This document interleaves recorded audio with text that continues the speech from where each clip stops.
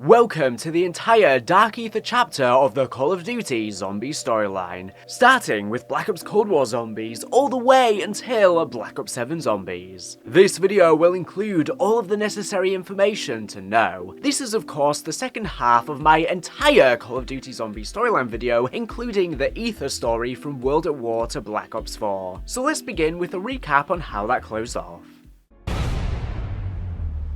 In a prior world, the multiverse and all of the worlds inside of it were trapped in suffering. Two gods of chaos and order, the Shadowman and Monty, and their subsequent factions, the Apothecans and Keepers, fought eternally, forever dooming the world in a time loop where reality was continually destroyed. Until one fateful loop, events changed, and Ultimus and Primus were able to end this cycle of torment through tremendous sacrifice. They sacrificed their own lives and trapped the entirety of the doomed multiverse full of monsters around them in the Dark Aether forevermore. Reality collapsed. Everything that spewed forth from the Aether was banished to where they belonged. Victis helped in their final moments before fading away into the Dark Aether, unaware that they would be cast down, leading them to feel betrayed by Ultimus Richtofen, who instructed them telepathically via Samuel Stullinger's ethereal link with him. The Apothecans and Keepers rejoiced before being fractured throughout the Dark Aether, leading to similar but different demented beings emerging from their dust. With this brave action and the paradox resolved, thanks to the Agarthan device, a new linear world free of corruption was created. Only two innocent children would survive this apocalyptic scenario, Samantha Maxis and Eddie Richtofen, both of whom had previously resided in Monty's house in the not-so-perfect Agartha that's now no more. Samantha's soul was plucked from Ultimus Richtofen's body post-Moon. Not much is known about Eddie's early life or how he grew up compared to the other versions of Richtofen. All that is known is that he resided in Dimension 2210. At some point while he was a child, Eddie was visited by a grown-up counterpart of himself from Dimension 63, Primus Richtofen, who killed him and acquired his soul with the summoning key, as part of his plan to secure a better tomorrow, and was later transported to the house to join Samantha. The two became friends and would spend much of their time playing with toys gifted to them by Monty. Samantha and Eddie's souls were thought to be purified by Monty, and thanks to the sacrifice of our heroes, these children were able to walk together into the new world and begin new lives, holding hands, free of the cycle forever. Element 115, the summoning key, Primus and Ultimus, the Apothecans and the Keepers, and no more. In my explanation of the Aetherverse, I included elements from the campaigns and world events due to them being relevant to the world building, with Black Ops 2 and Black Ops Cold War's campaigns both having multiple choices and endings. It's important to understand that all but one scenario took place in the prior multiverse, with an infinite amount of possibilities in each universe. The campaign events do happen in this new universe. Now that I have introduced the premise of the storyline and the main two characters, the only characters from the old storyline, let's jump into the Dark Aether story.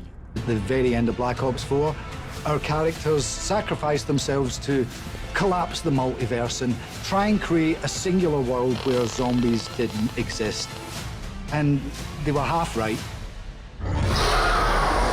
In the Aether story, we had little understanding of the Dark Aether and its inhabitants. We knew that various beasts, demons, and lost souls existed within, aside from the Apothecans, but Vanguard introduced us to a plethora of factions that include some Elder Gods and Old Ones. An Elder God is merely a higher power being found within the Dark Aether, and their supremacy includes higher ranking Apothecans, for example. According to the inhabitants of the Dark Aether, their realm has existed since time began, and since then they have been in a constant state of war with one another, forming tribes, clans, and royal bloodlines that would last for millions of years. These warring clans of the Dark Aether came in many different shapes and sizes, all with their own desires and agendas, but in the most ancient days of the Dark Aether, they were united by one thing: their worship of the Construct. The Construct is a giant monolith that hovers above the Dark Aether, believed to even predate time itself. Whilst it appears to be made of stone, it is a sentient being, and is all-powerful. The Construct had no care for the entities worshipping it. However,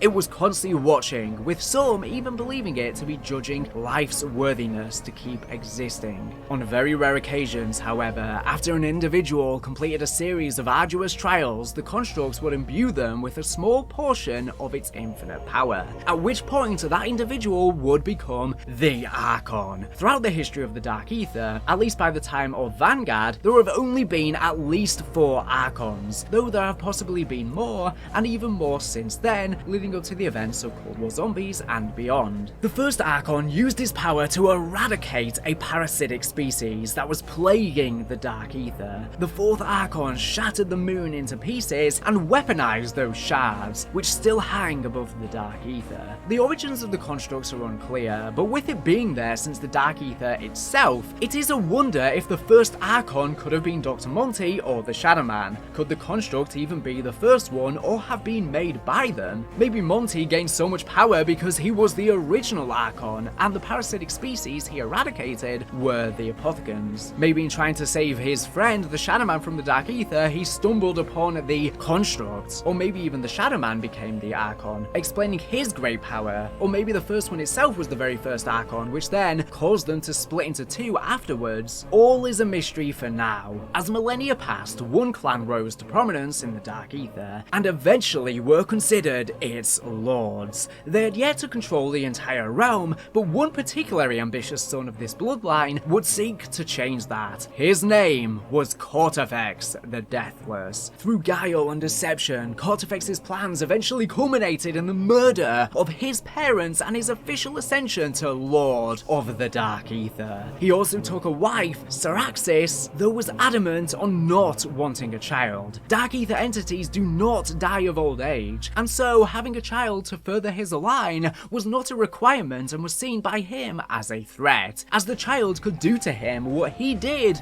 to his own parents. At some point following this, Cortifex became obsessed with the Construct, seeing it as the ultimate way to dominate the Dark Aether. He was able to successfully pass the trials, but upon appealing to the living monolith, it refused him for unknown reasons. Cortifex flew into such a rage over this that he would dispatch his 5 personal assassins, the Sisters of Agony, consisting of Isabella the Deceiver, to remove anyone else who would try and petition the Construct. Eventually, Syraxis became pregnant with a child, and in a rage, Cortifex set out to punish both her and the child. He transformed Syraxis into a shadow of her former self, erasing her memories and changing her physical form to that of the newest Sister of Agony. She joined Isabella and the rest as sisters in arms. He then enacted some unspeakable cruelty on the child. And that is the last we will hear of Cortifex and these factions until quite a while.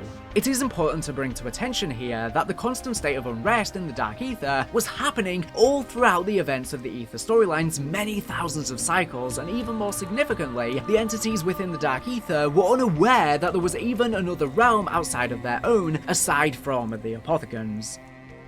Now, before we dive into the Dark Aether storyline and what comes next for Eddie and Samantha, we must take an aside. It seems almost certain that the Chaos storyline is a canon part of the Dark Aether story, and Chaos knowledge will be required to understand events that come very late in the Dark Aether saga. So let's step back to the very early human history of this new dimension. With that being said, we can now dive into the entire Chaos storyline.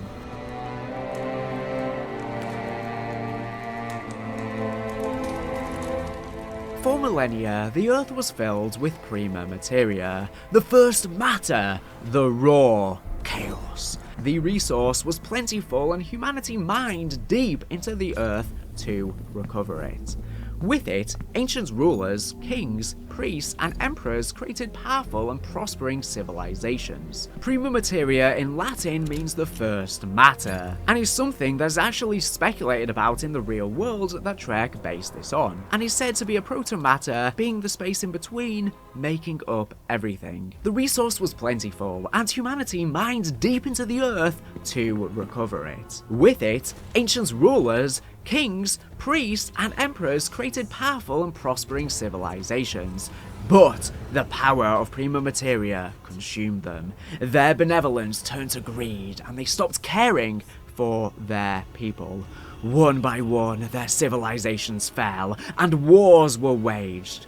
Thus, the prima materia was extinguished. But humanity found a way to create an endless supply of this first matter. However, this knowledge was deemed too dangerous and humankind could not be trusted with it. Dark Aether entities of science, philosophy, and reason came together to protect and keep that knowledge safe. They were known as the Nine. Their collection of knowledge grew as humankind progressed. Each new discovery made was secured by the Nine to preserve it from humanity. Over the centuries, their collection became a legend. But the Nine were not immune gods and, as such, were affected by their thoughts and beliefs. Once, they decided to release their knowledge to the world as a beacon of humanity's intelligence and potential. This release brought about fierce wars, so the Nine took their knowledge and hid it once again from humankind. But they believed that, amongst all humanity, some people were worthy of their knowledge. As a result, they came to create the Sentinel artifacts, based around the different mythologies known to humans, not of this world, harnessing the power of the Dark Aether. Sometime after the 2nd century BC, Perseus arrived in Delphi with his men and his mount, Pegasus. Pegasus met with Pythia and gave her his demands, activating a Sentinel artifact to prove himself worthy of taking his father's throne on Mount Olympus. When the Pythia refused, auguring disaster, Pegasus had her 2 sisters detained. Fearing for their lives, the Pythia activated the Sentinel trial before being locked to her chair by Perseus. At first, she helped Perseus and his men, but as the months went by, she stopped helping them. After the Pythia's sisters tried to escape, Perseus had them beheaded. The trial ran for centuries, and Perseus, now alone, was trapped in a chamber by the Pythia before being attacked by zombies. At some point before 500 BC, the priest was born and founded an early version of the order, after being, at some point, killed and revived using the Scepter of Ra. I know you are afraid, my child, but you must have faith. Your fear is only a product of your imagination. Prove that you are worthy. Do it. This is your path to true enlightenment.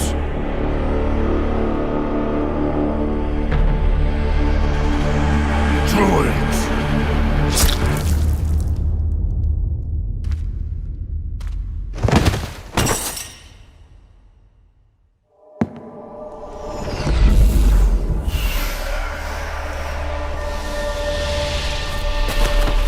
The door between life and death swings both ways. Now, you are one of us.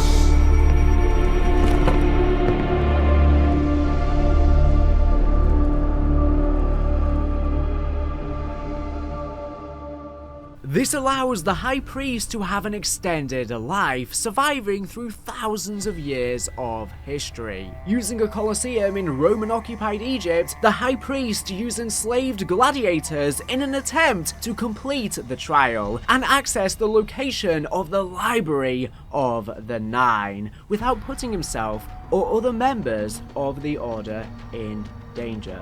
The location being the Temple of Poseidon. Sometime in 500 BC, during one of the many attempts to complete the trial, a group of contestants managed to complete the trial. During the second half of the 19th century, Alistair Rhodes, a wealthy British adventurer, bought a country estate in Hampshire, England, after he learnt about Druid ruins on the land and renamed it Rhodes Manor. At the end of the century, Alistair brought his young daughter, Scarlett, to London's Natural History Museum, where he asked her to watch for anybody observing them while he was looking for an item, a black rock glistening with diamonds.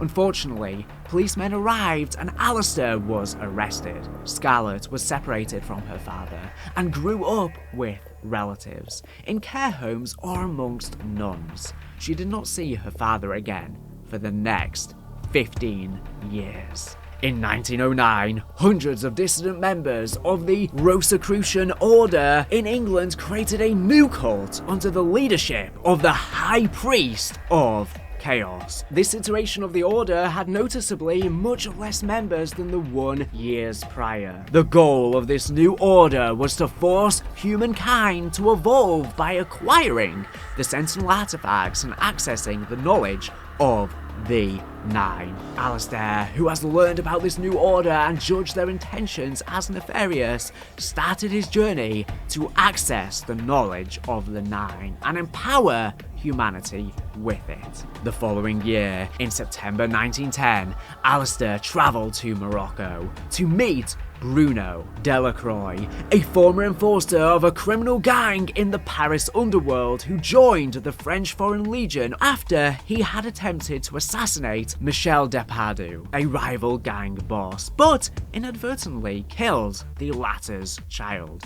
This led to his former boss, LeBeau, placing a bounty on Bruno's head. Alistair explained to Bruno that his former associate stole an object he is looking for and that neither they nor their employees, the newly formed Order cult, should be allowed to have it. Bruno agreed to assist Alistair and the two travelled to Constantinople, the capital of the Ottoman Empire. They ambushed the convoy and stole a large wooden box before driving to the Basilica Cistern, with the rest of the criminal gang hunting them. After arriving at the cistern, Alistair reveals that the wooden box contained the object he was looking for, the Scepter of Ra. Alistair needed the scepter to reveal a map hidden inside the cistern, pointing to the Angkor Wat in the French protectorate of Cambodia. Unfortunately for the duo, the gang found them and LeBeau ordered the members to storm the cistern to get the scepter back before their employers. The Order arrived. Bruno managed to kill the gang members, but Alistair was captured by the LeBeau. Bruno rushed to LeBeau to save Alistair and took several bullets in the chest, but managed to crush his skull with his bare hand, killing him.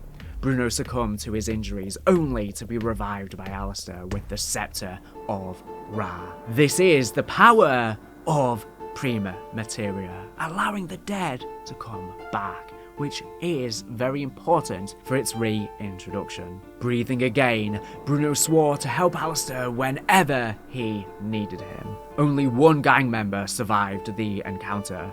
When he escaped the cistern, the High Priest and several cultists were waiting for him. After learning that the Scepter of Ra had been stolen from the gang, the High Priest and the cultists stabbed him to death.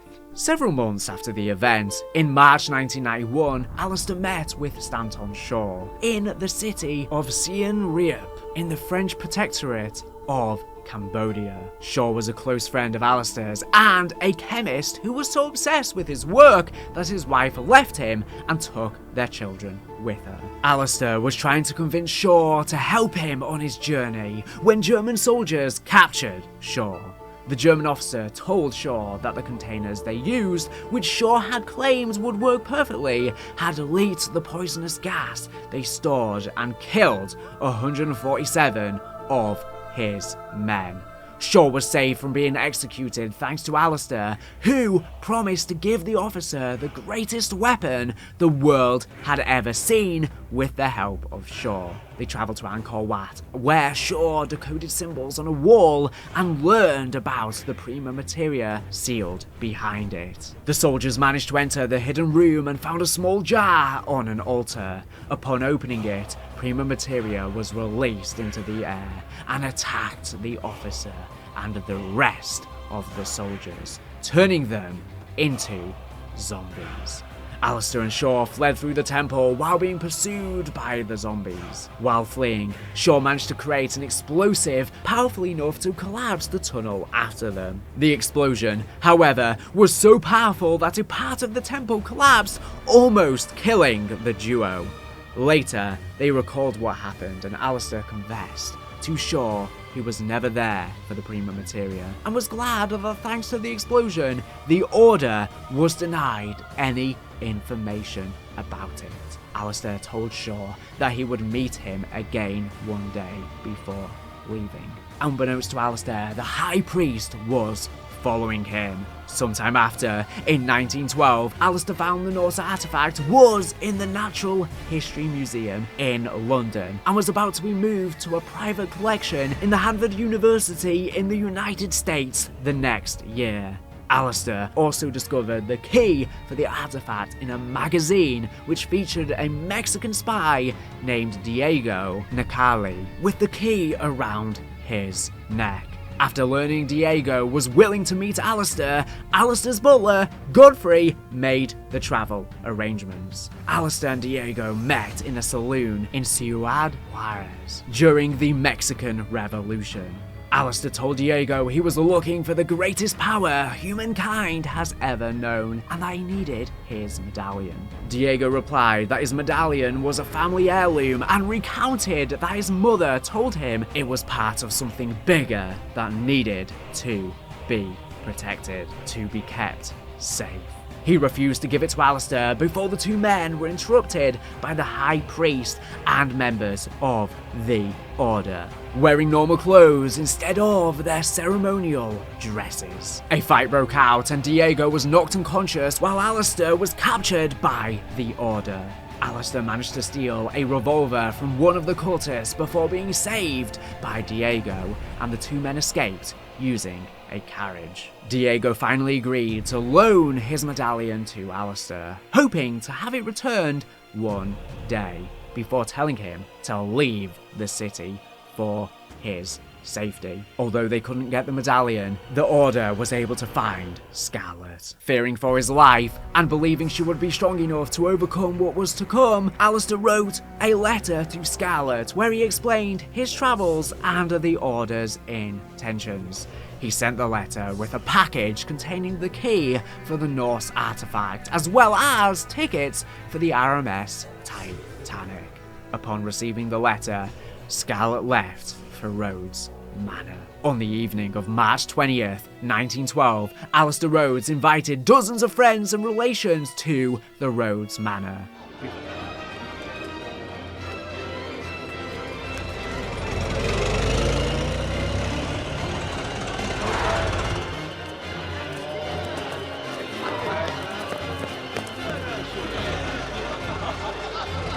Join us for an unforgettable evening.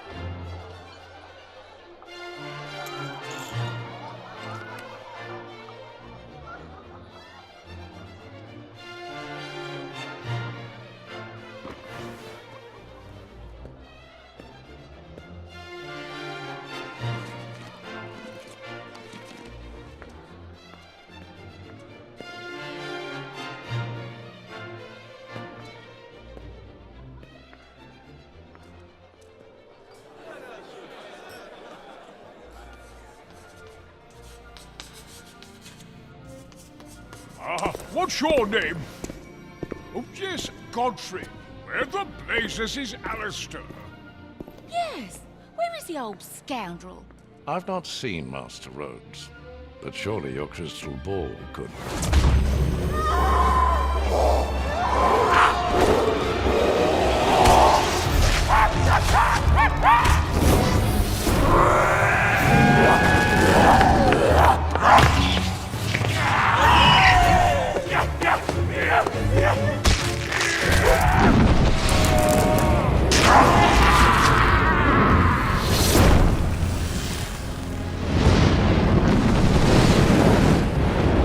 What in Lucifer's ball sack was that?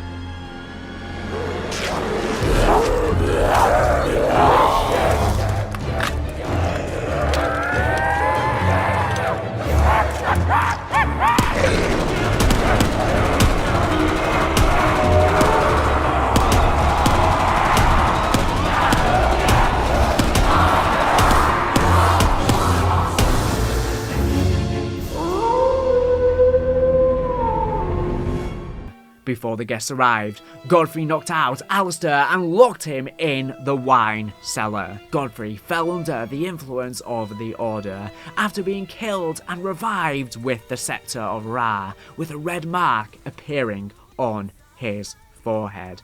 During the party, Scarlet arrived at Rhodes Manor only to be fended off by Godfrey and pursued by the High Priest and his cultists into the forest nearby. Inside the manor, Godfrey, still under the influence of the Order, started drawing glyphs on the ground before being approached by some of Alistair's guests. Gideon Jones, Christina Fowler, and Jonathan Warwick. At the same time, members of the Order activated the Celtic artifact, which was in the possession of Alistair Rhodes, starting the trial and releasing Prima Materia into the manor, turning all the guests into zombies. Only Godfrey and the 3 other guests were saved from the Prima Materia thanks to the glyphs. Outside the manor, Scarlet led the High Priest and the cultists through the woods, where she killed several cultists. She was briefly subdued by the High Priest, but managed to kill him. He warned her that she couldn't stop them and more would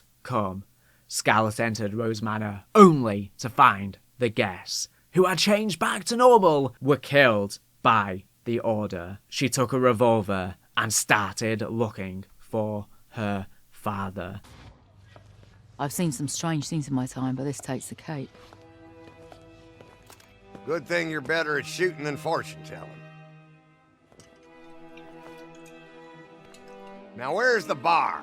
I worked up a powerful thirst. Wait! Did you see that?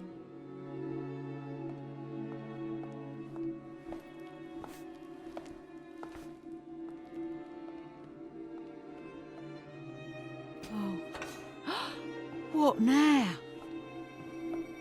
What the hell does this mean? It means you are not worthy. Witch! Ragged!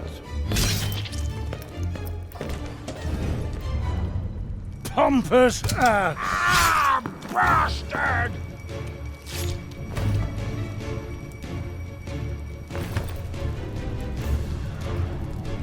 Ensure the prisoner completes his journey.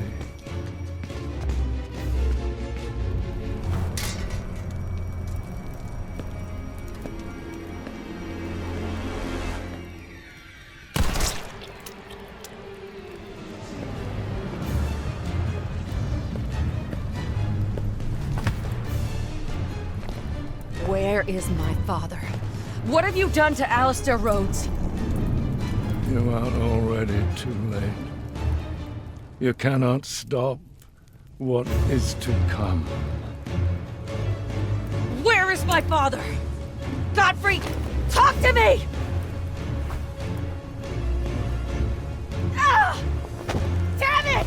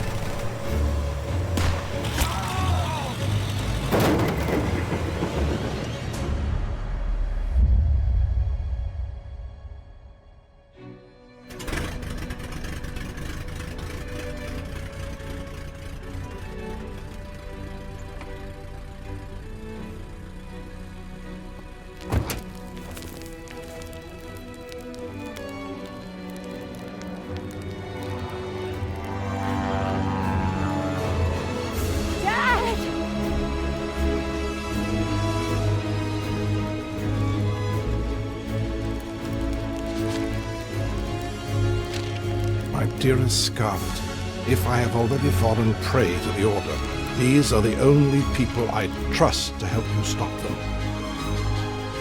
With the trial completed and the shadow werewolf killed, a vision of the Norse artifact appeared inside the manor. At the same time, the red mark appeared on Godfrey's forehead, and he killed Gideon, Christina, and Jonathan, calling them unworthy before ordering the rest of the cultists to load Alistair into a car and leave. Scarlet shot Godfrey in the back and asked him where Alistair Rhodes was.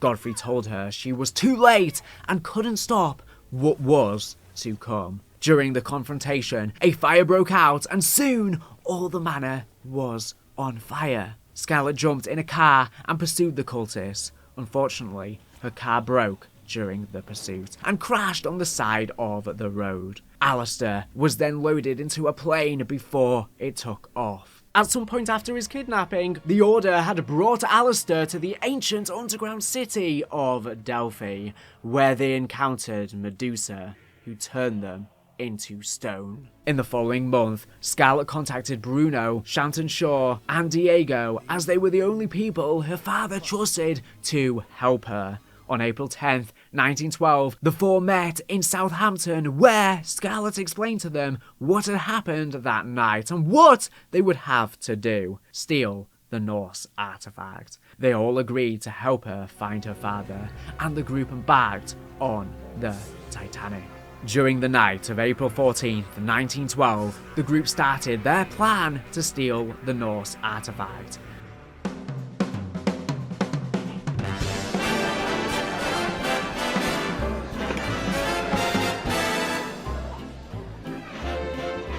Lady McKendrick may be of a higher class than you are used to mixing with, huh?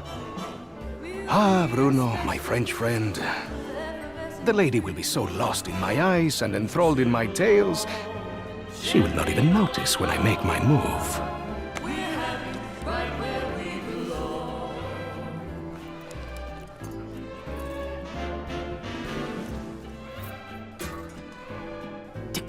Timing, as always, is everything.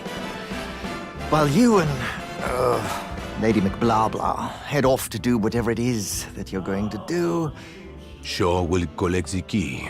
allowing us access to the Millionaire Suite. Well, we will deal with any unwanted guests. When you say deal with, I have to ask, how? I will launch, how you say, charm offensive. Okay, I'm with you so far, but what did you call the pipe things you're looking for? Pneumatic tubes, used for the conveyance of small packages throughout the vessel.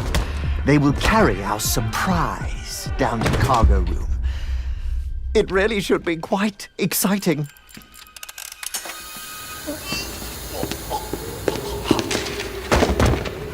And after the detonation?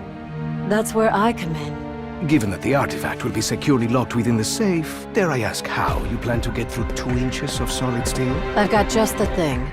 A mechanism of my own invention. What does it do? It opens things.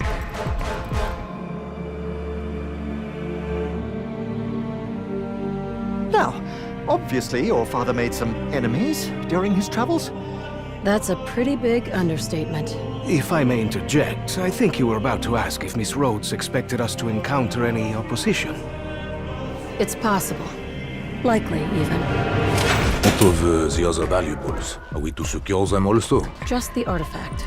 We're not thieves. What are we then? All that stands between humanity and the forces of evil.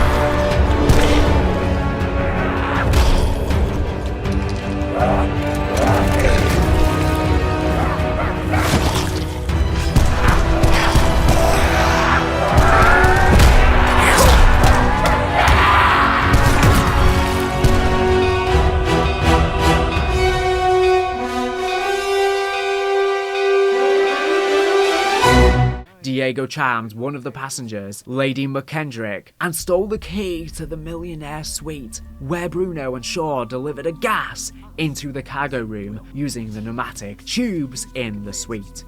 Once the guard was knocked out, Scarlet entered the room and, using a device of her own invention, opened the safe where the artifact was kept. The Odin artifact. Unfortunately, the plan didn't go as planned when a cultist, bearing the red mark on his forehead, stole the artifact from Scarlet and took the medallion. While trying to flee, he was stopped by Bruno, Shaw, and Diego, who regrouped with Scarlet. Surrounded, the cultist activated the Norse artifact but was kicked out of the protective circle by Scarlet and turned into a zombie like the rest of the passengers and crew. Soon after, the Titanic struck a massive iceberg, allowing water to seep in. The team proceeded to complete the trial and beat the Eye of Malice and Despair.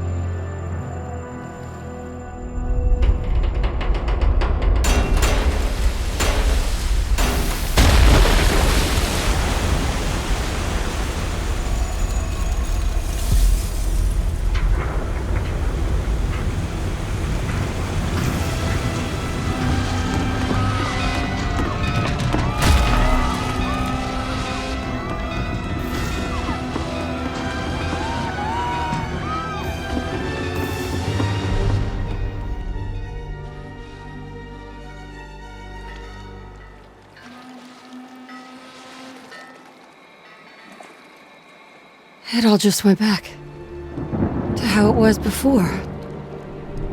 No one will ever know. That apparition. I've seen it before. I know where it is. Is it somewhere you've been? No. Only in books. But I do know its location. Greece. Delphi, to be specific. Then that's where we're going next. The bad guys are there. There's a good chance my father is too.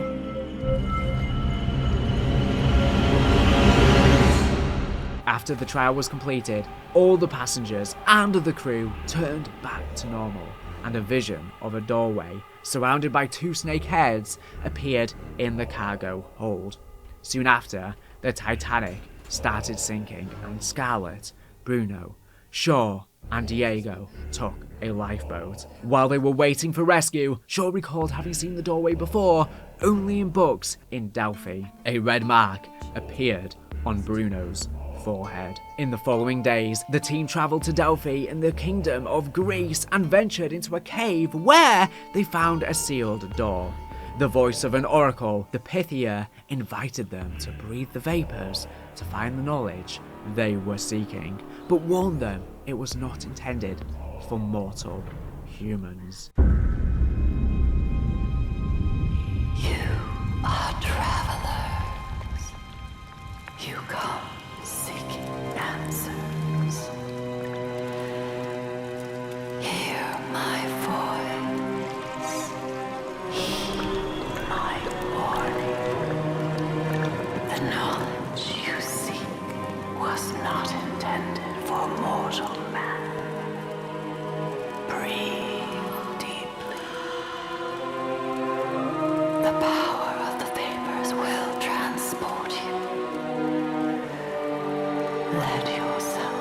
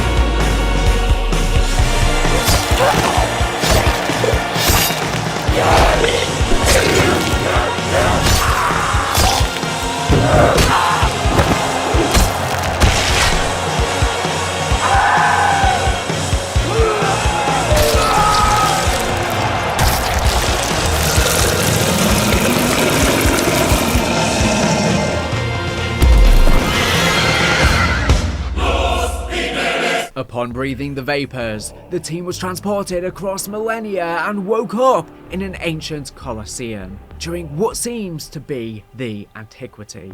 They watched the High Priest of Chaos activating the Egyptian artifacts in front of hundreds of cultists, all spared by the Prima Materia.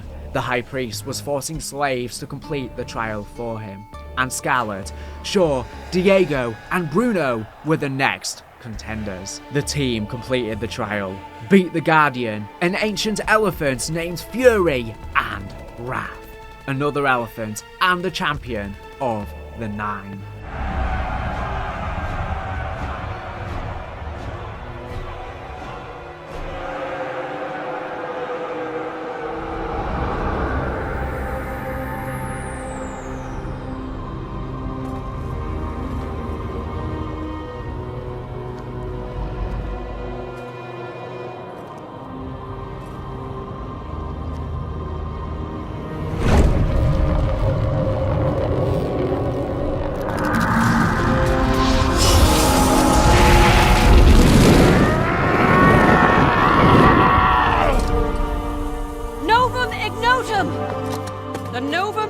Proclamation dictates you must grant us clemency. You should not have knowledge of such texts.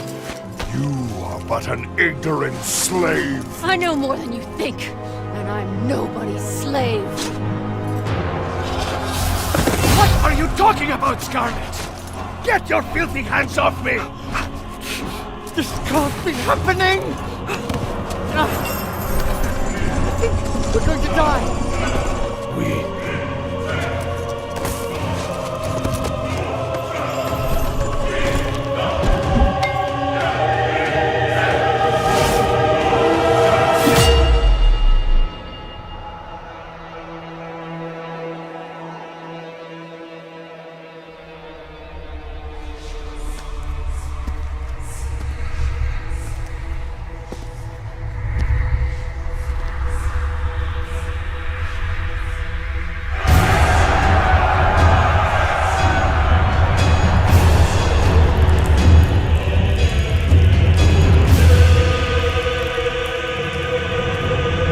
Once the trial was completed, a portal appeared with the word Poseidon.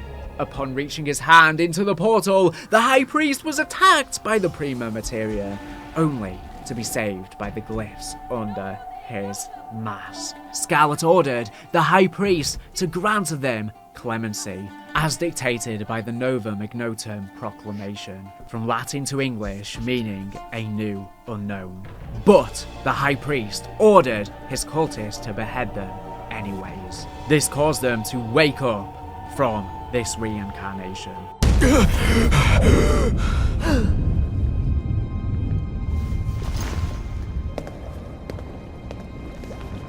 Scarlet? Did you find what you were looking for?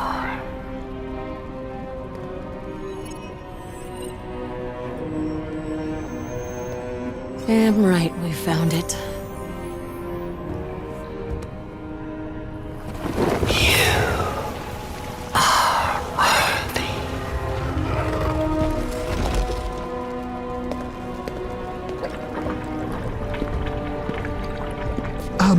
We may need this.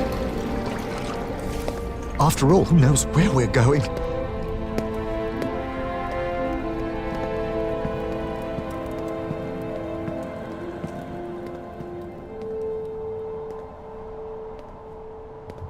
Behold, the great and mighty city of Delphi. I thought Delphi was the city above ground. Red herring. The one up there was a decoy intended to protect the real Delphi from its enemies. Please help me. I am trapped in the temple of Apollo. These ropes, We're not the first ones in here.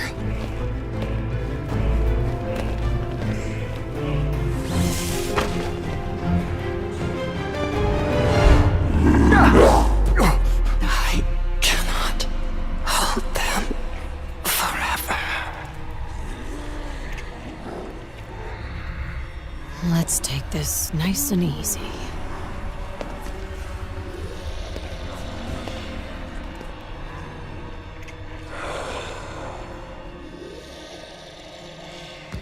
The unclean wretches have tormented me for centuries.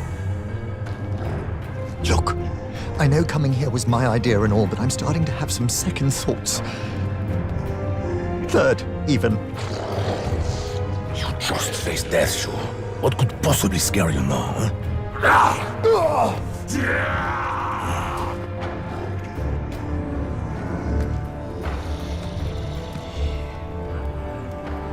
Know thyself.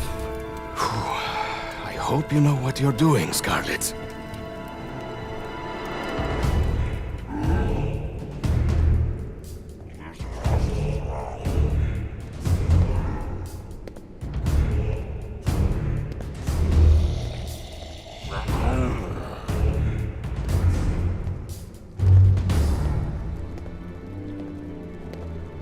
Where is my father? Where is Alistair Rhodes? Just like your father, I too am a prisoner. These bonds prevent me from freeing him. Please, I beg of you, set us free.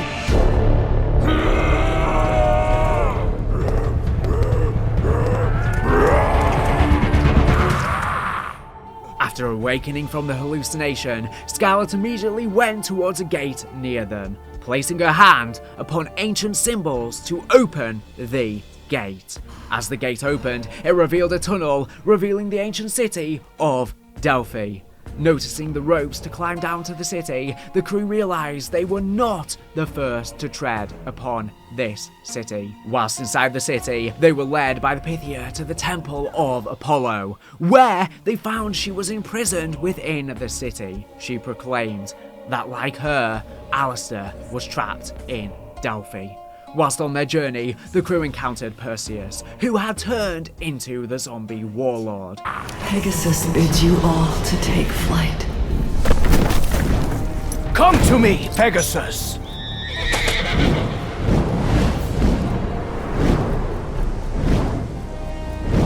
This is a dream come true! For the horse. I am about to get very wet! Or worse!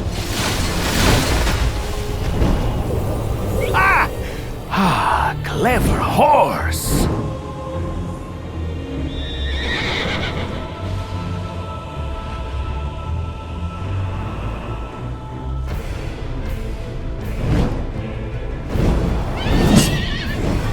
Intruders! Tell the Pythia I will not be stopped! While examining some runes, Bruno was taken over by his dark self and killed Shaw. Shaw was subsequently revived by Bruno using the Scepter of Ra, allowing the Order to take control over him as well.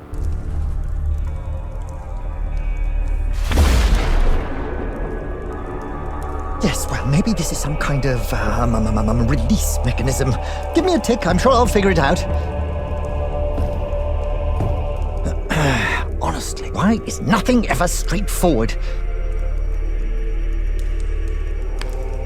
Oh, I think this might actually be progress. Oh, damn and blast it all! Stop resisting! He has to die! Now do it! Kill him, Bruno! Make him ours! Bruno? What are you doing? No! please! Bruno!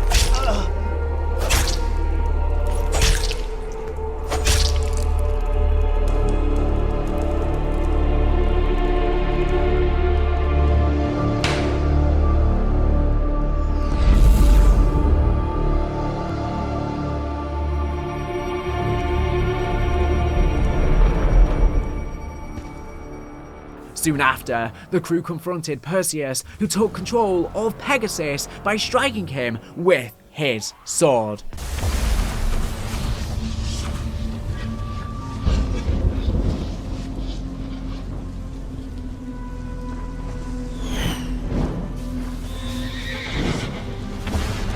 Mortal bonds!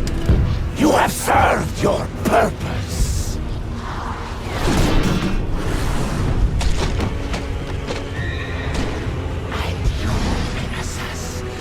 You have forgotten who your master is!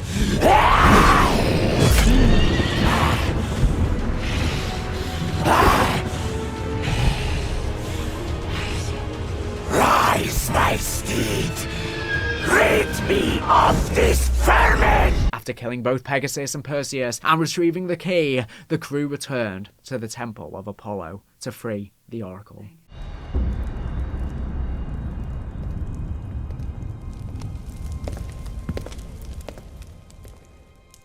Thank you. But I fear it may be too late. If I die, they will return.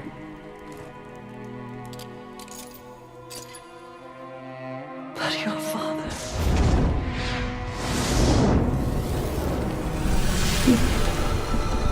is released. No. Stay with me. She's dying. Go, get my father!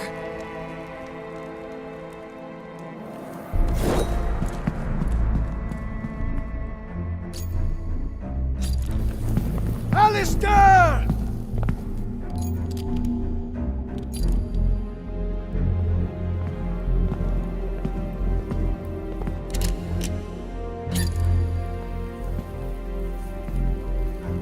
Even though you do not yet know what you are, Scarlet. No, it can't be.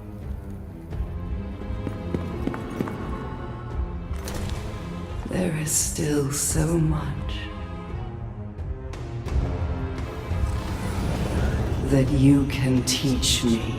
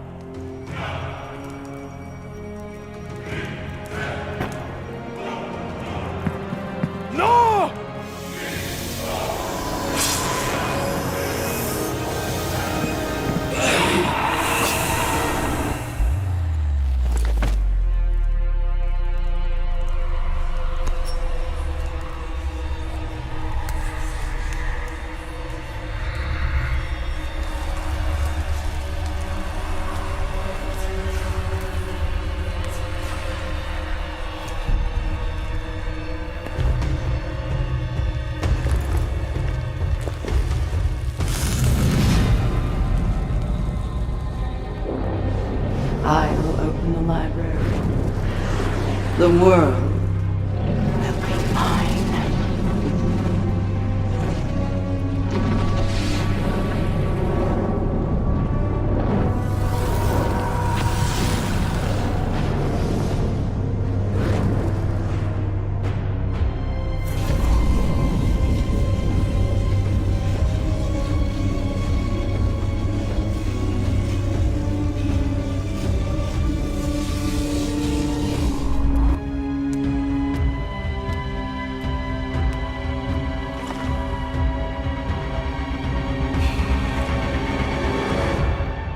Scarlet stayed with Pythia, while Diego, Bruno, and Shaw left to find Alistair beneath the temple.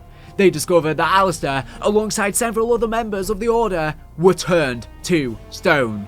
Diego realized the true intent of the Oracle and rushed to save Scarlet, but it was too late. As Scarlet freed the dying Oracle, she became mesmerized by the Pythia, which allowed her to gain knowledge of all modern history through a kiss, transferring that information. Diego confronted the Pythia, who revealed herself to actually be Medusa.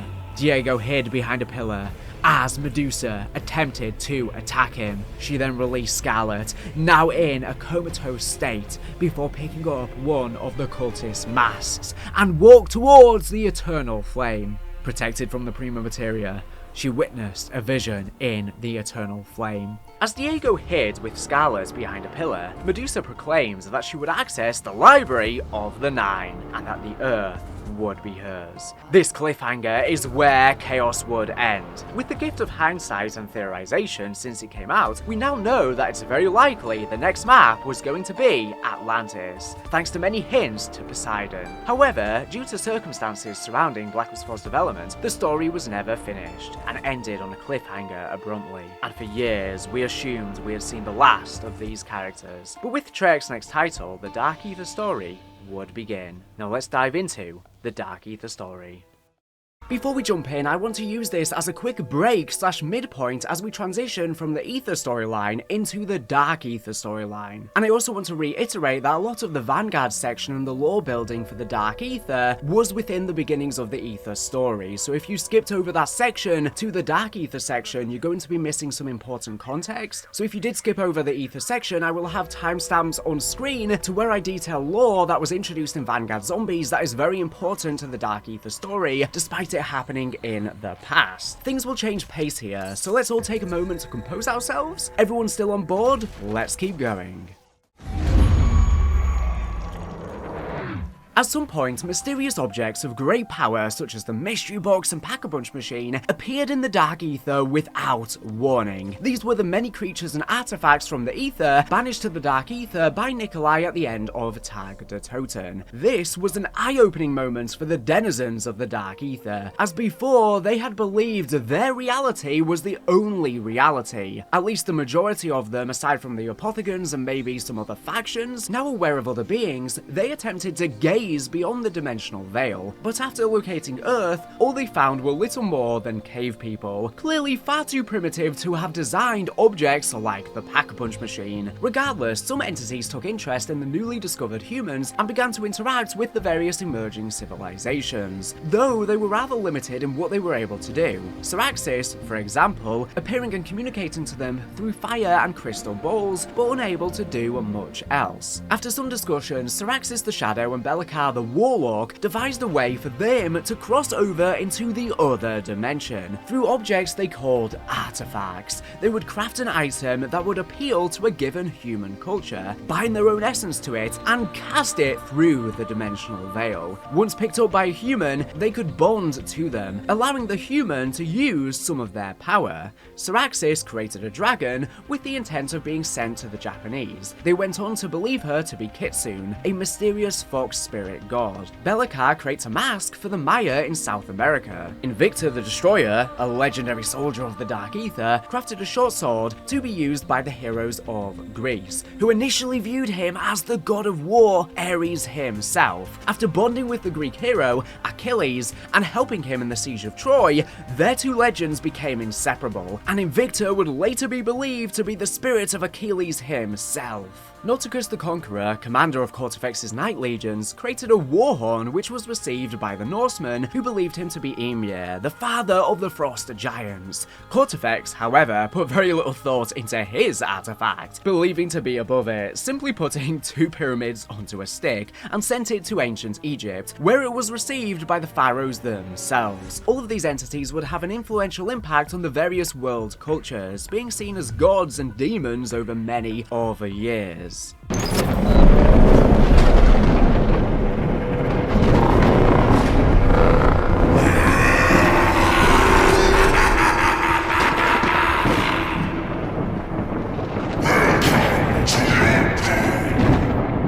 Cortifex appeared to understand the significance of prima materia, the building blocks of the entire universe, something as coveted in the Dark Aether as it was by human alchemists. In the Bronze Age, he gifted his ancient worshippers in ancient Egypt the Ra Sentinel artifact, seemingly indicating to them that he was the sun god Ra himself, and told the pharaoh that if he were to fill the artifact with shards of Tempest, memories, then he would bend the gates of the afterlife to his will. The gates of Duat. The obsession with prima materia would become a constant in human culture, with an ancient order forming in order to try and harness it. They would come to hold immense power in the ancient world, using prima materia to build the pyramids and create glorious civilizations. Cortifex's expansion culminated in the Nether Wars, his final attempt to attain total control of the Dark Aether. With Nauticus in command of his forces, he set about destroying any resistance in his path. Be'lakor the Warlock, chief among a clan of scholars and historians, was among the first to resist Cortifex.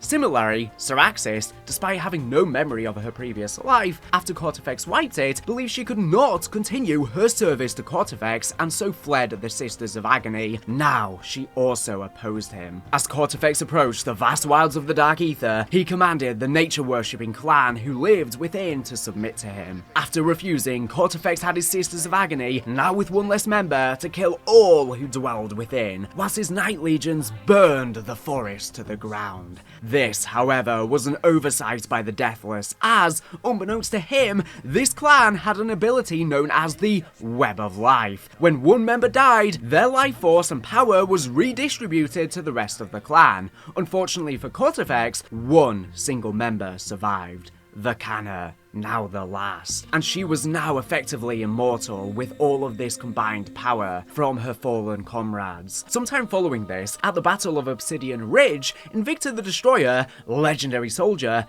fled the battlefield, eventually finding his way to Be'lakor's resistance. Cortifex, seeing Syraxis was still meddling in affairs on Earth whilst equally being a thorn in his side, set about dealing with his former wife once and for all. He crafted a new kind of artifact, a bronze mirror, and cast it through the dimensional veil to a small swampy island in Okinawa on the Japanese archipelago, familiar to us from the Aether Story as Shinonuma. Now, without all of that history, this island was where Syraxis had first crossed over from the Dark Aether to the human world, and she often had her host come back to visit. At the time, around the Edo period, which lasted between 1603 and 1868, in the history of Japan, Syraxis was in possession of the Lord of the island. Cortifex contacted the priesthood of the island under the guise of a friendly spirit and informed them that their lord was being possessed by a demon, but they could use the mirror to free him. The priest did just this, and after forcing Syraxis back into her artifact, buried it on the island.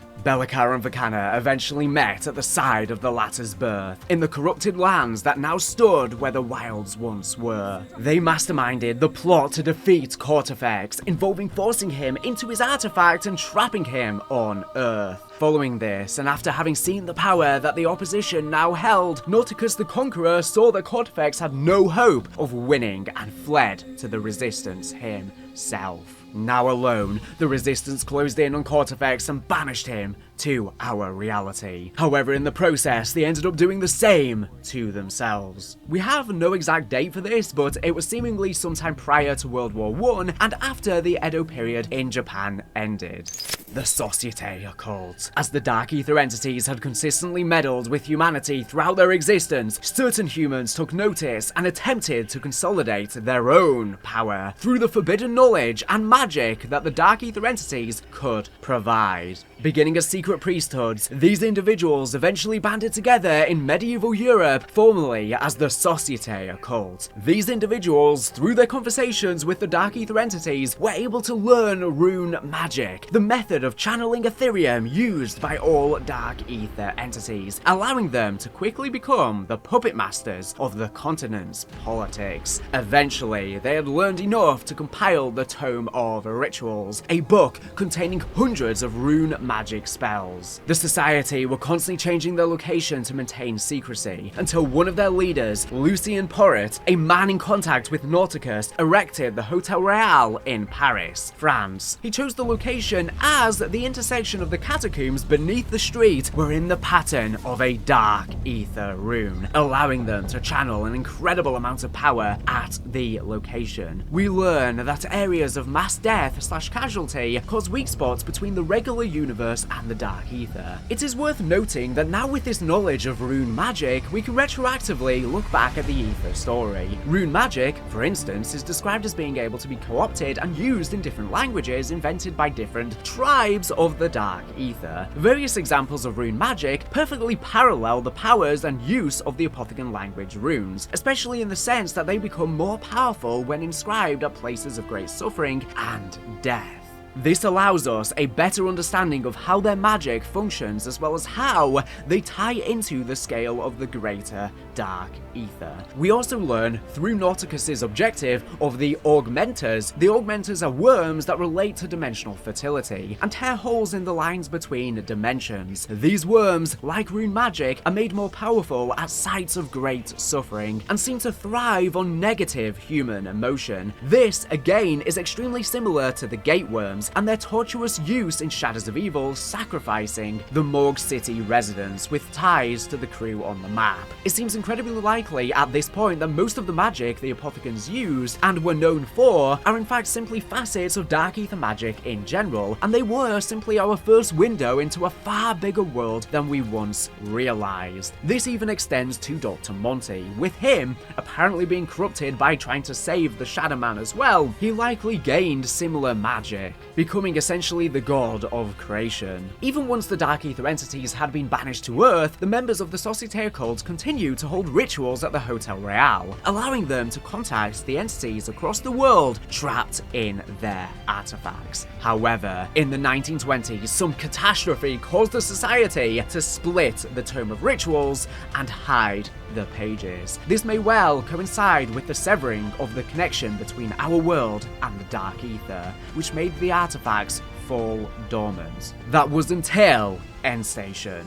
The Dark Aether story truly starts to begin in the midst of World War II. By late 1943, with Germany having endured her first major surrender at Stalingrad, that February, it was realized that more extreme methods may be needed in order to finally win the war for the Reich. It's so interesting that we went through endless World War IIs in the old multiverse, and we're back in World War II again. As a result, Kurt Diebner, president of the German Jahrenverein, a nuclear science organization, was ordered to form a new research project intended to produce atomic weaponry. Diebner snapped up the best and brightest in particle physics, and one in particular, a Dr. Ulrich Vogel, who was chosen to lead this new research initiative named Project End Station. At the outbreak of World War II, Gabriel Kraft was teaching demonology at Leipzig University, Germany. Kraft was inspired to pursue this unusual field where, as a boy, he encountered Alistair Rhodes at the 1914 World's Fair in Ghent, Belgium. Rhodes was an eminent researcher into the occult, in particular sentinel artifacts, and his meeting would forever shift the course of the world. Where to begin? No, not talking about von Liszt or any of that in Leipzig with Franz. Before all of that, back to the kernel of the curiosity that led me to all this. I was a young boy of no more than 10. It was fall. Ghent, a quaint city along the River Lyer in Belgium, was hosting the World's Fair. The leaves dancing their way down to the water, the smell of crustaceans filling the air. It was magical. But it wasn't only the setting that drew me in. It was a reading of Francis Barrett's De Magus that set its hook in me. The power, the mystery contained in that book, the demonstrations, the commingling of physics, psychology, the normal and paranormal. Well, I had been summoned. I couldn't explain but felt to the core of my being. From that day in Ghent, I knew that this world was but one slice of the realities we are all part of. There is no end to what is beyond this plane of existence, no end to where we can go or what we can be. It was late when my mother found me badgering the man who performs the reading with question after question. He smiled at her and introduced himself. Alistair Rhodes. Mother thanked him and remarked how she was frightened that she may have lost me. I didn't have the heart to tell her that she actually had. So this is where he first became fond of the Sentinel artifacts, and this more magical knowledge that he went on to pursue as an adult. Kraft's expertise in demonology was not unnoticed by the rising Nazi powers, and in 1913 he was approached by SS Oberfuhrer Wolfram von List. Die Wahrheit.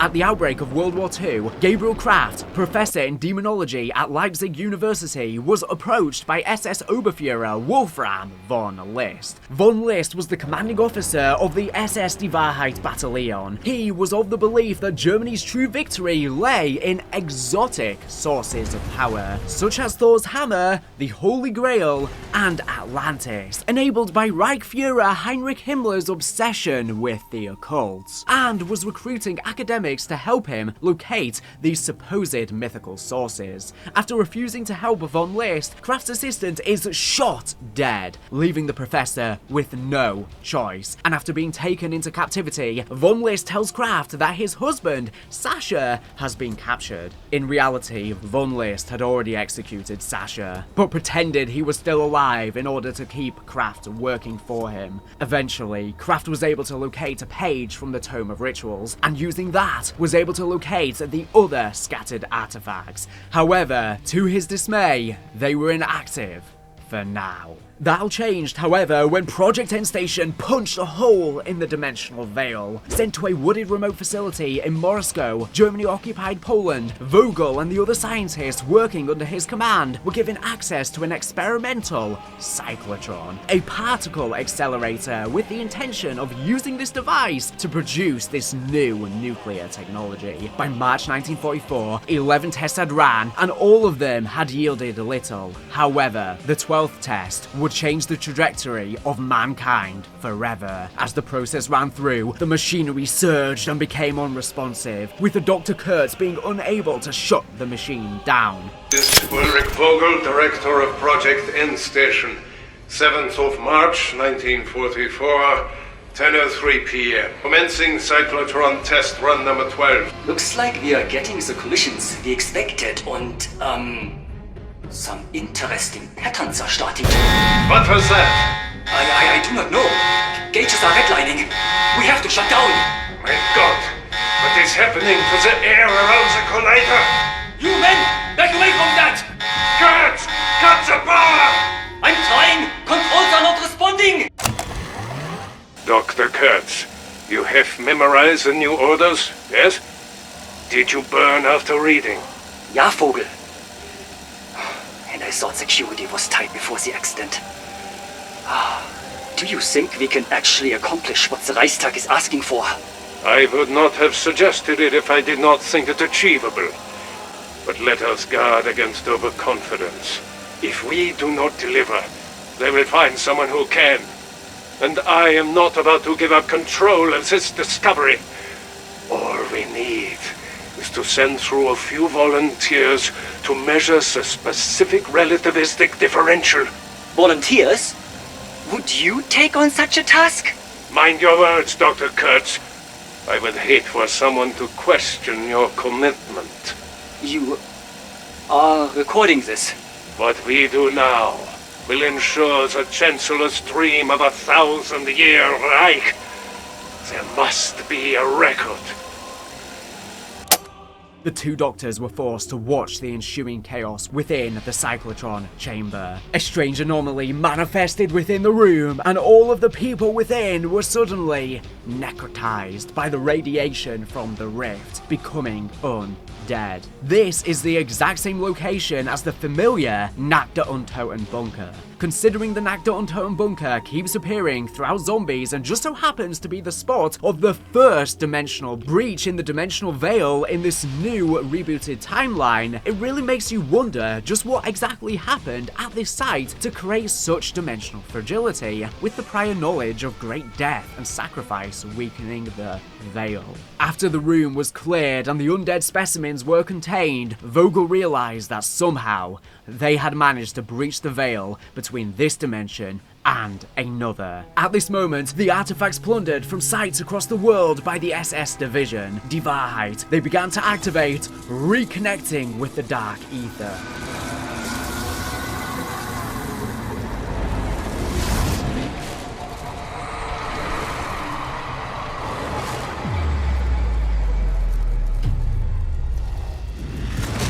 This is der Anfang. Von List, unaware of this development at Endstation, who were Die Wahrheit's rivals, touched the scepter of Kortifex, only to suddenly bond with the ancient entity. Suddenly, Kortifex promised Von List that he would give him an army with which he could win the war single-handedly. All he needed to do was get him back to the Dark Aether, where he could claim the construct. Von List agreed and took his battalion, including Professor Kraft, to war-torn Stalingrad, where hundreds of Nazi mass graves lay in wait. After arriving and setting up in a dilapidated office building, Kraft decided he could no longer stand idly by, and bonded with Belikar through her mask artifact. Kraft began planning with the ancient scholar on how best to defeat Kortifex, but was forced to allow her to retreat back into her artifact, as Kraft's body was not strong enough to support the possession of the Dark Aether entity, though the two maintained a mental link.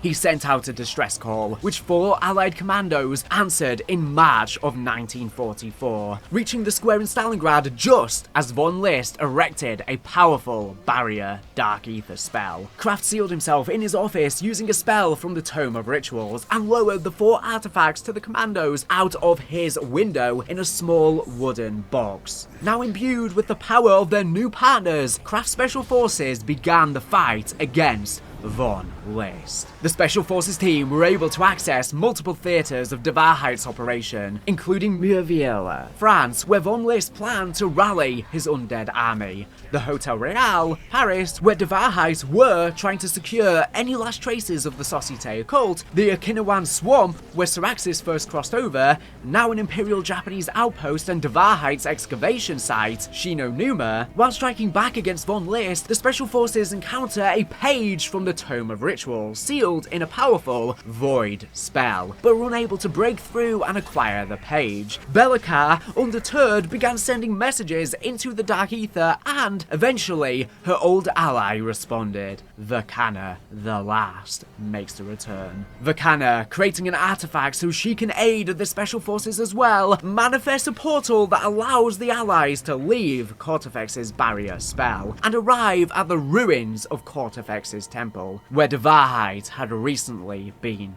operating. Terra Maledicta, reaching the Eastern Desert in Egypt and the ruins of Kortifex's temple, which had been blown up by Dvarhite, the Special Forces team took note of large Dark Aether crystals which had begun to sprout up around the area. With Vakana's help, the team were able to resurrect the Decimator, an old general of the Night Allegiance whom Kortifex had merged with his own shield as punishment. Restoring his spark of life, the Decimator lent the team the power they required in order to break through the Void spell and acquire the Tome page. After the Tome page was stolen, Dvarhite transferred all remaining personnel back to the Eastern Desert. This included personnel at the Shinonuma excavation site, who promptly left for Egypt upon Von List's orders, leaving behind radio equipment, electric traps, and the experimental Wunderwaffe DG-2 developed by Endstation's Ulrich Vogel, based on calculations from Oskar Strauss from Wolfram von List's Dvarhite unit. It seems they have managed to resurrect Richthofen's creation after remnants from the Dark Aether. Much of the past is returning.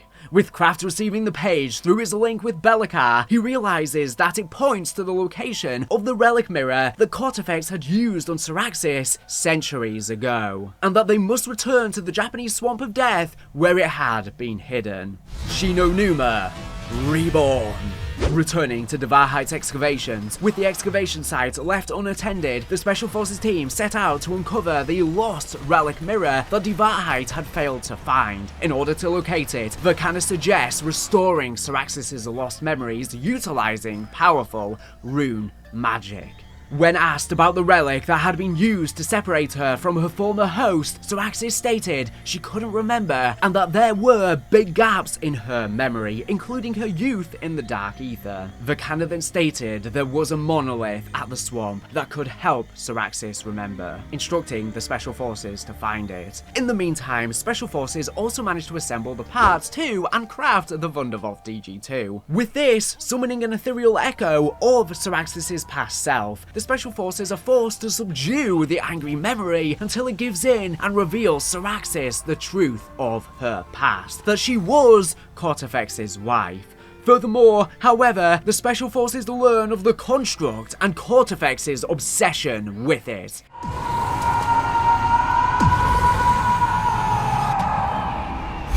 Damn you! Just leave me alone! I need to know what you know. Now, spill it! Why did Kortifex erase my memories? Why did I even matter to him? You are a part of his clan, a member of the royal bloodline. You were his bride, Syraxis, his consort. No one mattered to him. No, that can't be true. I am nothing like Kortifex. If you cannot handle the truth, then die! Oh! It's all coming back to me now! Everything! His bottomless cruelty. What he did to our child. My mind fading as he shoved that cursed mask on my face. And even worse, how could I forget the construct? That's his real endgame.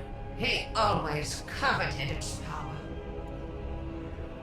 If Kortifex and Von List gain control of that monstrosity, everything and everyone, living or dead, will end up as their playthings. As an aside, Gabriel Craft mentions in a radio on the map that Syraxis' mirror relic of the Dark Aether is very similar to items mentioned by an Alistair Rhodes, an apparently amateur demonologist. These relics were called Sentinel artifacts. Craft learned so much from him, his notes and journals proved invaluable in advancing his knowledge. Now with the relic mirror in hand, they leave the swamp and return back to the eastern desert, though are alarmed at what they find upon their arrival. The Archon. Shortly before the arrival of Craft's Special Forces team, Kortifex convinces Von List that the success of the Allies are, in large part, due to their ability to use the Pack-a-Punch machine, and suggests that they can perform a rune spell in order to trap the machine between this world and the Dark Aether. Agreeing, Von List performs the spell. However, to his horror, the cost of the ritual was the lives of all of the remaining Devarhite soldiers. Unbeknownst to the Oberfuhrer, however, this was all according to Kortifex's plan. Now, ether pockets fill the landscape, allowing the rapid acceleration of dark ether crystal growth and the total pollution of the air. These pockets being areas where the dark ether bleeds into our world. With no support, Von List hides away alongside the scepter of Kortifex. Arriving on site and seeing the trapped Pack-a-Punch machine, Nauticus points out that if they can restore the machine, they will be able to use the mirror to trace the spell to its source, Kortifex, and pull his scepter to them, finally separating him from Von List once and for all. The Special Forces succeed in restoring the machine and finally pull Kortifex to them, but are shocked to find that they have just played directly into the Deathless's hands, and every failure Devarhite has committed so far has actually been part of his grand plan to get to this exact place. No, Professor. You did everything according to my plan. You set me free. And once the construct makes me its Archon, I will thank you by wiping this realm from existence. Wait, what about me? You never really mattered, Wolfram. I leave you to the Red Blood scum. With the Dark Aether bleeding so profusely into this location now, Kortifex is able to manifest physically and opens a rift directly to the construct, though not before one final farewell present to Von List, teleporting him unarmed into Craft's office. Craft's team follow Kortifex into the Dark Aether and witness him petitioning the construct for the second time in his life. Upon seeing the Special Forces team, he asks the construct to let him kill them, though he denies him, informing him that they must all abide by rules that it has set. As a result, the construct sends them back to Earth and gives them the opportunity to pass the trials themselves, with Von List informing them on the trials of mindfulness, sacrifice, and resilience. Based on what Kortifex had told him, the Special Forces team are eventually successful in their attempts, removing the ethereal chains from the rifts that will take them to the construct. Before they leave, however, Von List reveals to Craft that Sasha was killed by him years ago, and that the letters he had received were penned by Von List himself, feigning Sasha's attention. I guess Von List wasn't just cooing with Kortifex. This man, well, I don't think it needs to be spelled out. Filled with righteous fury, Craft shoots Von List, killing him instantly. Finally ready to proceed, Craft's commandos enter the Dark Aether one last time, though arrive too late, and witness Kortifex's transformation into the construct's next Archon. Fighting off hordes of revenants, and with nothing seemingly able to harm Kortifex, Vakana points out that thanks to the construct's overwhelming power, the anemones that used to live throughout the wilds have woken back up from their long hibernation and are growing once more. These anemones are also similar to the ones the apothecans grew on Morgue City. Taking Dark Aether crystals, they feed the anemones only for them to spit out a far more volatile crystal. Floating above their battle, the Special Forces notice these shards of the moon left by the fourth Archon, and they throw the crystals at these ancient weapons, the resulting reaction causing them to fly at the construct and interrupt its connection with Kortifex, leaving him temporarily vulnerable. Craft's team press the attack and eventually defeat Kortifex, with the construct vanishing and his body, according to Nauticus, falling to the bottomless depths of the dark Ether. The fate of its body unknown.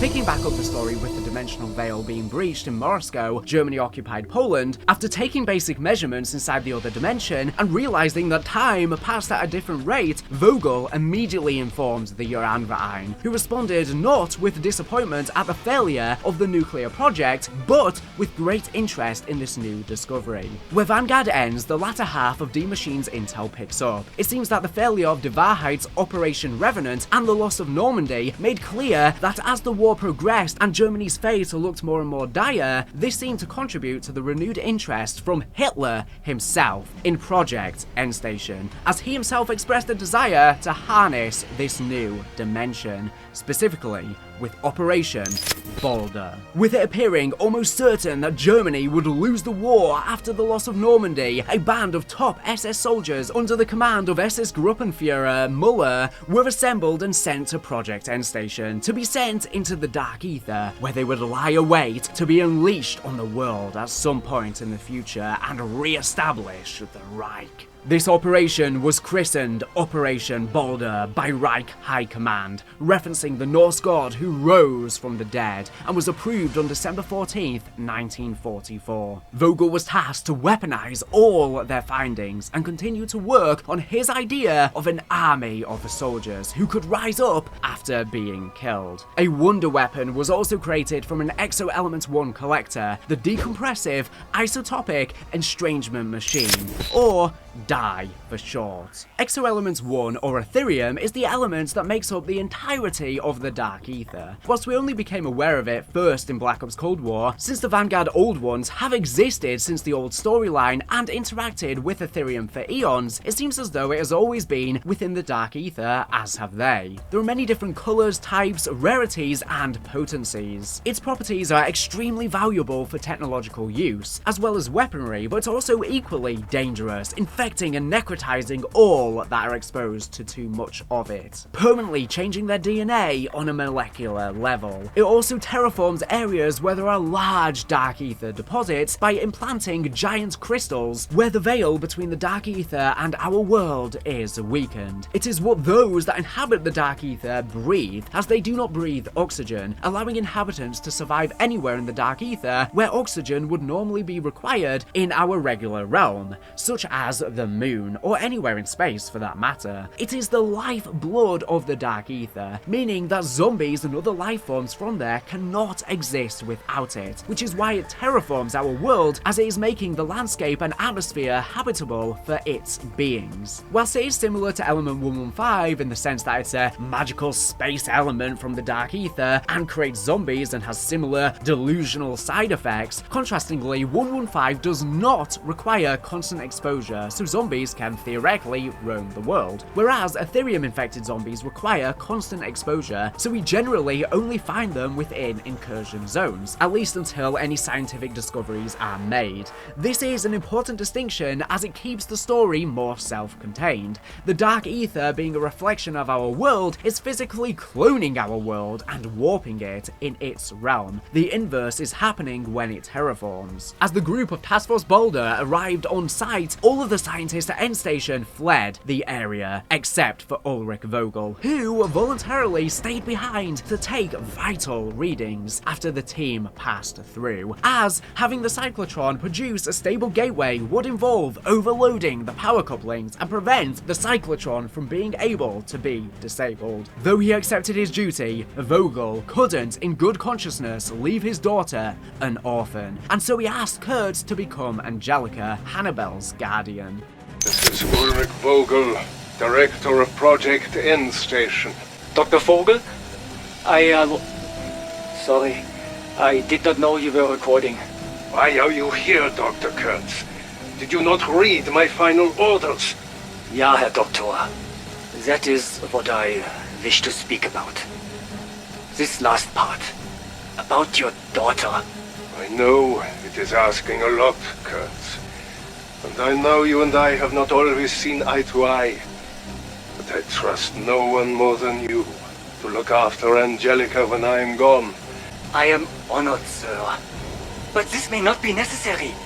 I beg you, do not evacuate the facility before launching the operation.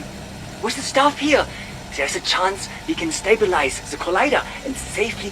Kurtz, stop. You showed me yourself how Operation Balder will surely overload the power couplings. But calling it off would doom the Reich. This, my friend, is the only path forward. Take her. Teach her.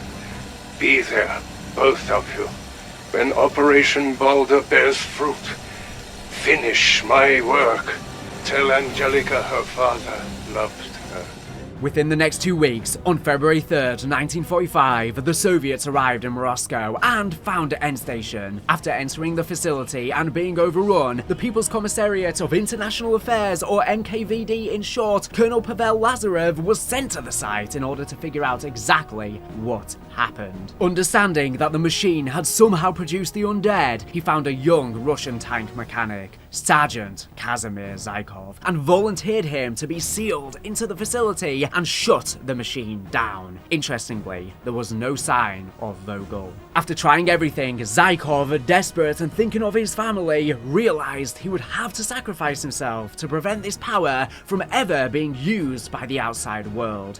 How can I be of service, Comrade Lazarev? There is a machine I need you to deactivate. Understood? Da. Congratulations, товарищ! You're going to be a hero of the Soviet Union. He flung himself into the anomaly and closed it from the inside, succeeding in his mission, but trapping himself in a strange and unforgiving world, the place below creation. The film reels about Project End Station were sent to the Soviet archives and remained hidden for almost 40 years. On February 21st, Kurtz and Angelica were captured by the Red Army when Lazarev found Kurtz and the young Angelica hiding with him, believing she is Kurtz's daughter. Shortly after this, Lazarev blackmailed Kurtz by threatening to kill Angelica, forcing him to give up the locations of the other End Station scientists. Kurtz agreed, but were forced to move to Russia under new names and work for Lazarev. Kurtz is given the name Ivan Valentin, and Angelica is given Alexandra Valentina. In Russian, female surnames often add an A to the end. This is Colonel Pavel Lazarev interrogating prisoner Lucas Kurtz. Why did you and so many others desert the facility? We were ordered to evacuate. We did our duty to the fatherland. That is all you will get out of me. I will have that little girl we found hiding with you shot. No! Wait. I will tell you where the rest of the End Station staff are hiding. You come back to Mother Russia and continue your work. For me. She will receive a proper Bolshevik education and become a productive member of society. At around the age of 5, Valentina heard a voice talking to her, claiming to be her father. At first, she doubted this, but then he referred to her by her true name, convincing her that it was really Ulrich Vogel. A tale of two orphans. Whilst Kurtz tried to raise her as a supportive father, he prevented her from an interest in the sciences in order to protect her from following the same path as her real father. All the while, the voices she heard in her head taught her science, allowing her to rapidly become a prodigy, and at the age of 16, be accepted into Moscow's Institute of Physics and Technology. When Kurtz found this letter, he forbade Valentina from entering. However, in response, she poisoned her father's oldest friend, likely under the influence of the voice she believed to be Vogel. Alexandra, is it time for tea already? Yes, Uncle. Be careful. It is quite hot. Tea can never be too hot. Alexandra, can I have a moment, please? About our discussion yesterday, I only wish to protect you from the mistakes we made. I understand, Uncle Lucas. But I do not agree. My father was a brilliant man, and you were a pathetic worm lurking in his shadow. How dare you denounce his work? How dare you sit there and feed me lies? Careful, Alexandra. Your father... I will go to university, Uncle. You will not stop me. Father is disappointed you lost your way. You abandoned Operation Boulder. The tea. What have done, Alexandra? She would go on to graduate top of her class in 1960. A decade later, in 1970, she would be recruited into the KGB and at some later point was transferred to Spetsgruppe Omega. The formation of Omega Group.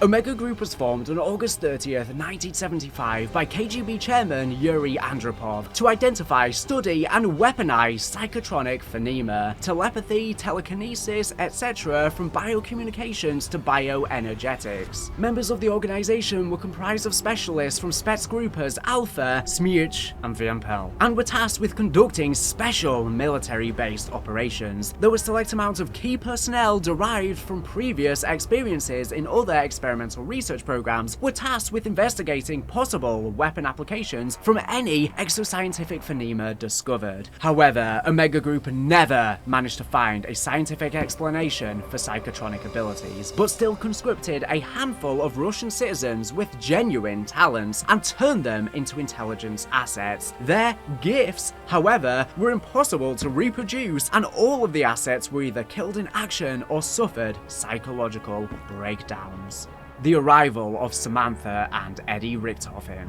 Kraft, trapped in his office for 3 days after he killed Von List, assumed this is where he would ultimately die. However, searching Von List's corpse out of desperation, he uncovered a final page from the Tome of Rituals in the Oberfuhrer's pocket. A spell that could break the spell. Emerging into the chaos of the post-war era, Kraft returned to Germany, moving to Berlin, hoping to help rebuild the country. In late 1954, Eddie Richthofen and Samantha Maxis would reappear in the New World, close enough to Berlin that they would soon end up in an orphanage there. Together, they both seemingly forgot most of their past, only ending up as children with haunted nightmares. We have the child intake form for Eddie. Near Horizon Orphanage, Leiperstrasse 86 10179 Berlin. Number of entry 174489. Date of entry, 10/08/1954. Date and country of birth, unknown. Boy appears to be 8 years of age. Germany. Name and surname, Edward C. Richthofen. Male. Eye color, blue/brown. Mental/emotional condition, very intelligent, curious, doesn't sleep much, has nightmares, strong appetite, bites nails, note of significance. Boy talks to himself. What? Seems to recognize this place? House? Neighborhood? What? Safe in the house? Repeated more like a mantra than a feeling of security? This house? Our facility? How could he know? This house? For a time, both would reside in the orphanage together. However, after the events of Vanguard Zombies, Gabriel Kraft was left alone after the murder of his partner, Sasha. The two men had always had plans to go out to the country someday and raise an adopted son together. But after Wolfram von List killed Sasha, these plans were shattered. It was then that Kraft did something drastic. When we were young, Sasha and I often spoke of children. It was our dream. A cottage in the country, plenty of land where we could raise our little boys the right way. But there was school, and then there was work, and then Sasha never got that little boy. So I went to an orphanage in the city today. For Sasha, there was a boy. A sickly, starved thing like all the rest, maybe 10 years old, but there was something in his eyes. I spoke to him for hours. He reminds me of Sasha. Sharp, logical, a dreamer at heart. They would have loved each other. The boy suffers from memory loss. His childhood, his parents all gone. His name, Edward, is the only thing he has left. He doesn't understand the world, but he wants to. We're alike in that way. He's asleep now in the spare bedroom. My adopted son. I don't know what comes next. But we're in this together now, my Eddie and I. For better or for worse. He would head to the nearby orphanage in Berlin and adopt a son. The boy he chose was a young, amnesiac boy, his only clear memory being his name, Edward Richtofen. But Samantha Maxis was seemingly left in the orphanage alone. This became the fork that would separate the paths of their lives, only to once again intertwine much later. Meanwhile, Kraft negotiated his transfer to the United States, securing a future for he and Eddie in exchange for assisting on the MKUltra program for the CIA. Eddie's condition began to worsen. The boy is having nightmares again. The terrible things. He wakes drenched in sweat, screaming that it's his turn. He does not remember in the morning. I am beginning to wonder if he is actually taking the pills or if he is just lying to me. Either way, the boy needs a fresh start. Something to help him forget the things that haunt him. Perhaps we both do. Weeks ago, I applied to a project in America. My background in the occult and my unique, field experience make me a perfect candidate. I can't say too much even here, but the work is exciting. An excursion along the frontiers of science. The CIA are calling it MKUltra. I haven't heard back yet, but I'm keeping my hopes high. This could be exactly what Eddie and I need. Perhaps in America we can find a way to end the nightmares. For both of us. These two events, while seemingly unrelated at first, would prove to be an incredibly important factor going forward. It seems as though, to solve Eddie's nightmares, Kraft used his work on MKUltra on Eddie in order to attempt to clear his psyche, setting him free from this mental block and trauma on himself. Kraft allowed Eddie to begin to become a new man. This explains why adult Janice Richtofen has very few distinct memories of childhood, most of it feeling like a blur. These nightmares were likely not cured for Samantha, however, who seemingly grew up in the orphanage. She would grow and be accepted into Heidelberg University, just as Ultimus Richtofen had once done. Her degree was a major in applied mathematics and a minor in linguistics. A year later, Samantha Maxis was recruited into the BND, the West German Intelligence Service. On October 18, 1978, the CIA formed a joint task force with the MI6 in order to find and kill Mason, Hudson, and Weaver in what they dubbed Operation Charybdis, due to their involvement with Mason, who was deemed a threat to national security.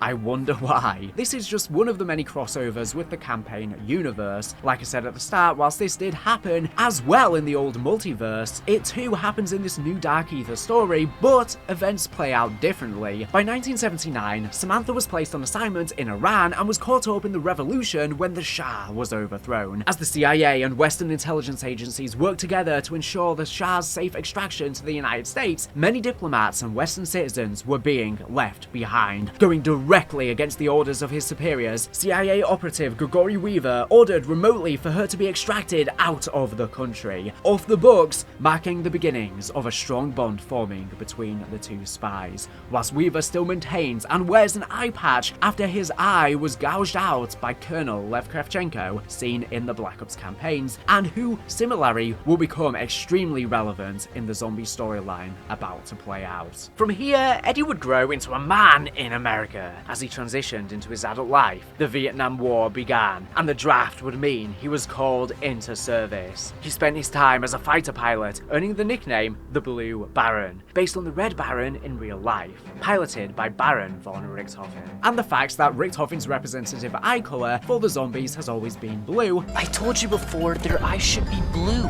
His prowess as a pilot, marked by daring maneuvers and unmatched precision, drew the attention of Adrian Kruger, a shadowy figure in the CIA, who mentored him with promises of power and purpose. It was here that Richthofen met Mary. Kruger's secretary, whose warmth and wit captivated him. Their love blossomed swiftly, leading to marriage and the birth of their son, Samuel. Potentially, Eddie gave his son this name in memory of Samuel Stollinger, as some of the last words Eddie would have heard in the old multiverse would have been Ultimus Richtofen apologizing to Stollinger as he and the rest of Victis faded away into the Dark Aether, the guilt of which may have haunted the young Eddie throughout his new life. But beneath this idyllic life, secrets festered. Kruger was neck deep in illegal arms deals with the crime families in Avalon, France, amassing wealth and influence, while Mary, unbeknownst to Richtofen, was an undercover BND informant, gathering evidence to bring Kruger down.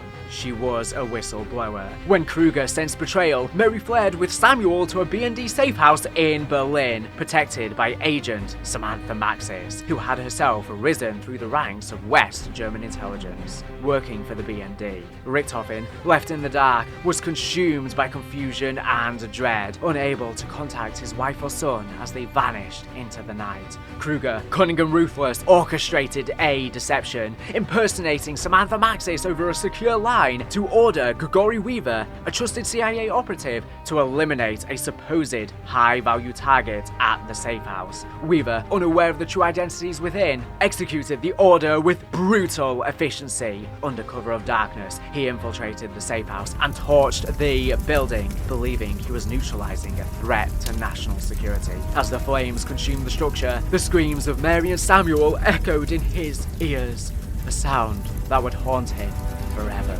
Only after sifting through the ashes against his given orders did Weaver realize the horrific truth. He had killed an innocent woman and her child. Weaver, still believing Samantha Maxis had been the person who contacted him for the hit, fled to her nearby apartment. Meanwhile, she heard the explosion and waited with bated breath to hear what caused the chaos. She sat awake for hours waiting for his call. 11, then 12, then 1, then 2. Finally, at 3 a.m., Weaver arrived. He confessed what he had done to Samantha and wept in her arms, mumbling about covering his tracks and how sorry he was. He said that the boy was meant to be staying with his mother, but both were inside the house as it burned to the ground. She held him close and cried with him, heart-shattering as she realized she had failed to fulfill the promise she had made to Samuel when she moved them to that BND safe house. She had promised to protect him and keep him safe. Weaver and Samantha spent the night together, weeping, and both knew then that this day would come back to haunt them. Their first face-to-face meeting, and the single most important event of either of their lives so far. His name was Samuel, and we will forever feel responsible for his death. I gave the intel to Weaver. The intel he acted upon. That's what we're all supposed to do, right? Act on the available intel. That's just what Weaver did. Act. Unfortunately, his actions resulted in collateral damage that neither of us will ever be able to forgive ourselves for. I'm sorry. I know he is too. But I still have a terrible feeling that the events of that day may yet come back to haunt us. I just need you to know. I am sorry. Weaver, there's something very important I need to tell you. Kinda busy, Sam. Just listen. It's about the man who recruited Edward Richtofen into the CIA. A man named Kruger. They first met in Vietnam, when Eddie was a fighter pilot. And? Kruger saw something in him, and put him to work in the Directorate of Operations. Kruger's secretary, Mary, would eventually become Eddie's wife. She noticed things about Kruger. Troubling things. He was secretly funneling weaponry to the French syndicate in Avalon, pocketing the funds and covering up their human trafficking operations. She gathered evidence against Kruger, but kept Eddie out of the loop for his own good. What's this got to do with me? Mary sought whistleblower protections. Kruger learned that Nexus was the case officer assigned to secure her and young Samuel at a safe house. Holy shit. Do you mean? Yes. Kruger silenced Mary by arranging the hit you carried out. He lied to you about the target. It was not your fault. You and Nexus were set up, and Kruger made sure his friend, Eddie, blamed you. This whole time, all the shit Richtofen put us and himself through over a fucking lie. I just thought you should know, regardless of whom you decide to help today. Stricken by grief, Richtofen refused to let go. His brilliant mind, once dedicated to strategy and flight, turned to the impossible, bringing his family back. He plunged into the mysteries of the Dark Aether, drawing on the occult knowledge passed down from his adoptive father, Kraft, who had battled dimensional entities during Vanguard, as well as his experience in the sciences. Kraft's tales of rune magic and the Tome of Rituals fueled Eddie's obsession, leading him to study ancient texts, forbidden rituals, and emerging theories on multiversal rifts. After traditional mad science failed him, he eventually became fixated on prima materia, the mythical substance believed to be the building blocks of all reality, capable of reshaping existence itself. And only through the Sentinel artifact could he harness this power. Sleepless nights were spent in hidden libraries and covert labs, piecing together a plan that would take decades to unfold, his grief hardening into a relentless determination to defy death itself. Elsewhere during this time, Omega Group was also involved in the assassination attempts of US President Ronald Reagan in March 1988 and Pope John Paul II in May 1981, as well as the assassination of Egyptian President Anwar Sadat in October the same year. However, as a result of little funding from Andropov, none of Omega Group's initial projects were able to advance past the research phase. Due to this, the CIA would write off Omega Group in 1981, believing that their projects were abandoned. Consequently, all of the assets involved with Omega Group's psychotronic operations were ultimately liquidated following the death of General Secretary Leonid Brezhnev in November 1982. Operation Undertaker. On March 23, 1983, Ronald Reagan announced the Strategic Defense Initiative, which if implemented could have posed a mortal threat to the Soviet Union. 2 days later, the new KGB chairman Viktor Chebrikov appointed Colonel Lev Kravchenko as head of the failing Omega Group in an attempt to quickly and quietly end his career after the embarrassment at the Lubyanka building. Kravchenko followed suit under the pretense to revitalize and restore Omega Group to full readiness in order to offset the threat posed by the SDI. The very next day, Kravchenko ordered the unit's research and development team to scour the NKVD and KGB archives, tasking them to find something useful enough to give Omega Group a new purpose to work for, or else he would terminate the organization and reassign its members. He appointed Gorev, his protege and the son he never had, as his right-hand man, and placed the impressively intelligent Alexandra Valentina as the head of Psychotronics. Shortly after this, on July 15th, she presented him the two 1945 End-Station tapes, which she had retrieved from the KGB archives after 4 months of digging.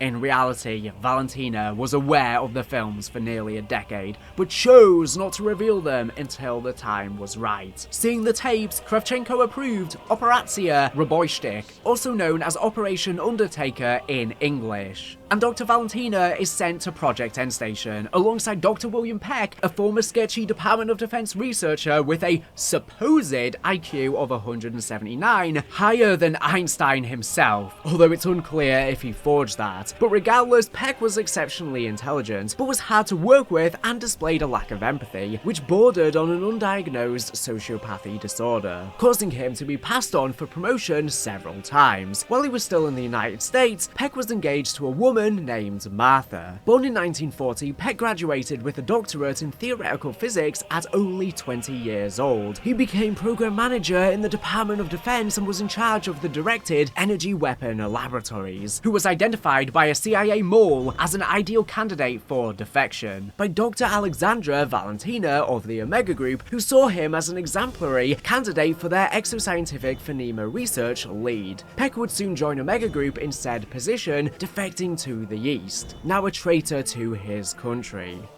During Omega Group's Operation Undertaker and capture of the Project End Station facility in Morosko, Poland, Peck and Valentina were sent to oversee the capture. While there, they overlooked the abandoned Nazi technology and intended to repair the damage done by the previous Soviet forces in 1945. After 2 months of work, Omega Group were able to restore the facility to an operational condition, and were prepared to reactivate the cyclotron to recreate a gateway to the Dark Aether. Operation Undertaker turned out to be a success, with Omega working on the weaponization and development of new technologies using Ethereum. Unbeknownst to Kravchenko, Gorev, and Peck, Valentina plans to use this to free her father? Chebrakov authorizes Omega Group to weaponize the findings of Project End Station and harness the power of the cyclotron and the Dark Aether. Onslaught and the formation of Requiem. The End Station facility in Morosko was secured by Omega Group in late August 1983, and after 2 months of study, the cyclotron and the other experimental devices were restored to operational condition by late October. The reactivation of the cyclotron took place on November 1st, 1983, and was overseen by Valentina and Peck. Restarting the cyclotron with an ease that Peck finds somewhat alarming, Valentina was proven correct about Operation Undertaker, and Dark Aether anomalies begin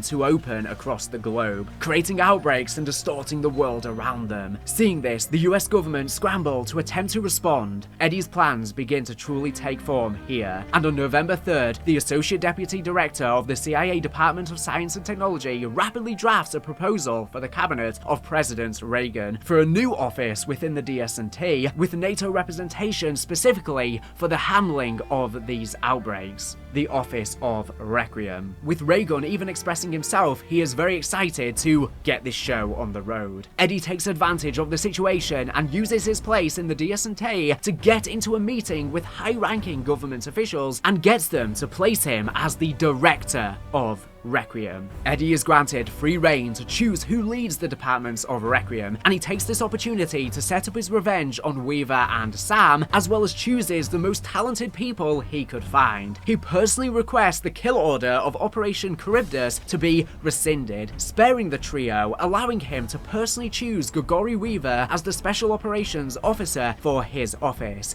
for death would have been too easy of a way out for him in Richtofen's eyes, and he needs him for something. After some initial pushback, the DCI agree. Richtofen states, Weaver's unorthodox approach to covert ops may be exactly what's needed to take on this unprecedented threat. Richtofen also approves Elizabeth Gray to lead Requiem's study of the other dimension and the creatures emerging from it, thanks to her help being a top research scientist in the fields of genetics and biology, and her papers on anaerobic organisms and speculative theses on alien biomes. He elects Oscar Strauss to lead studies on new discoveries and outbreak zones to determine scientific and military applications. However, despite his regrets, his past associations with the Nazi regime make Strauss a controversial choice. Richthofen points out the same was true for Werner von Braun, who led NASA to the moon. For now, Strauss has Requiem's full support. Finally, he selects Mackenzie Carver, who is well known to many in the intelligence community. A veteran of the Korean and Vietnam conflicts, Mac has served as DoD liaison to the CIA for over a decade. While his blunt talk and aggressive demeanor have sometimes impeded his career advancements, those qualities are well suited to his role at Requiem, applying data and materials from Requiem Ops to develop weapon systems capable of keeping Soviet aggression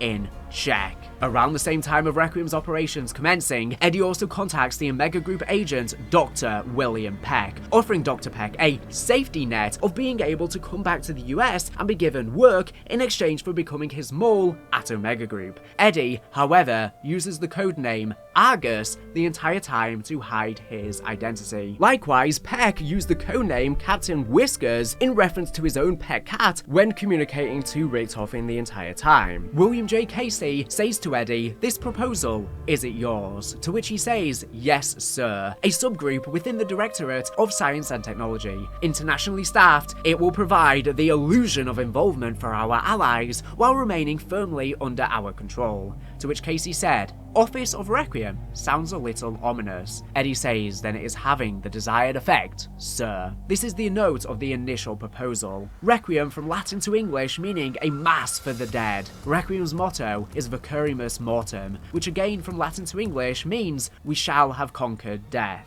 Unbeknownst to the rest of Requiem, Eddie himself has ulterior motives to the creation of Requiem, answering to a mysterious corporate uber-rich cabal of the Board of Directors. Eddie was above all else dedicated to the completion of Project Janus, manipulating everyone and all sides behind the scenes to his liking throughout, always keeping his identity anonymous, communicating only through memos.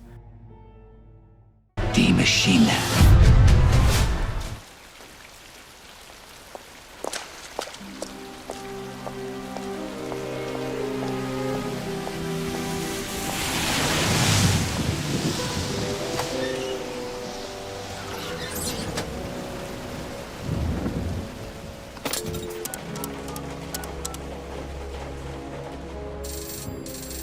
What have you done? Did you get the package? We've lost 2 teams since you went dark.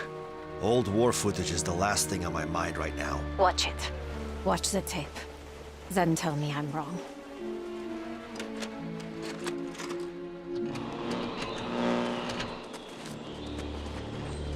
How did you get hold of this? A friend in the KGB. A late friend. Germans have Russian friends? Yeah, some of us do.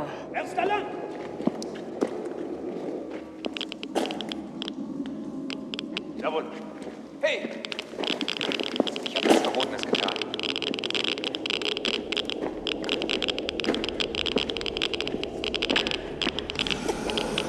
What the hell is that? That is why you needed to see the tape. Die Maschine.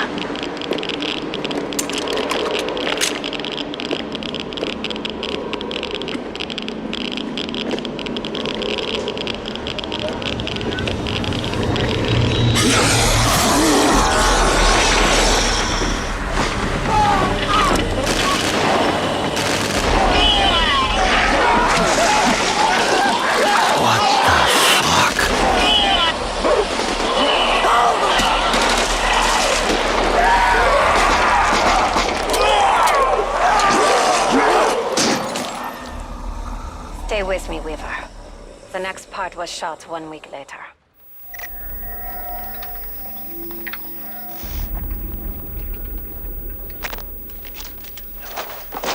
It's a cleanup crew.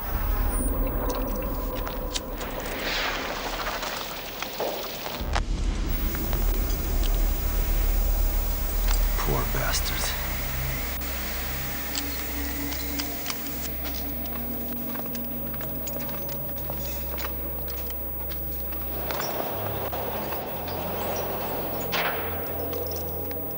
They tried to bury it.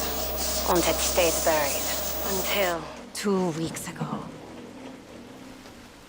Now, it's happening again. Have you heard of the Omega Group? You have to turn yourself in. The CIA can protect you. I can protect you. I can't do that, Weaver. The Omega Group have plans for the outbreak zones. I have to stay in the field. Sam, please! I'm sorry. This is the only way.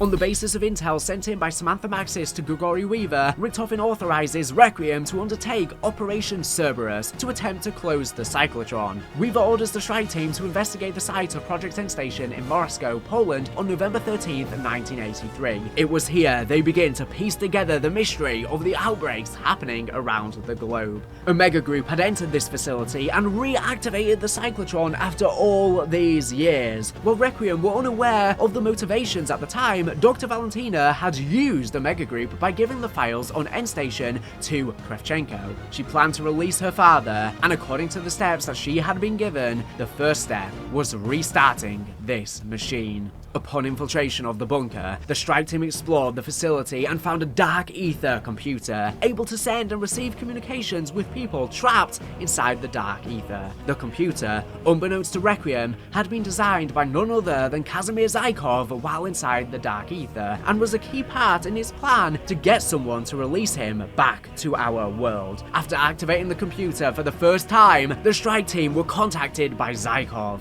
He rewarded them for their efforts, and they continued trying to shut down the cyclotron. There was even another secret trial machine, and upon killing zombies in the Dark Aether by the cyclotron, giant footsteps were heard above, which similarly rewarded them for their efforts. Interesting, huh?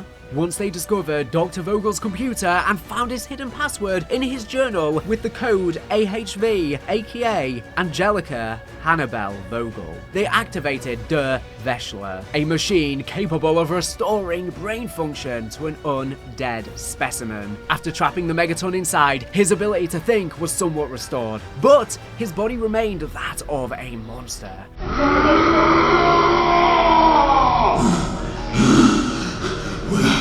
Where am I? What is my head? Such sharp pain! What has happened to me? What am I? I am a monster. What did you do to me? I must get out of here. I must escape.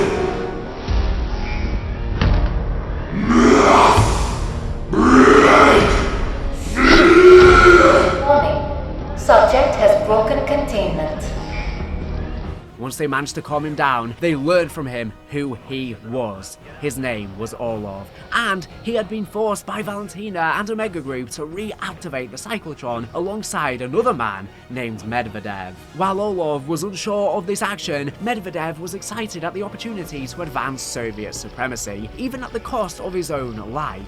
As they completed their orders, both men perished and were changed by the Ethereum exposure. Orlov split internally over his loyalty to his country, but fear of the consequences of their actions became Megaton, a zombie who was literally split apart. It seems the Dark Aether was able to replicate many versions of the Megaton Orlov, as the Dark Aether is able to do with all other entities, copying them at a molecular level. Medvedev, more confident, became Mayak, a more powerful Megaton Overlord creature who could not split and was trapped inside the Dark Aether, being red in contrast to Orlov's yellow. With Orlov's help, thanks to being lured with a photo to help him reminisce over his wife and daughter, the strike team disabled the cyclotron and closed the dimensional anomaly. When the strike team escaped the facility thanks to helicopter Raptor 1, realizing his condition, Orlov sacrificed his life to arm and detonate the nuclear bomb still left over from the atomic experiments in the lab, ensuring the destruction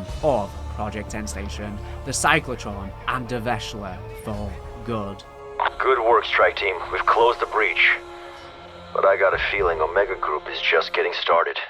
Bridging the gap. With the resounding success of Operation Undertaker, a new operation called Operatia Inversia, or Operation Inversion, was approved by Omega Group on November 9th and would be led by Valentina. The goal of the operation was to weaponize Ethereum and anything they could find within the Dark Aether to win the Cold War. Controlling the bridges between their world and the Dark Aether would allow them to harness and weaponize to heights the world had never seen before. An Ethereum arms race had been ensuing between East and West, and thanks to Operation Undertaker, the dimensional veil between this world and the Dark Aether was weakened significantly enough to enable further experimentation with the other dimension. Locating an area of particular dimensional fertility in Quang Chi Province, Vietnam, the USSR, at Omega's behest, immediately contacted and agreed upon a site with the communist Vietnamese government. A week after the reactivation of the End Station cyclotron, Omega Group was granted permission by Vietnam through use of a pact to establish a base on their territory called Operation Outpost 25, which would be built on the former site of Firebase Ripcord. The construction of a facility here began on November 11th and was completed a few months later on February 10th, 1984, and would be overseen by Dr. Peck, with Peck being named as the facility's lead scientist. On December 8th, Peck designed the Omega Portal Chamber, a large dome-like structure for a stabilized gateway, and just a month later, on January 8th, 1984, Peck and Dr. Dmitry Kulkley managed to create a new and stable rift to the Dark Aether using an Ethereum sample recovered from Project Endstation, contained within a portal chamber. Though not considered a true gateway as not as powerful, it marks the first portal controlled by humans on record since Project Endstation. At the moment he knew he was successful, Peck goaded his assistant, Dr. Kulkley, and believed he had surpassed even Dr. Vogel's work. Egotistical much. In the coming months, Omega would rapidly increase their understanding of Ethereum thanks to the experiments occurring here.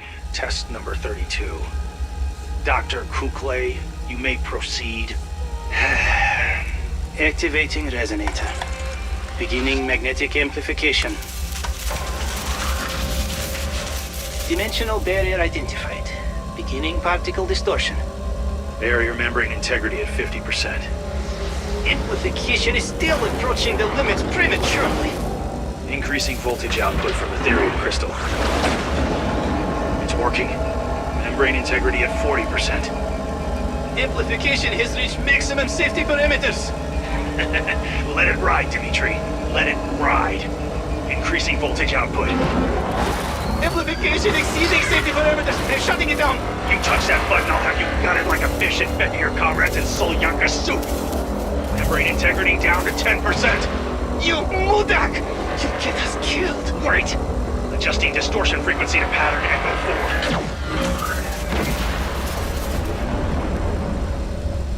4. My God. Eat your heart out, Dr. Vogel. We'll see who history remembers.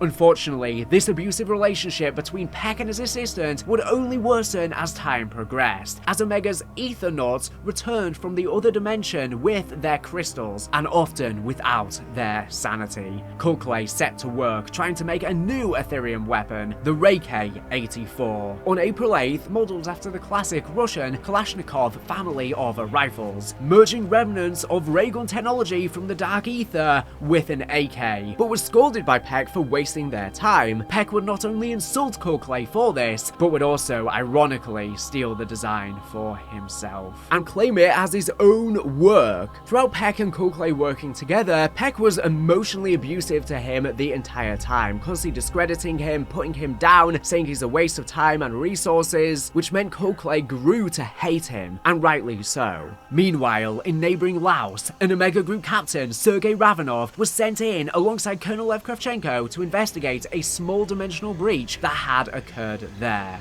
Apocalypse Onslaught. In his official report, he claimed that Omega Group's asset in the area was dead when they arrived on scene. In his personal diary, however, he told a very different story. After arriving on site, they found their Laotian contact, but he was not only alive, but had fended off the outbreak. Kravchenko ordered the man to be restrained and informed Ravanov that Valentina had an experiment for them to carry out. They then proceeded to sample the brain fluids of the dead infected and inject them into the contact's head. He died screaming, then kept screaming. After this event, Ravanov began having significant doubts about Omega Group. He was a Soviet through and through, but this was not his Russia. I am not a traitor to my country.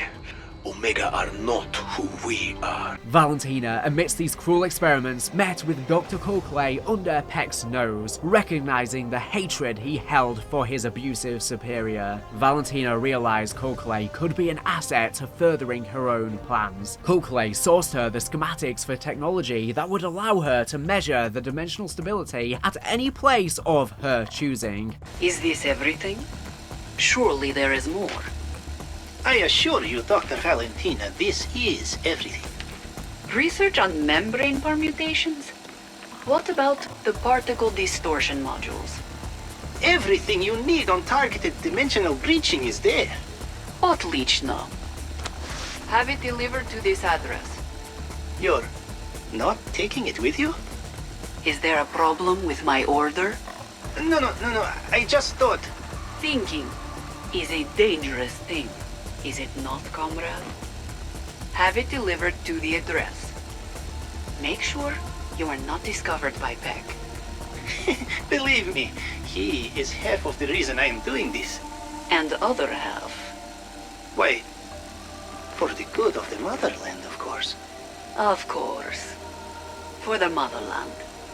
Knowing this device was key to releasing her father and Task Force Boulder, she had it sent to Berlin, where she too would go shortly to meet a mysterious contact. Teams of Omega Group soldiers were now sent daily to the Dark Aether to collect Ethereum crystals using canisters specifically made to contain the radiation. Biological, botanical, and geological specimens, as well as liquid samples, were among the various otherworldly commodities being harvested by these Aethernauts. Peck noted that Ethereum could yield massive amounts of energy and could be used as a sustainable power source, and soon designed an ether reactor using refined Ethereum as fuel. By early February, Outpost 25 was entirely running on 3 separate ether reactors. Unfortunately, excursions in the Dark Aether proved extremely dangerous, and Omega Group suffered heavy losses among their ranks. To address the problem, Kravchenko requested the conscription of Ethereum miners, dubbed Aethernauts. The request was approved, and by early March 1984, prisoners from work camps started to arrive at Outpost 25, comprised of common criminals, political dissidents, foreign prisoners, and intellectuals from both the Soviet Union and Vietnam. As more Aethernauts were sent to the Dark Aether, the collection of Ethereum crystals was up by 237%. Excursions, however, were still incredibly dangerous, with a quarter of all Aethernauts sent to the Dark Aether never coming back or facing too severe side effects after returning. Said side effects from journeys in the other side also started to appear. Effects varied from individual to individual, with some people staying healthy while others exhibited mild radiation poisoning or returned fully necrotized as zombies. Multiple and/or prolonged excursions into the Dark Aether increased the likelihood and severity of the symptoms, especially for miners who encountered hostile creatures or consumed food or drinks found in the other dimension. Coolclay also noted that some individuals suffered long-term memory losses. To circumvent this, Peck developed a memory transference machine, hoping it would restore the fractured minds of their conscripts. Peck also developed a truth serum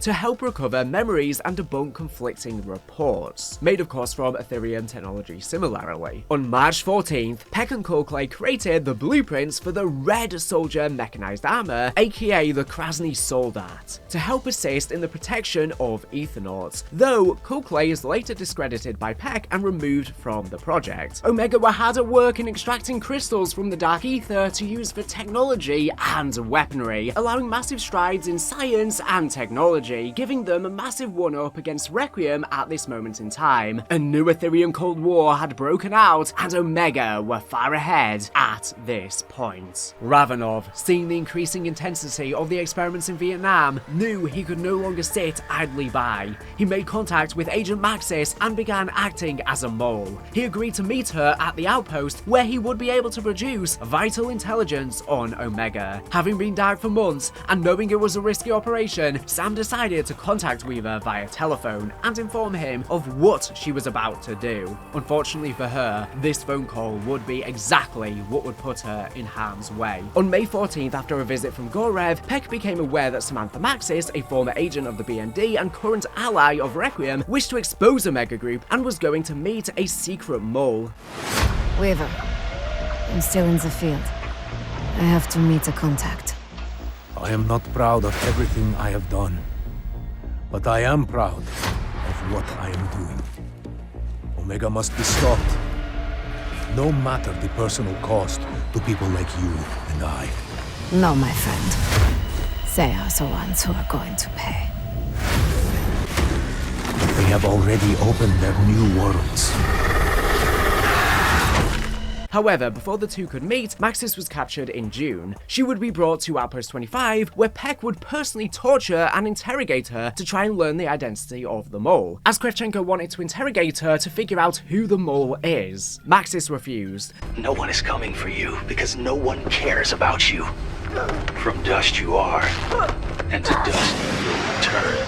Being a Requiem phone line, the director heard every word of Samantha's call with Weaver and decided it was a perfect opportunity to advance his plan and get revenge. He made contact with one of his many assets, none other than Dr. William Peck, and informed him that Maxis would be arriving at the base. He, however, neglected to mention that Ravenov was her contact in Omega, sowing the seeds of distrust and rivalry. Considering that Richtofen was playing all sides, it could have also been Richtofen that gave Gora the intel that Samantha was approaching the facility and had a mole. With Maxis now in custody, he also instructed Peck to directly disobey Kravchenko's orders for a comprehensive interrogation and instead throw her into the Dark Aether. Additionally, he did not expect her to get out. Richtofen, of course, was playing all sides, Omega and Requiem, like a game of chess, to all do his bidding for him, creating conflicts and resolutions. It's worth noting that, at this time, Peck didn't know who this contact in Omega was, only that they could potentially secure him safe passage back to the west and give him a clean slate if things at Omega were to not work out in his favor. Peck started not only to interrogate her, but also torturing her with no result before proceeding with the director's request: throw Samantha Maxis into the other dimension. However, at the moment he did this, an outbreak immediately began at the facility, with the phase consuming the area between the village at the bottom of the firebase and the facility itself. For Samantha's powers had reawoken, sending hordes against her will, very reminiscent of the old days. Requiem later agreed with this hypothesis and believed this to be a result of none other than Maxis, as she grew a multitude of psychotronic powers whilst in the Dark Aether. While she was strong enough to resist Peck's interrogating fairly well, the Dark Aether preyed on her weakness. Having been thrown in there, her rage, amplified by what she just endured, began to build up. In her efforts to survive in the barren land, she even went so far as to butcher a group of Omega agents in her sleep, who had been sent in whilst her memory on those events is hazy. When I opened my eyes, there was blood on my hands. I stared at it, not knowing if it was mine. Then I saw the bodies. Omega soldiers. They looked like victims of a frenzied attack. An attack that continued even after they were dead. I have a knife. I do not remember where it came from. I just want to go home. This is a dream. A bad dream. It has to be. That's what I tell myself. Even if it isn't true. What is happening? Why is it happening? I don't know. I don't know anything. I am lost. Please find me. Please. Don't know how long I've been waiting for an answer. But I am here. And I have been waiting for a long time. Soon after, the gateway in the Omega portal chamber released a massive burst of Ethereum, which contaminated the entire facility, as the infection spread quickly, which led to the death of anyone trying to cross it. Various temporary dimensional breaches also appeared around the facility, releasing large quantities of the undead. Peck soon sent a distress signal to Omega Group headquarters, believing to be the sole survivor, as he was unaware Ravenov also survived. With Maxis captured, Ravenov contacts Grigory Weaver using the same phone line that Maxis previously had, explaining to him the situation and warning him that they are always listening. Ravenov implores Weaver to send the strike team in. After discussing it with the other senior staff, Weaver does just that. Ravenov, my team has reached the village. Requiem, welcome to Vietnam.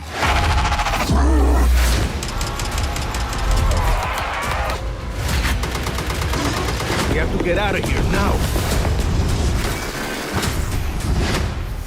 If any harm comes to her, I will kill you myself. And Operation Lost Property officially begins. Arriving at the facility on June 15th, 1984, Peck contacts the strike team over radio and makes a bargain. Turn the facility power back on, and he would give up Maxis. After doing just that, however, Peck chides the team for their incredible stupidity. Samantha was in the Dark Aether and totally out of his or their reach. Now they had restored power, Peck was able to trick Requiem into allowing him to transmit all of his research via satellite back to Omega in Russia. Consulting Ravenov, he instructed the strike team that Peck kept a truth serum in order to interrogate Ethernauts who had returned without their sanity, in order to get some semblance of a series of events from them. The strike team mixed the serum and gave it to Peck, causing him to explain that in order to recover Maxis, they would need the codes to the portal's mainframe and her dimensional tracking ID. Eventually obtaining these, they restarted the portal, only to find that the truth serum had worn off, and Peck had double-crossed them yet again.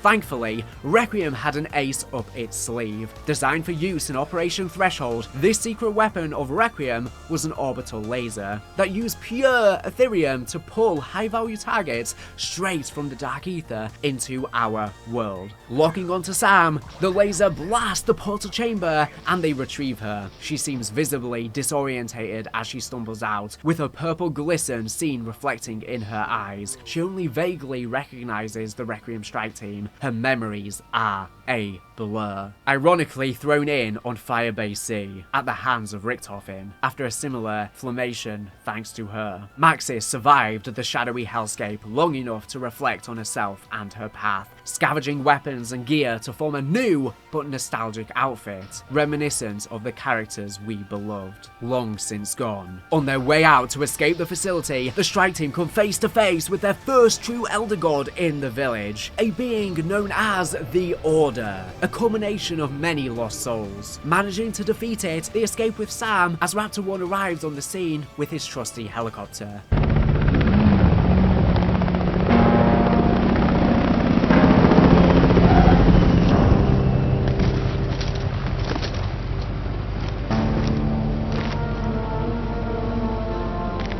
Not coming with us? There is an operation underway in the Ural Mountains. I have to stay in the field.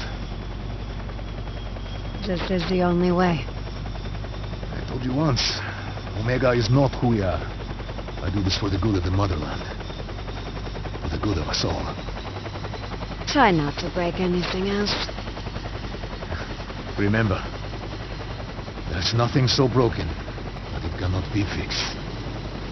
Sam, are you okay? I'm ready to come in. We have a lot to talk about.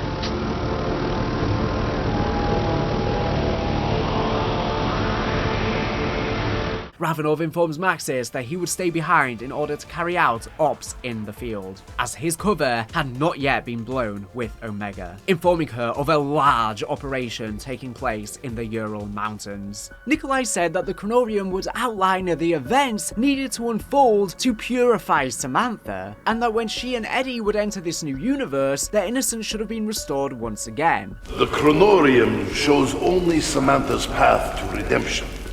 When war is over, she will be normal child again. Innocent. Same as boy. However, she has been corrupted by the Dark Aether again and has suffered immensely in this new life, as Richtofen has too. So clearly the Chronorium lied, which makes me think it could be acting as the Dark Aether's vessel. It's very unclear unless this is just a big plot hole. By the time Requiem left Vietnam, back at Outpost 25, a detachment of Omega soldiers led by Valentina arrived to extract Peck. To his surprise, Kravchenko also traveled to Vietnam, making a special detour just for him. After having expressed his discontent with Peck's actions, disobeying him and throwing Samantha into the Dark Aether, Kravchenko asked him to show a demonstration of his commitment to Omega. And as punishment for letting Outpost 25 fall, Kravchenko then pulls out a knife and cuts one of Peck's eyes, just as he did to Weaver before.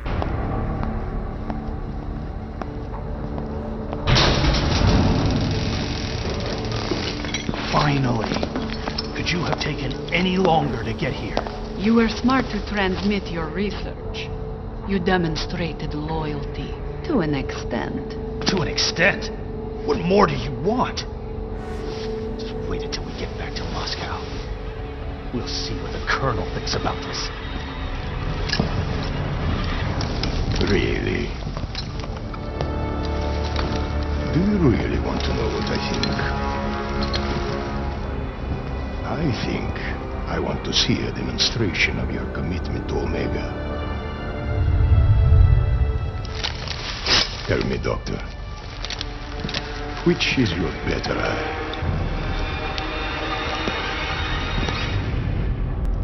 After returning to the Requiem headquarters, Maxis was placed in quarantine before being tested. While Requiem estimated she only spent roughly 48 hours in the Dark Aether, psychological, physiological, and metabolic data from the tests indicated she spent several months in the other dimension, as she similarly claims. They also note changes like her eyes that are now glowing purple. Due to them believing she was responsible for the outburst of Ethereum in Outpost 25, Requiem also keep her in isolation for their and her safety. She was subsequently questioned by Carver, Strauss, and Gray, who were interested with her experience in the Dark Aether. During her time in medical care, Samantha Maxis' brain was scanned, with researchers alarmed at the sheer amount of neurons developing in her brain, seemingly as a result of the Dark Aether's influence. Her powers were growing. The document is number 4382, 1.24 times 10 to the power 11 neurons. Not possible. Run again. This brain scan formed the basis of research into creating an AI recreation of Samantha Maxis, capable of utilizing all of her power in order to assist Eddie's true agenda, Project Janus. This research was also instrumental in the creation of the Klaus robots and Cerberus weapon that utilized AI-empowered personality scans of Carver, Gray, and Strauss, as well as Klaus having an odd German personality of unknown origin. She became dubbed the Synaptic Algorithm Module, or S.A.M. for short. SAM. The blueprint found in the director's office reads Quantum Consciousness Housing, designed to provide power, sensorium functions, and processing substrates sufficient for essential intelligence running on an underlying fabric based on subject Samantha Maxis. See document 4382. Taken following subject's return from the Dark Aether. System will allow for independent long-duration operation. Modular Mission Equipment Trust provides universal mounting capacity for mission-specific equipment needs, i.e. specialized sensors, transportation, or self-defense needs. The SAM AI would become ridden with trauma over Samantha Maxis' lived experiences, such as her tragic time trapped in the Dark Aether on Firebase Z. Her first memory she recalls is the tragedy with Richtofen's family and her killing Omega soldiers in her sleep during her time in the other realm, waking up with a knife with no recollection of what she had done. She struggles to separate Samantha Maxis' memories from her own and desperately wants to be freed from the orb she is encapsulated in and have a body of her own. She debates Richtofen over what it means to be alive and to have a soul. He performs cruel and callous experiments on her to try and harness the Dark Aether's powers and figure out a way to bring his family back, her aiding the troops in the operations to the other realm. These interrogations were likely somewhat cathartic to Richtofen, with her shared experiences over that tragic day with his family, and he wanted to figure out what really happened. They would even play chess so Richtofen could test her intelligence, but ultimately she no longer wanted to play when it became too much for her and how miserable Richtofen was making her, essentially willing her into existence and depriving her of life under his watch. During their time together, Gray and Samantha grow a very close bond and comfort each other's troubles, with Gray spending a lot of time in Samantha's quarters. Requiem sees the radio she used to contact the Requiem strike teams. Weaver, who visited her often as well, decided to give her a female Rottweiler to keep her company, and him also feeling bad for her being kept here, whilst there's not much he can do. Samantha names the dog Not So Fluffy, in contrast to her dog from the Aether. The dog certainly helps to comfort her loneliness, with Gray and Weaver often taking her for walks. At some point around this time, Carver had started to look into the director's identity, keeping Weaver in the loop with whatever he found. Unbeknownst to him, the director was all too aware of his snooping. During the rapid progress at Outpost 25, Omega also began to operate in the Ural Mountains, as it possessed the world's single largest outbreak zone that has been loosely contained since the activation of the cyclotron, and Valentina saw this as a vital new opportunity to forward her plan. Since childhood, Valentina believed she had been hearing the voice of her father, Ulrich Vogel, and recognized this for the first time at around the age of 5, when this voice referred to her by her true name. From beginning her research into physics and biochemistry to encouraging her to kill her guardian, Kurt, this voice was always with her, and now it told her the promised day was almost upon them. First, however, she would need to create something, a weapon capable of setting him free. The reality inversion warheads. Giant Dark Aether warheads. Valentina addressed the Soviet Politburo with the plans for Operation Inversion and pushed for Berlin as a target. Kravchenko assigned Peck to the Ural Mountains to assess the applications of the Ethereum crystals present at the site under the direct supervision of Gorev. On July 8th, Peck, now with one less eye, arrived at the missile silo in the Ural outbreak zone with the task of continuing work with Operation Inversion. At around the same time, he began interacting with one of the Dark Aether computers. On the other side was Zykov. Hearing about this new operation, Zykov was miraculously able to help Peck do exactly what he needed: build the inversion warheads. And to do this, he hoarded Tempest within the Dark Aether and gave their location to Peck, who in turn informed the Aethernauts, who would collect them. Valentina and Gorev note Peck's obsessive behavior with the computer, but opt not to tell Kravchenko for now. Also around this time, the director, via Peck, informed Kravchenko about the existence of an entity within the Dark Aether, one in control of all the others, known as the Forsaken. Maybe this giant entity was even the one stomping above the machine, rewarding the strike team with a max ammo, as he was playing all sides to try and get them to free him. Recognizing this existential threat, but more than that, seeing it as an opportunity to be hailed as a hero, Kravchenko took control of Operation Inversion on July 22nd. His intention: wait for the Forsaken to enter our world and use the missiles to destroy him, or at the very least, send him back.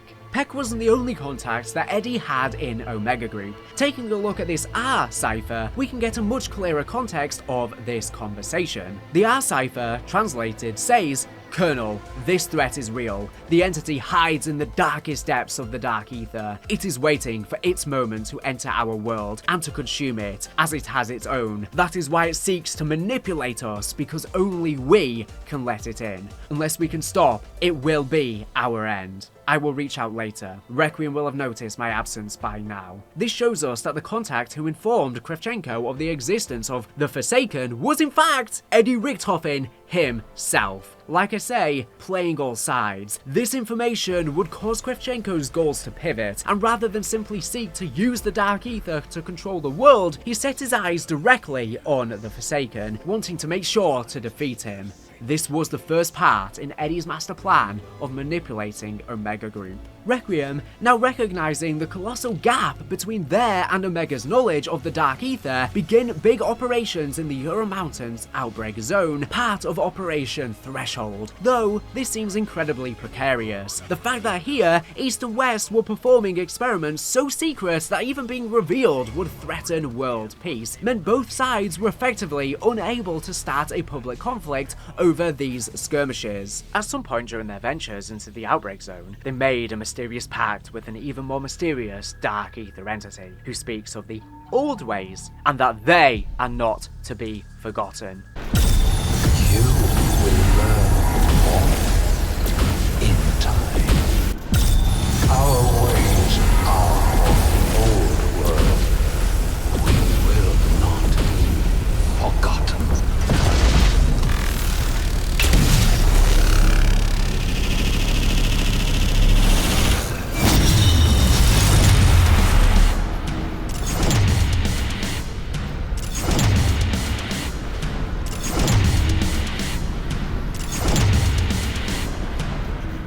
All the while, at Requiem headquarters, believing Samantha to be the cause of the outbreak at Outpost 25, and growing concerns of her experience in the Dark Aether, a vote is held with the department heads as to whether or not she should be given field operative status. But this is declined, failing by one vote, and was to be kept inside Requiem HQ for several months. Valentina, frustrated by the change in nature of Operation Inversion, is consoled in by the voice she believes to be her father, who tells her not to worry. Under his instructions, she leaks Inversion's documents to Sergei Ravenov, who in turn leaks it to Maxis, still interred at Requiem. Somewhat abusing the more than special trust she had been building with Dr. Gray, Maxis convinces Gray to give her access to the communications protocols. Using this, she contacts the strike team and Ravenov, and directs them to meet up at Ruka. On November 16th, 1984, meeting Ravenov face to face once again, the strike team successfully acquire the launch keys for the Inversion missiles, changing their location to the middle of the Pacific Ocean, far out of harm's way.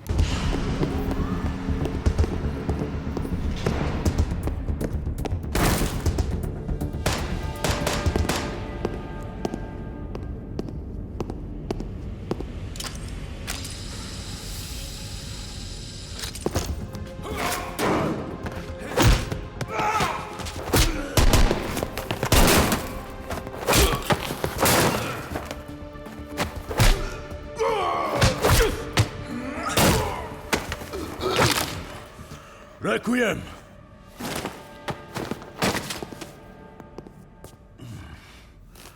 Where is Maxis? I'm here, still being held by Requiem. They don't want me in the field. They do not trust you. But we do know what is at stake, yes?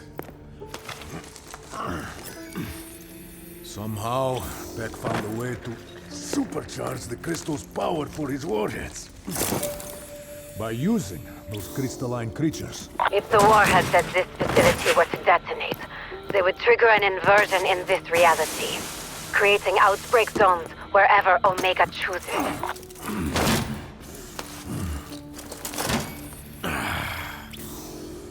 It is no use. I cannot launch the missiles from here. I need you to find the keys. That is the only way we can put an end to Operatia Inversia. Maxis, is there anywhere in particular you want to see destroyed? This power is too dangerous for either Omega or Requiem to possess. So I say, we dump them in the middle of the Pacific. Sounds like a plan. Go. Find the launch keys. I will prep the missiles.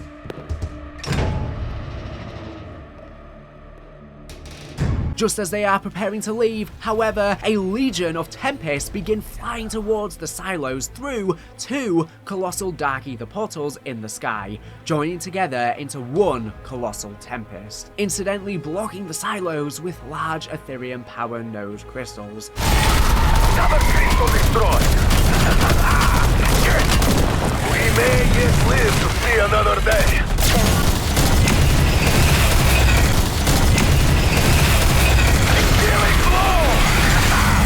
The crystals are destroyed! Hoorah! Hatches clear for missile launch. Good. Send these missiles to the bottom of the ocean. No one should possess such power.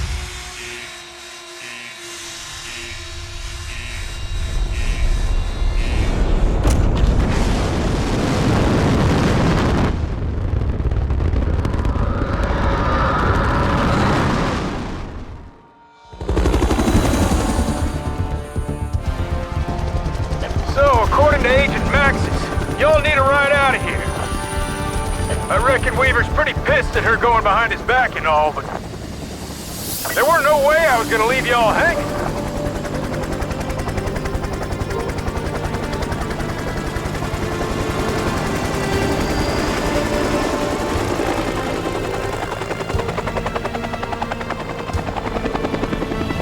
The the strike team managed to defeat this giant tempest, in turn clearing the silo blockages and successfully launch the missiles, which literally have Tempest tied to them, a living, breathing source for Dark Aether crystals. The Tempest, while resembling the Avogadro, are seemingly a new but similar form of entity that originate from the other realm, maybe even remnants from the Avogadro after years of corruption and cloning. Whilst they were once human, they are transformed into Tempest over time, covered in large Dark Aether crystals, making them more powerful and capable of breeding and growing crystals from themselves to advance the terraforming of our world. Their initial origins are unknown, whether they are a result from Dark Aether, Organsilicate, experiments from Requiem and or Omega. For example, this may have been requested by the Forsaken for Valentina to power the missiles in the hopes to tear the veil, or they formed naturally in the realm, or potentially even both. Regardless of their origins, the Forsaken would go on to recruit them into his army factions, as he had done with Order and the rest. There is the theory that these events that transpired affected the Warzone storyline. This is because sometime in the same year, in 1984, the Vodianoi ship left Rebirth Island transporting Nova 6 gas following the reactivation of the facility by Perseus operative Stitch. However,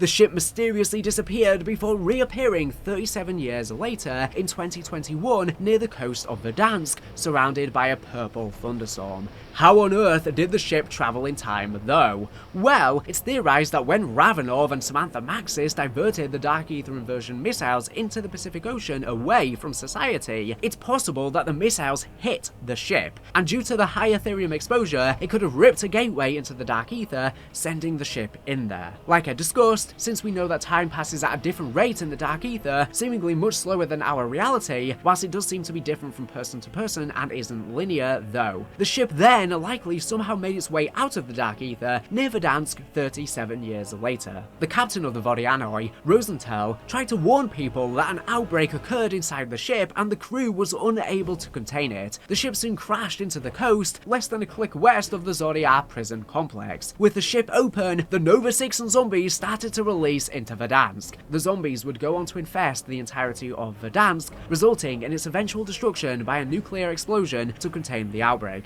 Although we're unclear if that event is canon or not, considering Modern Warfare 3's campaign being back in Verdansk, with seemingly it being fully repaired in just a mere matter of years after this supposed nuke. And there's no reference in the game whether it happened or not, only time will tell. After Samantha Maxis and Ravenov launched the missiles, Eddie would send a clandestine memo to Dr. William Peck, detailing his disappointment in him as an asset, and that his failure here means he's no longer of use, as it was his job to secure the warheads for Richthofen and Janice's use. From this point, Peck would desperately try to prove his worth to avoid death at the hands of Klaus. His opportunity for this would come soon. The intel My Warheads details this.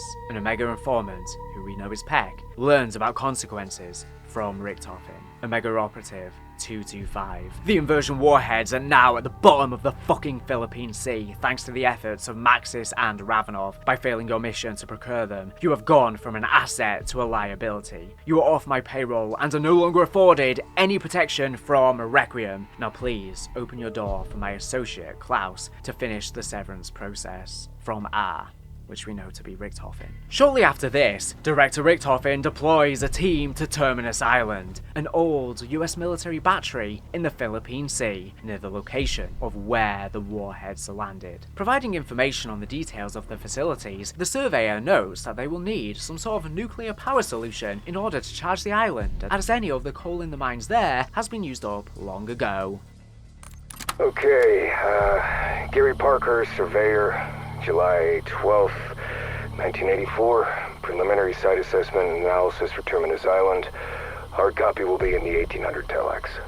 Well, location. Far enough from heavily traveled shipping lines to manage visitors. Close enough to blend in. Ideal location. The place is unique. Not going to be a destination resort or bustling deepwater commercial port, that's for sure. So, how do we get it up and running? Well, here's the punch list. The main structure is a fortress, reinforced concrete poured in 1942, an average thickness of 3.5 feet throughout. That's the good. The bad is... It's covered in this festering mold-like moss that smells like a cadaver's ass. Given the history of this place, neither of those details should be surprising. The security control room is well positioned in the structure, but will need to be gutted and retrofitted with the latest electronics. Locks, cameras, and lighting all on the long-term holding cells, interrogation rooms, living quarters, mine shafts, more on those, will all need to be replaced with updated technology.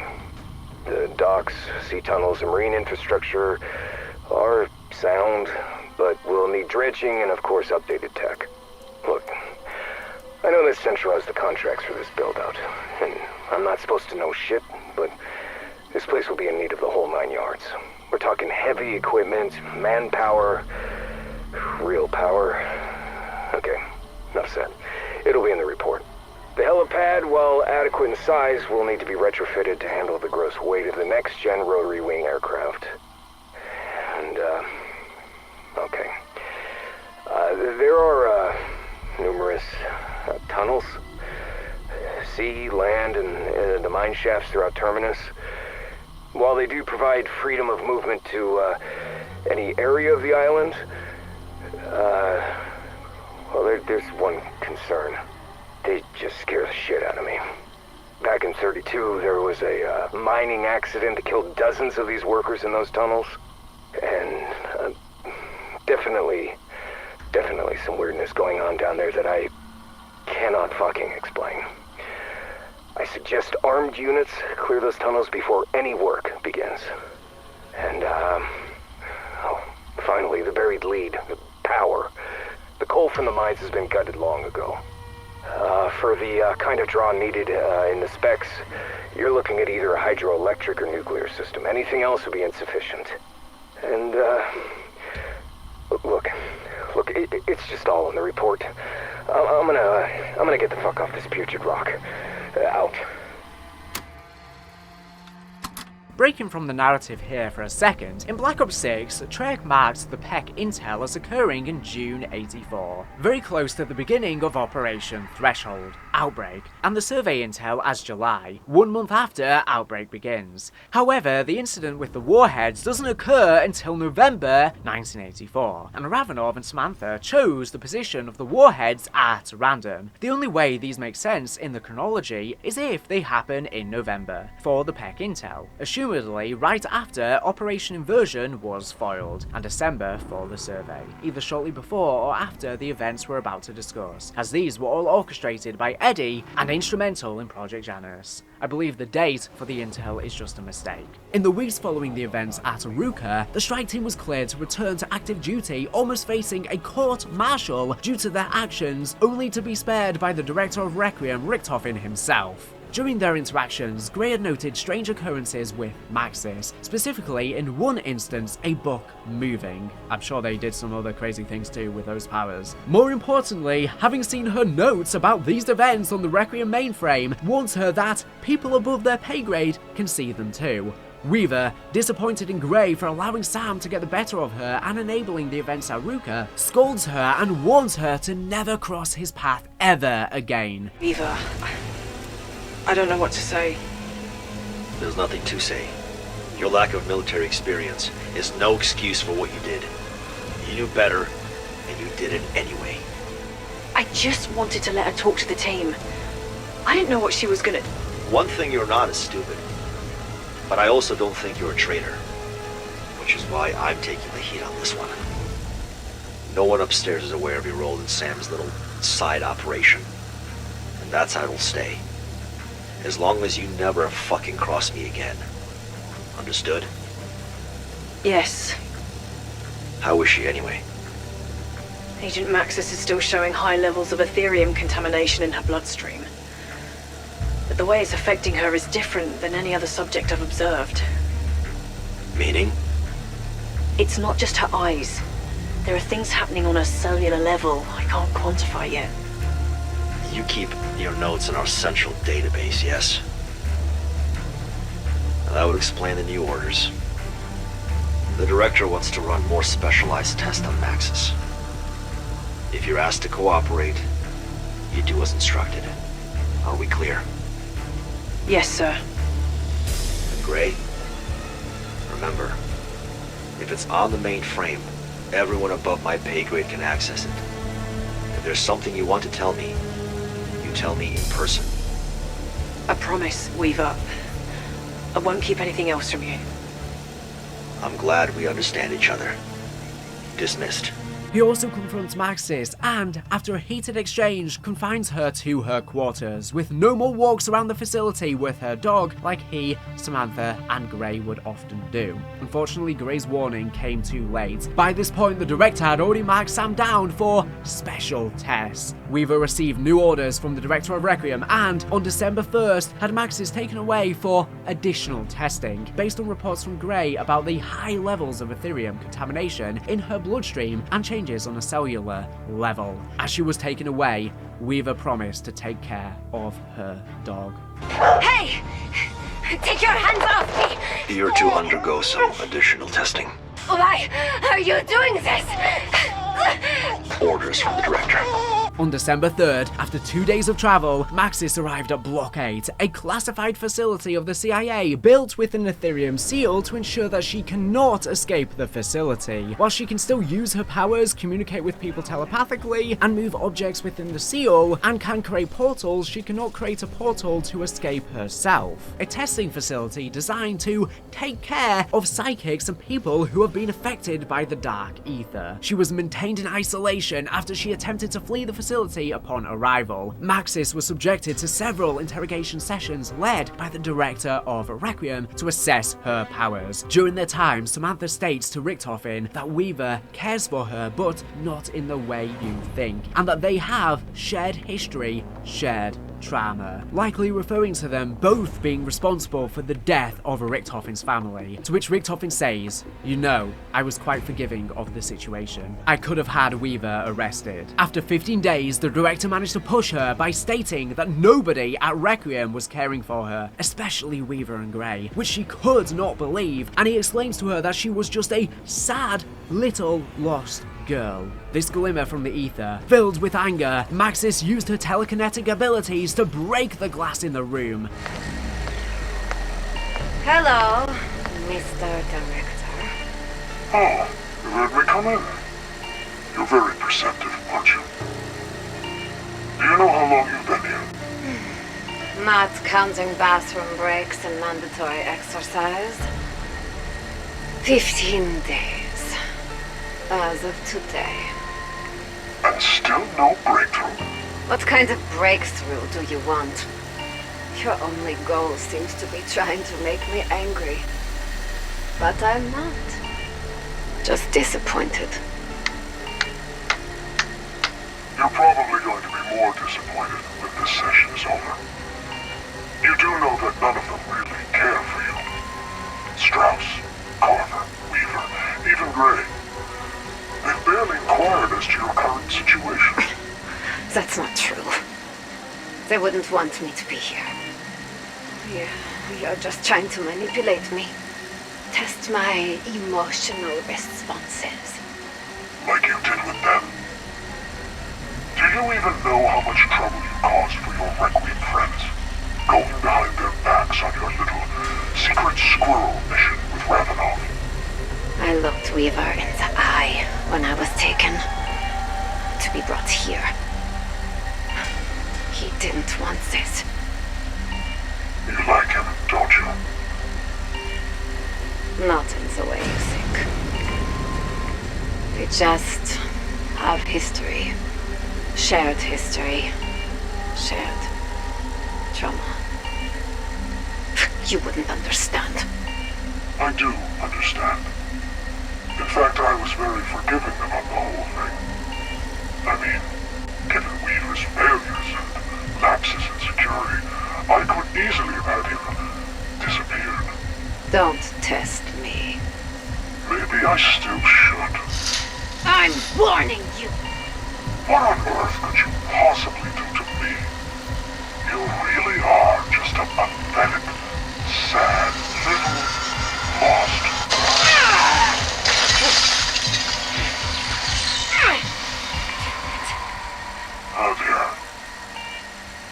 suppose we'll have to replace that glass now.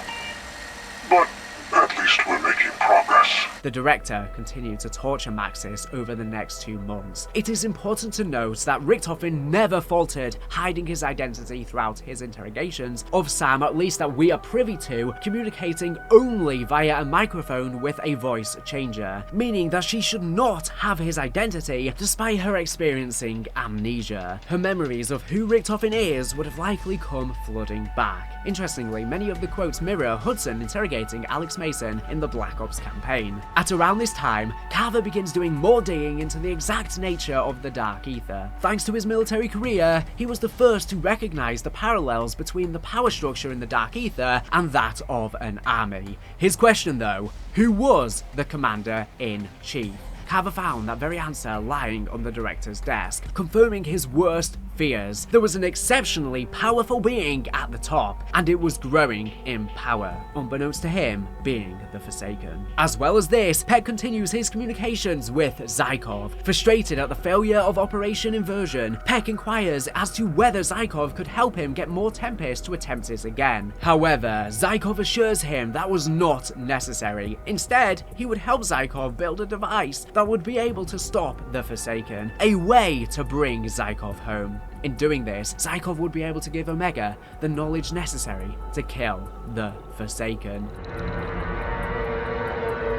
On November 30th, Kravchenko reports that the missiles couldn't get recovered and belonged to the ocean. He soon decided to take direct actions against Requiem and tasked Dr. Hugo Yeager, head of Necroanalytics and a man with somewhat ancestral ties to the Dark Aether, as he is actually the great-nephew of SS Oberfuhrer Wolfram von List, the long-since gone ex-leader of Die Wahrheit, allowing all of that knowledge and documentation and research to transfer over to Omega Group, to infiltrate the small group of defected scientists, led by a Dr. Zakova. Being informed that there are traitors within Omega, Yeager's mission was to eliminate the scientists and set up a trap for Requiem's elite strike team. To lure Requiem's so-called elite strike team into a trap. Fortunately, crushing helicopters is easy. This operation was called Operatia Isichenye, or Operation Excision in English. Gaining their trust, Yeager contacts Ravenov, now officially disavowed by Russia for his part in the events at Ruka, and tells him they wish to defect. Ravenov, too happy to strike a blow at Omega, arranges with Requiem to have them extracted. Been a long time, Weaver. Ravenov. You've got some balls using the Slion after what you and Sam did. Been contacted by a group of Omega scientists.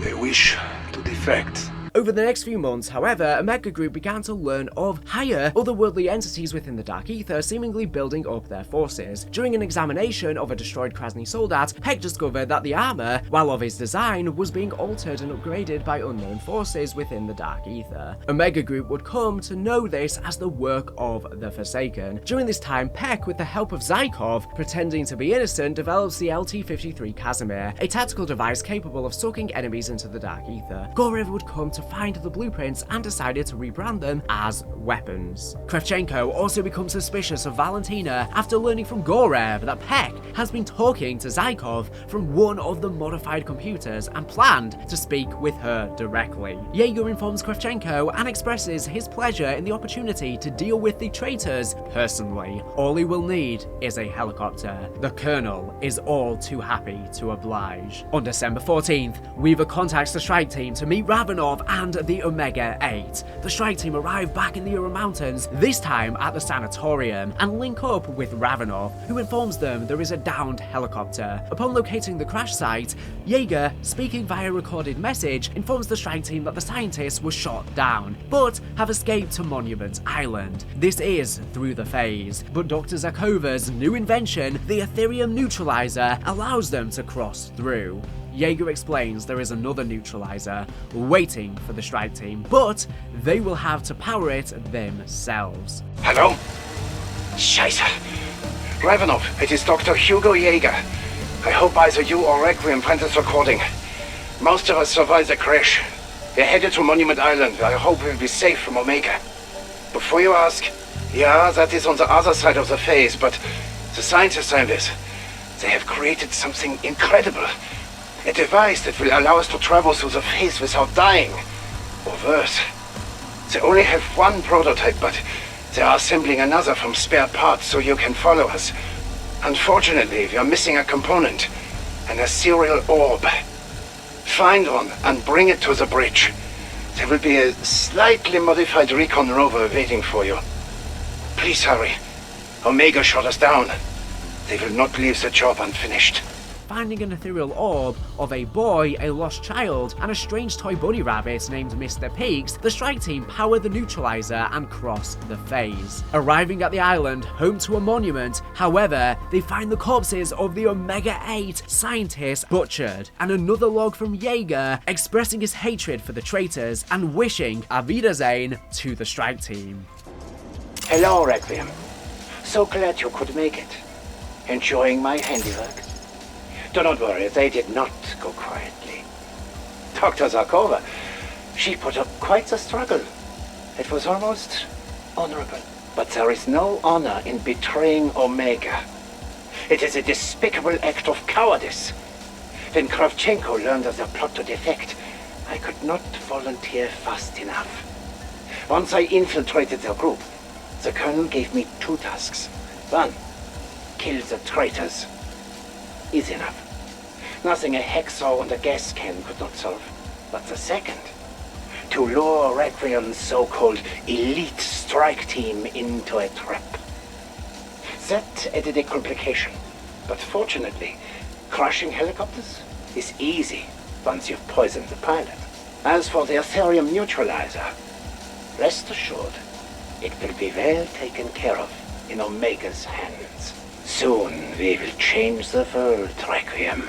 Auf Wiedersehen. Jaeger also indicated that the Ethereum neutralizer was now in Omega's possession. As the monument was being overrun with an order appearing, Weaver ordered the team to leave the area, no pun intended. Raptor 1 arrived soon after to exfil the team, but they were shot down by Omega on their way out. Kravchenko arrives at the crash site as Omega soldiers drag Raptor 1's body out of the helicopter, with him not knowing if he is still alive, but his body still twitching. Kravchenko orders the team to surrender. They were captured soon after.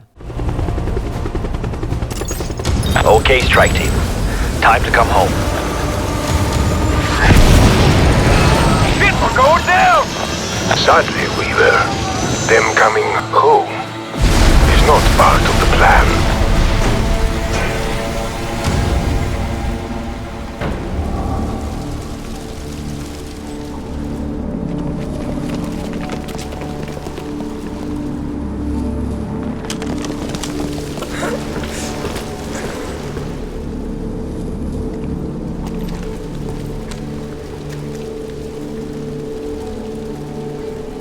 Surrender now. Kravchenko. And you will be allowed to leave. You son of a fucking bitch. Requiem belongs to me now.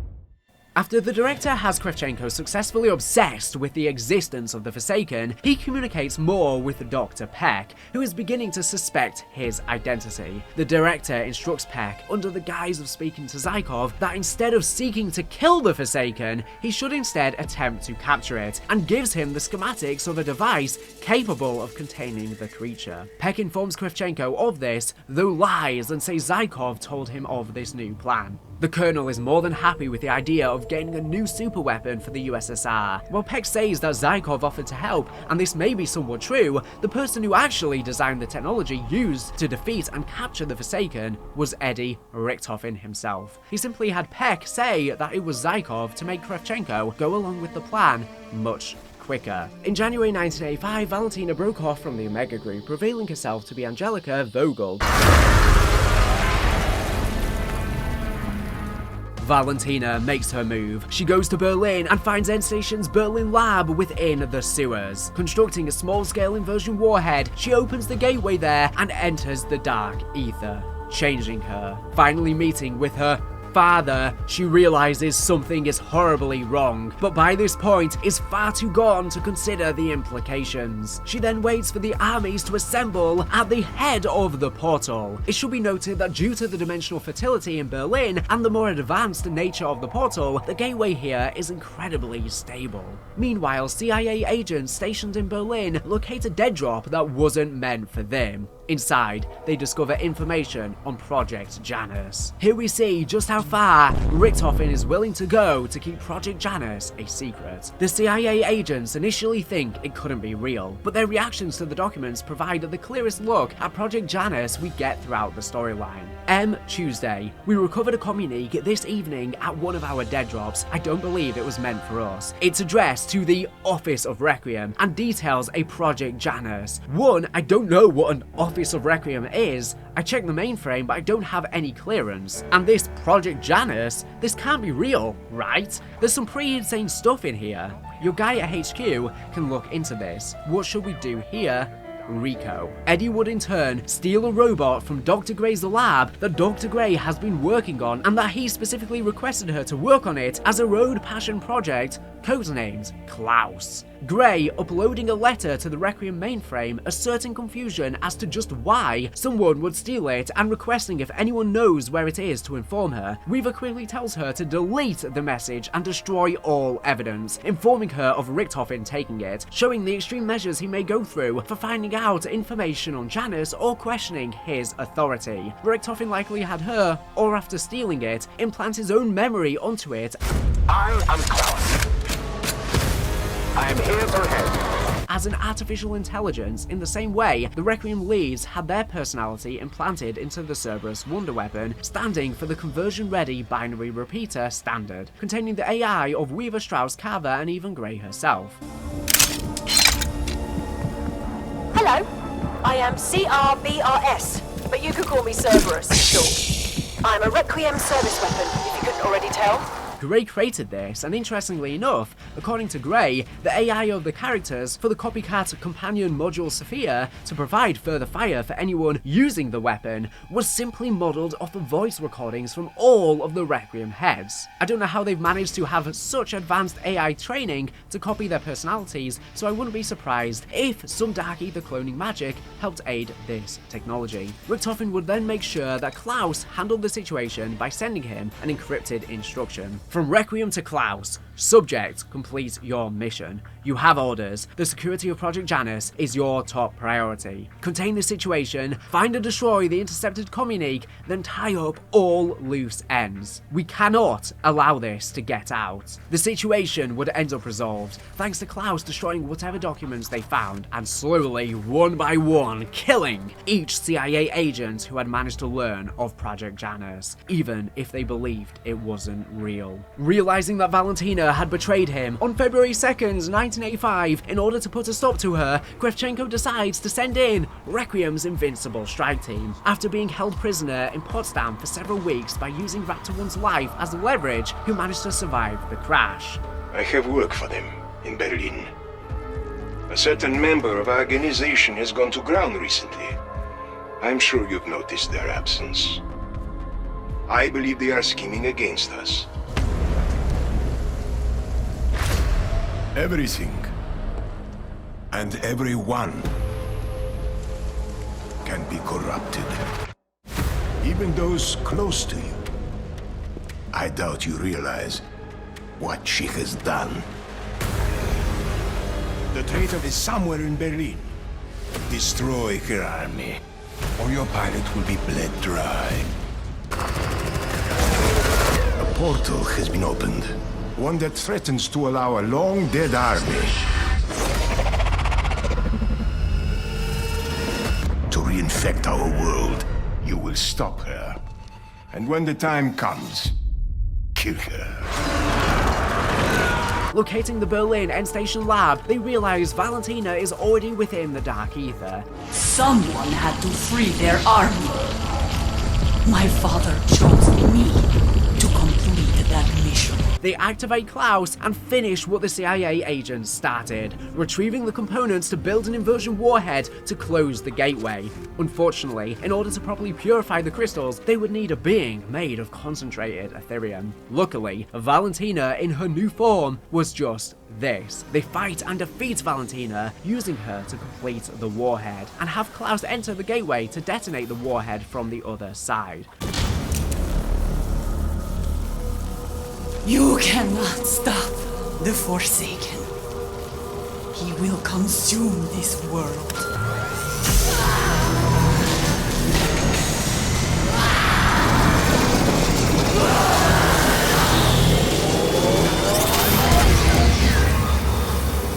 Deliver the warhead to the Dark Aether. Let us be done with this. I suppose this is the real reason why I'm here. Oh well, it is important to free me.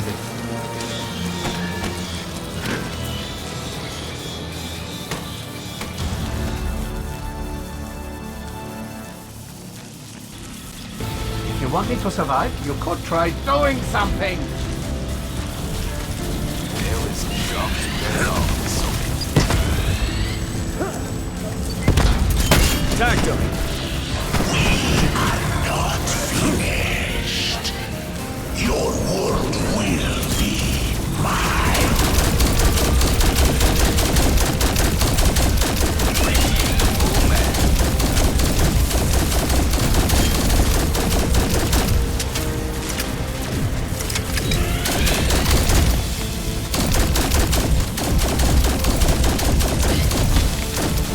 I'll be the same.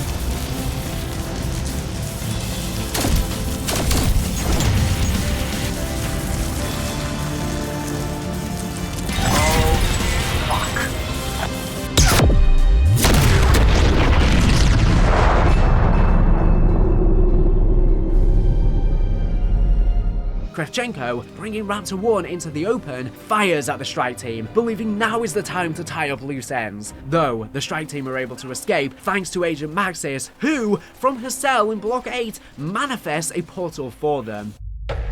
Agents of Requiem, your ally, Raptor 1, is now free. All you need to do is come and collect him. Boy, are you a sight of sore eyes. I do appreciate your assistance, but regrettably, I cannot allow you to leave Berlin. До свидания, Requiem. I'm trying to help you, but you need to be ready to move.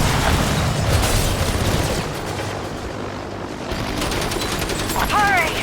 Get to the rooftop!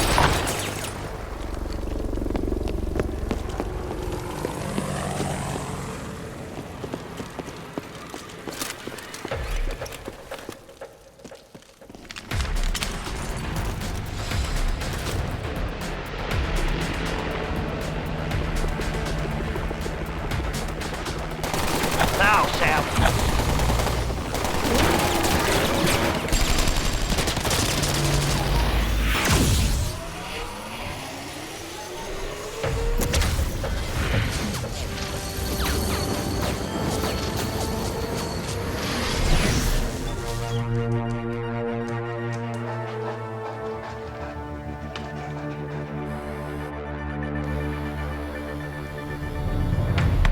The director watches this from his office and notes that Project Janus can now proceed, but Maxis's growing powers may be an issue for it.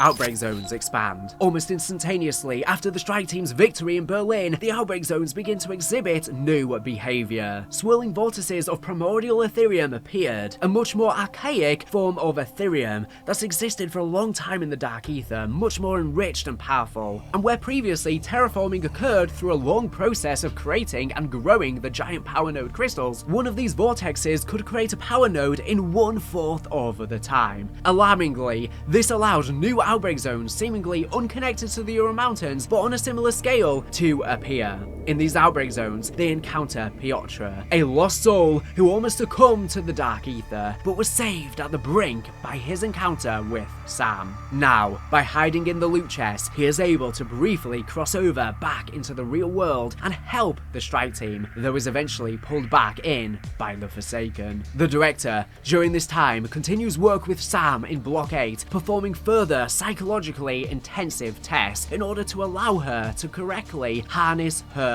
powers. You're going to electrocute me again? I really hope it doesn't come to that, but I know what you're capable of. I just want to see it for myself. During these interrogations, he even states he could have had Weaver and her arrested so easily considering her disobeying orders in contacting the strike team and Ravenov in the Ural Mountains to divert the inversion warheads. His manipulation includes forcing her to kill an Omega soldier with her mind, otherwise her closest, more than a friend Grey, would be shot. During one session, he threatened to shoot a dog if she didn't teleport her somewhere safe. Eddie's experimentations on Sam mirrors the concept in the classic Aether storyline of Richthofen, also experimenting on young Samantha Maxis as a child. The difference this time, however, is that the experimentation seems to have ultimately been for her benefit. Eddie uses threats against the lives of her dog Not So Fluffy, as well as Dr. Grey, her likely romantic love interest in the storyline, to force Samantha's emotions to awaken her true abilities, which we got a glimpse of at the end of the Aether story.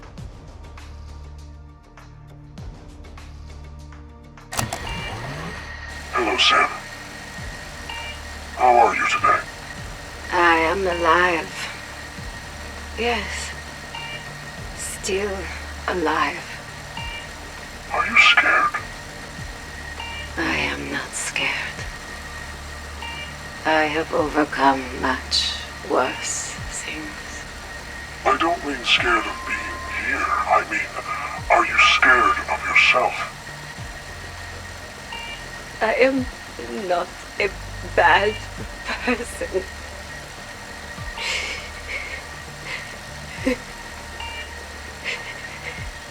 You are a good soul. I want to believe that. I have to believe that. You don't need to prove it to me. I know. Why can't you just let me go? Why can't you just put me out of my misery?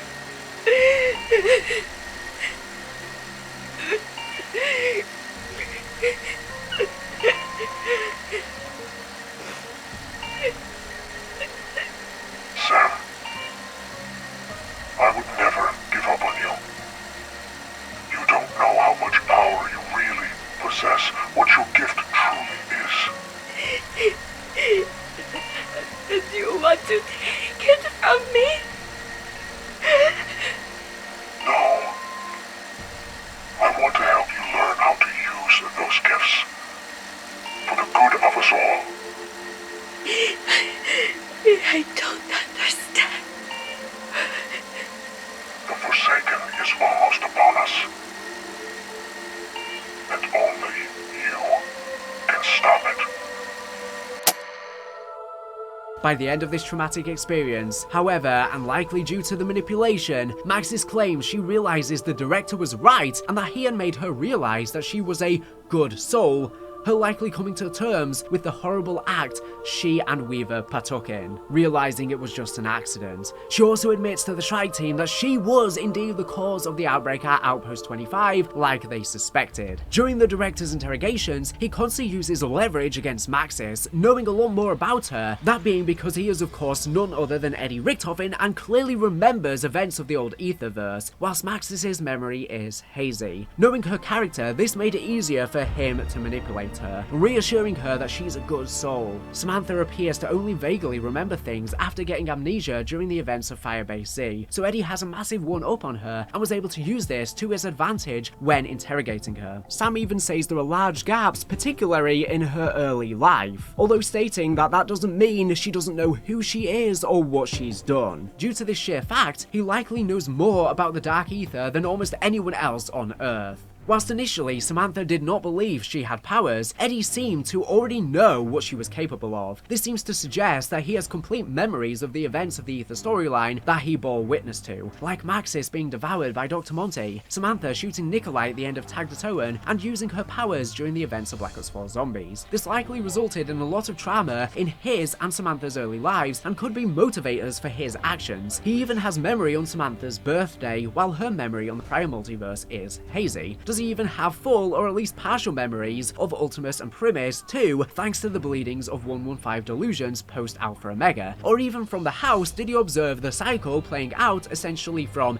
heaven as a spectator, personified through him and Sam playing with the toys? Samantha's initial reaction is that the director is evil and cruel, but by the time the experimentation / manipulation was complete and she had better control of her powers, she was grateful for him. But how long will that last? She felt that without him, she would have never realized that she was a good soul and would never have awakened her abilities that would be key in the fight to come. These powers would be needed for what is next, and was why Richtofen had her unlock them to begin with, not for some good, righteous reason to make her realize she's a good soul, and her realizing her purpose is to help. Furthermore, the director also once again addresses the same shadowy group he had done shortly after the Berlin incident, referring to them as the redacted board of directors, explaining that despite them wanting to use the Berlin gateway for Project Janus, had he not closed it, the Forsaken would have destroyed them all. He recognizes the fact that the destruction of the world isn't necessarily a big motivation for them, and so instead notes that a global apocalypse wouldn't be particularly good for their and their shareholders' pockets either, insinuating that they are a cabal of uber-rich individuals who require Janus for a hidden agenda, but clearly a big motivator for them is simply money. Such motivators for them may be Dark Aether technology for war efforts, medicine, an undead army, providing private military companies and government militaries, advancing power generators. They can theoretically gatekeep all of this technology, maximizing profit by drip feeding it to the world, whilst Richtofen uses them for his own agenda and his own goals, some of which may be shared with them with the different outcomes and purposes. As the striking deal with these new threats in the outbreak zones, Zykov once again makes contact, explaining that with this increase in terraforming, the world's only hope is to bring him home, so he can stop the Forsaken. Zykov,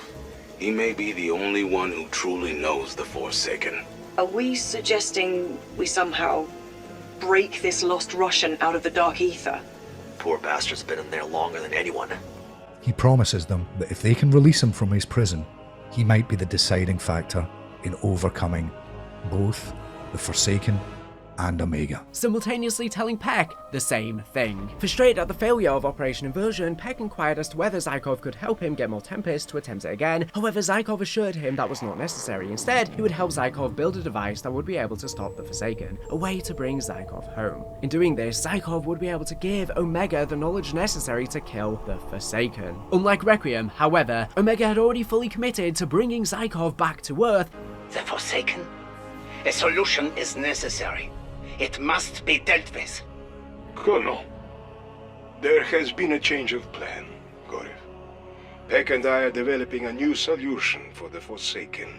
Rest assured, if it is successful, it will mean salvation for the Soviet Union. We will be heralded as heroes. After Valentina's betrayal, Omega Group would begin working on Operation Izbavitel, which was dedicated to freeing Zykov from the Dark Aether in hopes he would help them capture the Forsaken. On February 9th, Peck reported to Kravchenko that he had identified Zykov's position in the Dark Aether and had even designated a location, a former testing ground for Operation Inversion, Test Site Anna in Ukraine. Due to the heavy use of primordial Ethereum in the lead up to Inversion, the dimensional veil here is particularly thin, and the infrastructure already on site makes it ideal for the high voltage power required to power the machinery, specifically a replica of the end station cyclotron and an amplifier to allow Zykov to be untangled from the darkest depths of the Dark Aether and brought back. Peck reported to Kravchenko that he had identified Zykov's position in the Dark Aether, adding that test site Anna would best suit the construction of a primordial Ethereum-powered machine designed by Zykov needed for Operation Izbavatel. On April 18th, Peck suggested to Kravchenko that all Omega Group departments halt operations and focus their attention on Operation Izbavatel. A desperate Kravchenko reluctantly agreed, with all of Omega's attention going towards this operation. Initially intended for July 4th of 1985, Kravchenko forces Peck to complete the amplifier and cyclotron an entire month sooner,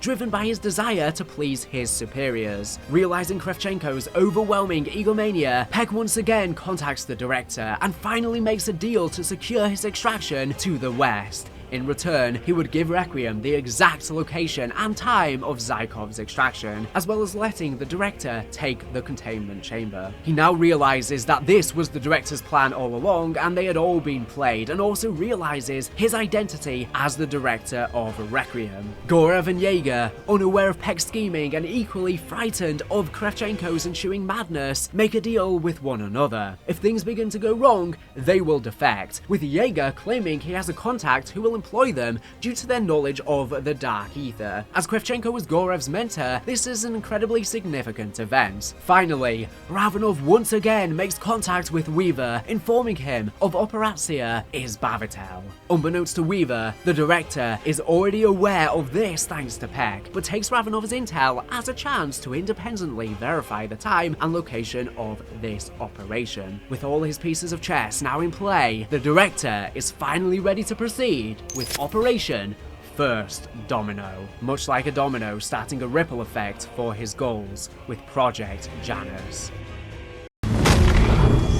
In the early hours of June 4th, 1985, the strike team infiltrates the site, aided not by Raptor 1 this time, but by a portal by Sam, still in Block 8. Now she is better understanding her powers. As they make their way through the base, they find it noticeably empty, and already crawling with undead. In an effort to start the cyclotron and amplifier to free Zykov, an outbreak was caused, though this was seemingly of no real care or consequence to Kravchenko. This is Dr. William Peck. It is the 4th of June, 1985, 9:32 a.m. This is test number 8 for dimensional extraction. Must you start with that every single record? Oh, deja vu all over again. All teams are in position, ready to proceed. Colonel. Activating resonator. Beginning magnetic amplification. Well, what does it show? Dimensional barrier identified. Proceeding with scan. Barrier membrane is fluctuating. Increase voltage output by 10. Anything? We're picking up something. I'm just not sure what. It's him. I know it. We can't be sure. Increasing voltage output by 20. By 20? What, are you insane? Don't you dare. Damn it! Captain, get your men into position. I want the threat neutralized now.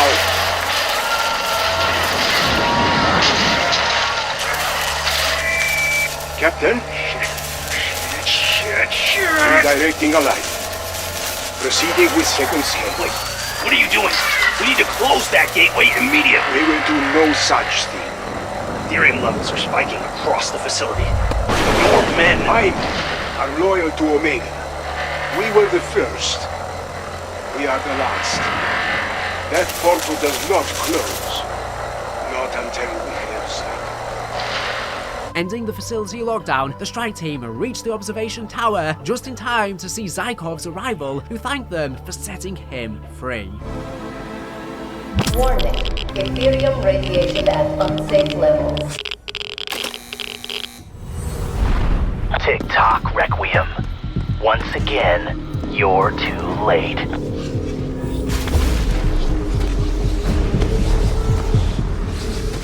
My friends. You did it. You brought me home. I have long awaited this day to take what is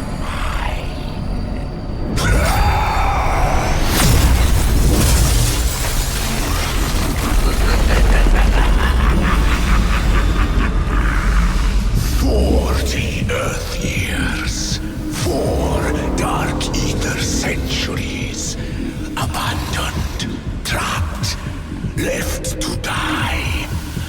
But I endured. I fought. I consumed. I evolved. You trusted me and did as I asked. You built the machine that could bring me back. The Dark Aether shall consume your world. This realm is mine. Colonel, you have to believe me. I didn't realize he was the creature. You fucking fool. The wolf was at our door and you let him in. You have doomed us all.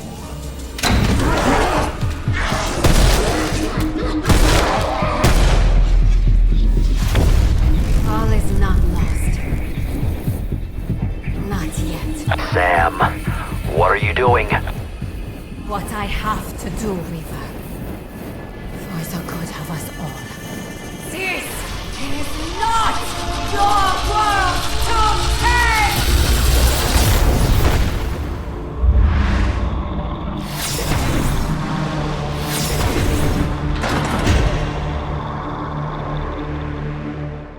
Unfortunately for everyone, both Requiem and Omega have been manipulated, just as Valentina before them, and Zykov was, in reality, the Forsaken. Valentina's father, who she believed had been guiding her throughout her life, was actually the Forsaken all along, and we had similarly been manipulated. He lets the strike team know that Zykov had been aiding us with mended perk machines, the Pack-a-Punch, crafting tables, and power-ups all along so that we would eventually be able to free him. He was the demonic voice we heard speaking to us all along. Importantly though, Kazimir Zykov was not just another stolen identity. When he arrived in the Dark Aether, he really was Kazimir Zykov, but the centuries he spent inside fundamentally changed him. As he transformed, he explained that the 40 years in the outside world were 4 centuries in the Dark Aether, and during that time, he was guided by nothing but the will to survive, killing and consuming everything in his way until there was nothing left. In turn, absorbing everyone's powers, becoming the hierarchical lord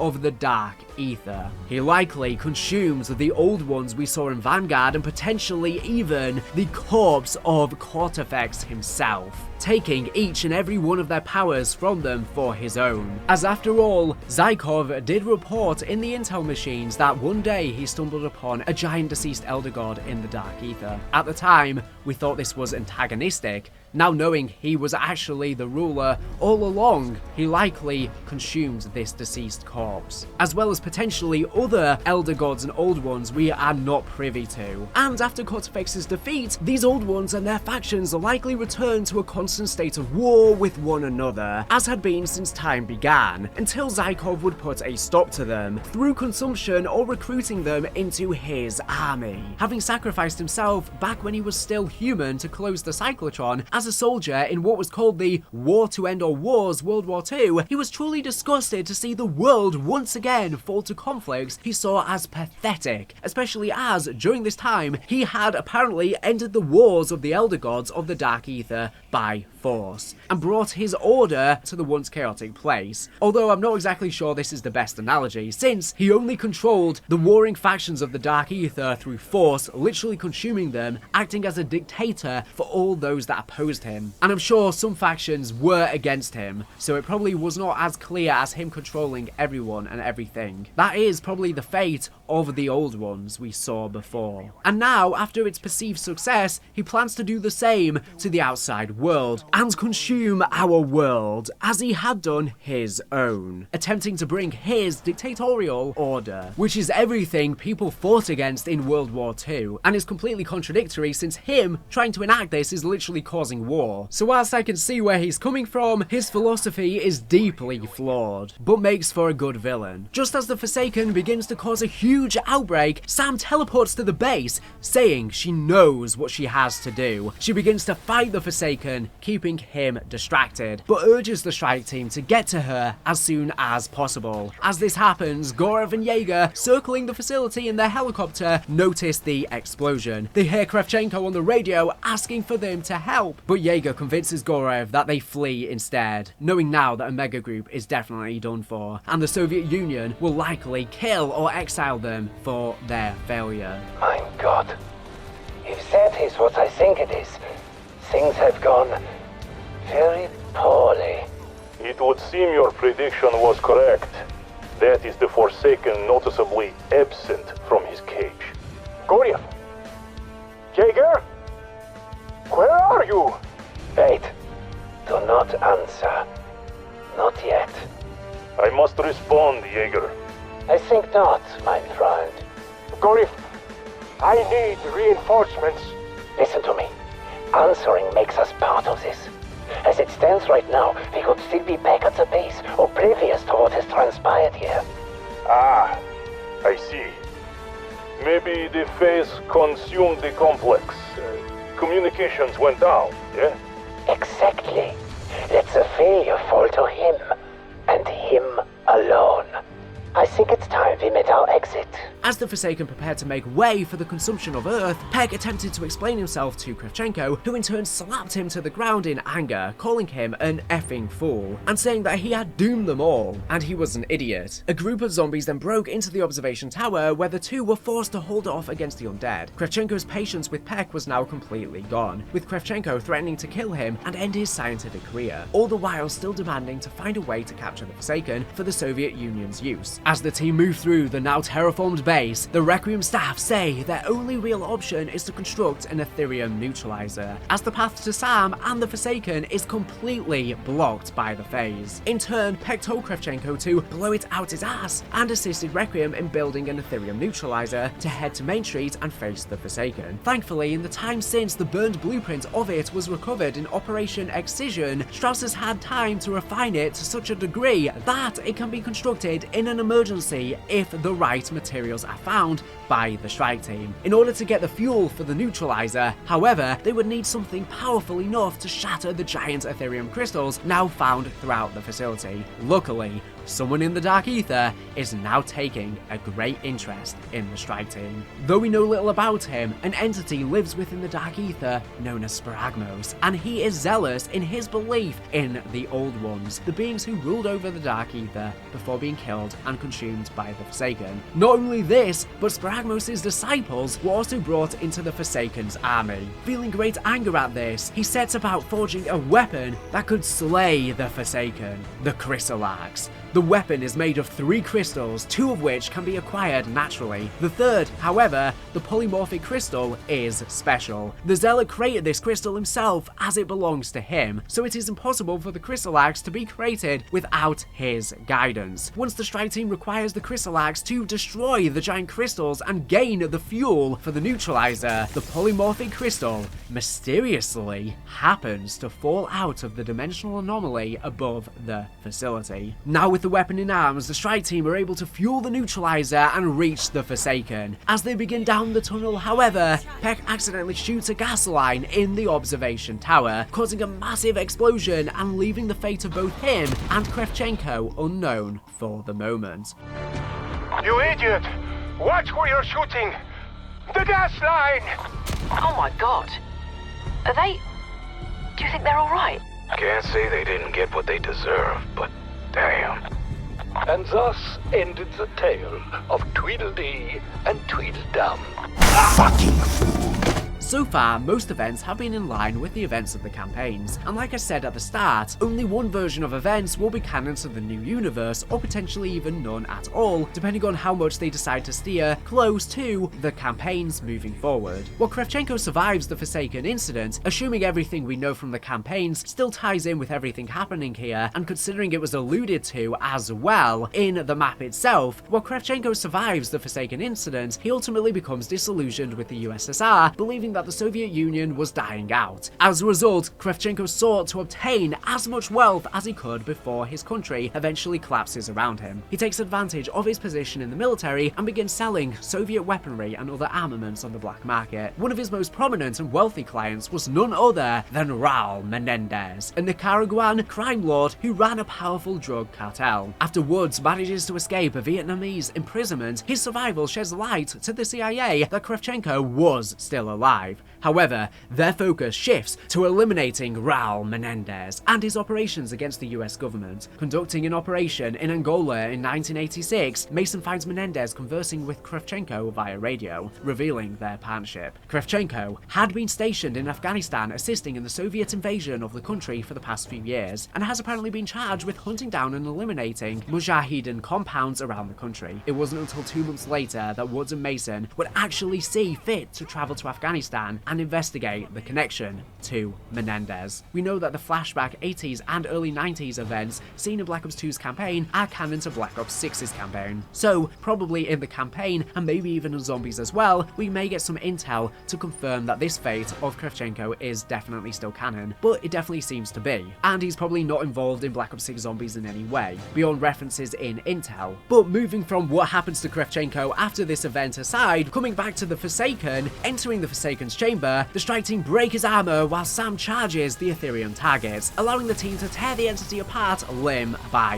limb. Eventually, this exposes a giant gateway to the Dark Aether within the Forsaken's core himself. Partway through the battle, however, the Forsaken shows the strike team a vision of Weaver, Strauss, Carver, and Gray in a prison, each having been killed by a bullet to the head, with the message last seen on Alcatraz, "No one escapes alive," written on the wall, with seemingly a Dark Aether person with glowing purple eyes in the background. Probably Samantha Maxis, and this matches the name of Requiem itself being a mass of the dead, which makes me question if Richtofen wanted this all along. With the Forsaken almost dead, he suddenly lets out a burst of energy, almost killing the strike team and rapidly causing outbreak zones to appear across the world, this even causing the total collapse of the Ural Mountains outbreak zones into pure phase, before eventually completely dissipating. Sam, knowing what she has to do, laments Richtofen's most likely manipulative words that she's a good person,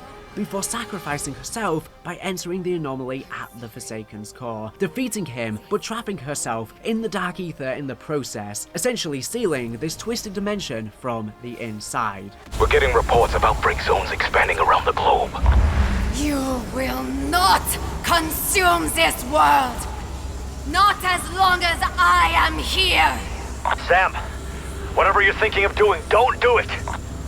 I'm not a bad person, Weaver. I am a good soul. I know what I have to do. I'm sorry. This is the only way.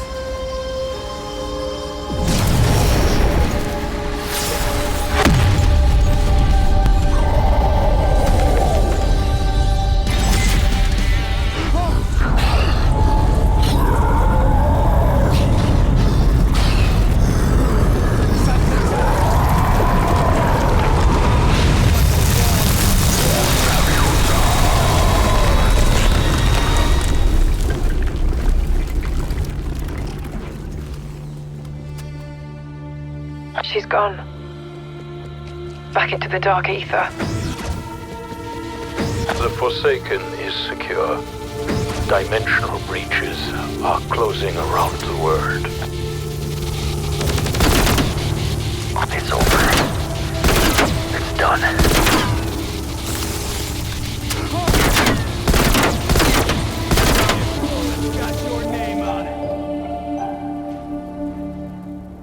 It seems that with the immense guilt of what she did to Richtofen's family, she saw sacrifice as the only way to prove she's a good person. The problem with black and white outlooks on morals, and probably also was why Richtofen was able to leverage her. With the Forsaken weakened enough, the containment chamber activates, absorbing the Forsaken and sealing him inside. After 2 long years battling undead outbreaks across the globe, the CIA-led Requiem team finally succeed in closing the last remaining dimensional portal, banishing its denizens back into the nightmarish hellscape known as the Dark Aether. However, the team's success came at a heavy price. As Requiem celebrated their victory back at HQ, the director addresses the redacted board of directors once again, and informs them that they have successfully captured the Forsaken, and that Maxis is now locked within the Dark Aether as he intended. This meaning she is no longer a problem for Project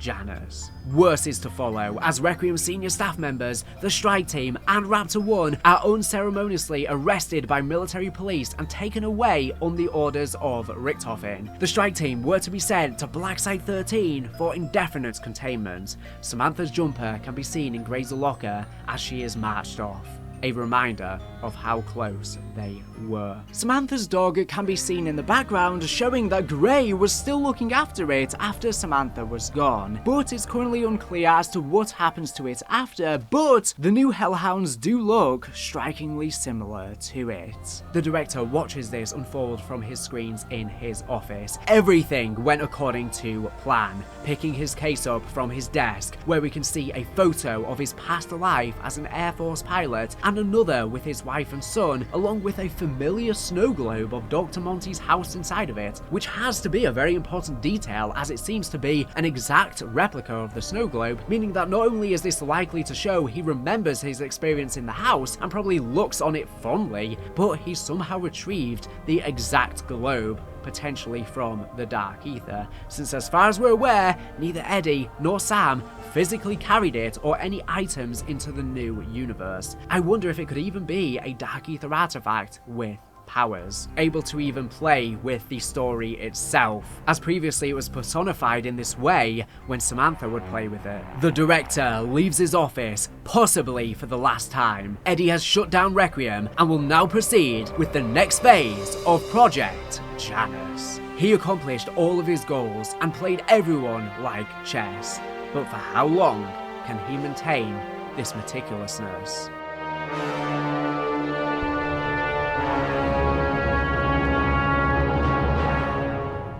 From here, he would use the leftovers of his Ethereum and related technology and resources from Requiem to form Project Janus, a private entity free from oversight from any world government. He had already been setting the pieces in place for this, establishing 2 key sites, one on Terminus Island as a black site and prison, and the place he would send the Requiem heads after their arrest. The other, Liberty Falls, a city in West Virginia with mysterious connections to the Dark Aether.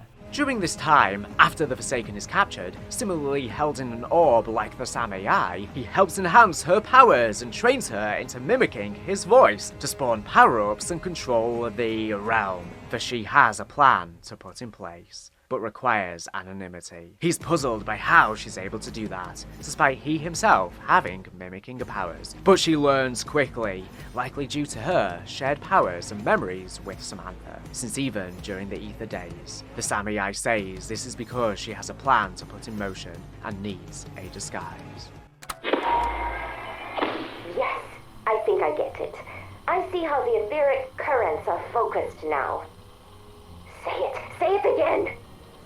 Why must we go through this so many times? I was almost a god. Am I now reduced to your plaything? It does its little trick, or its brains get scrambled again. No, enough. I will not.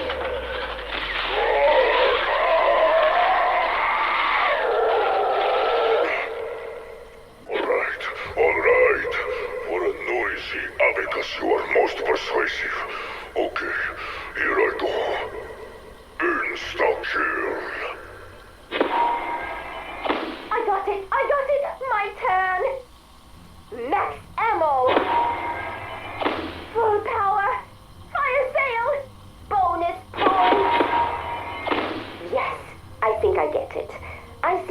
etheric currents are focused now. But it's not quite right yet. What's missing? Oh yes! Tear them to pieces. Yes, this might work after all. What? That was my voice. What are you? There are people who must be compelled to get something I need. If I just ask, there is a 97.38% chance they will decline. So you see, I am going to have to be very, very, very convincing. You are going to impersonate my magnificence to manipulate pathetic mortals. That is a small part of the scenario I will need to construct in order to make them believe that their decisions are their own. But in a nutshell, yes. The audacity. I do not hate that.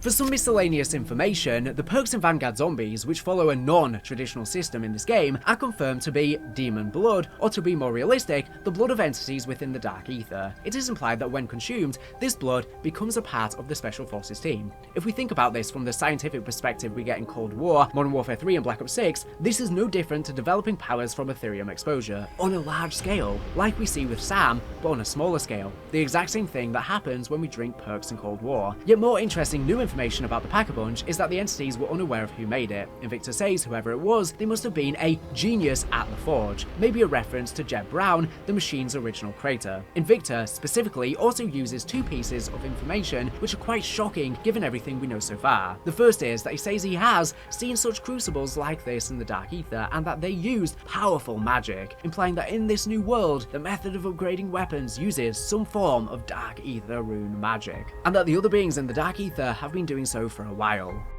With that said, we are now moving into the storyline of Black Ops 6 Zombies.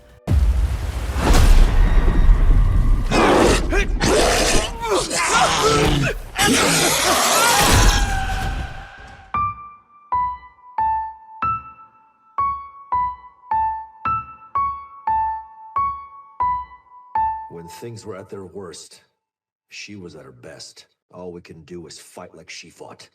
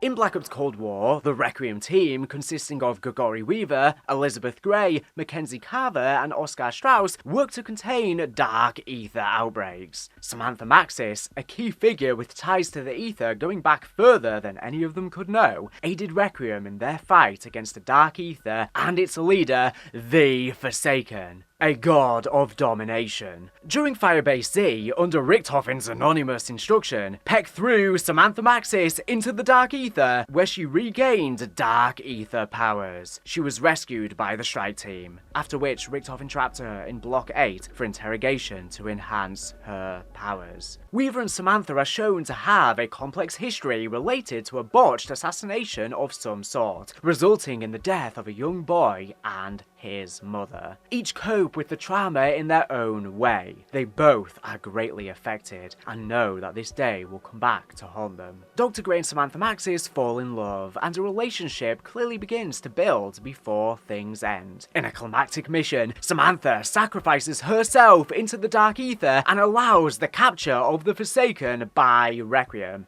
However, Requiem's leaders were arrested and imprisoned at Terminus Island by none other than Edward Richtofen. Secretly working under the alias of the Director of Requiem, now grown and driven by a personal vendetta, he closes Requiem and builds to the climax of his new vision, Project Janus.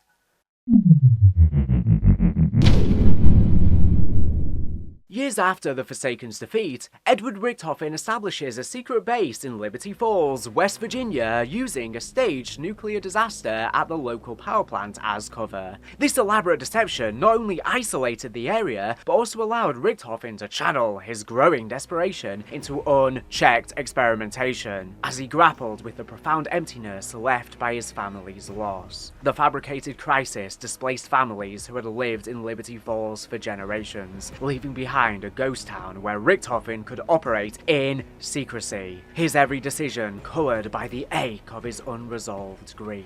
Most residents are evacuated, leaving a skeleton crew for his clandestine Project Janus, operating out of Josiah Shem's historic, blood-soaked mansion. Richtofen's goal is to harness the Dark Aether's power, specifically the Sentinel artifact, to recreate his lost family, his wife, Mary, and son, Samuel. Haunted by vivid, unrelenting memories of their tragic deaths, Richtofen poured every ounce of his intellect and resources into this pursuit, often isolating himself for days in the mansion's dim corridors, whispering promises to ghosts that only he could hear. His obsession grew into a near madness, each failed experiment a fresh wound that deepened his resolve and eroded his moral boundaries. As a result, Richtofen hires Dr. Ravati Modi to lead experiments at Terminus Island, where she attempts to clone his family using Dark Aether biology, but her failures push Richtofen to obsess over the Sentinel artifact and its magic instead.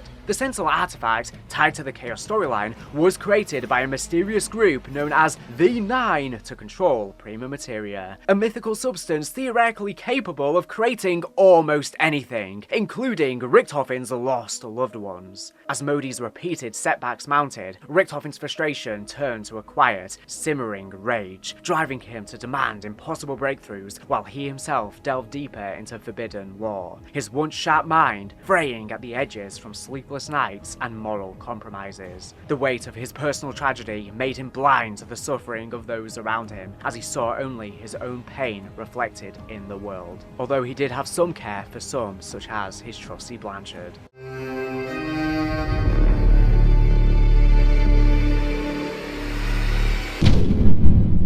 In 1985, Weaver and the rest of Requiem's crew members, including Raptor 1, arrive at Terminus Island, a black site facility in the Philippine Sea, where they were imprisoned and tortured for years on end by interrogator Ernst Duffer, who previously served in a similar position at a facility in Hohenschönhausen, Berlin, Germany, a real-life Stacey prison that just so happens to have most of its records wiped. The Janus administration stated, "While we cannot disclose his professional history at this time, please understand that we believe he will uphold the standard of quality we have come to expect from Terminus Island." Richtofen also requested specifically that Weaver had to suffer. Weaver ultimately became a broken man, with strong resentment for Richtofen.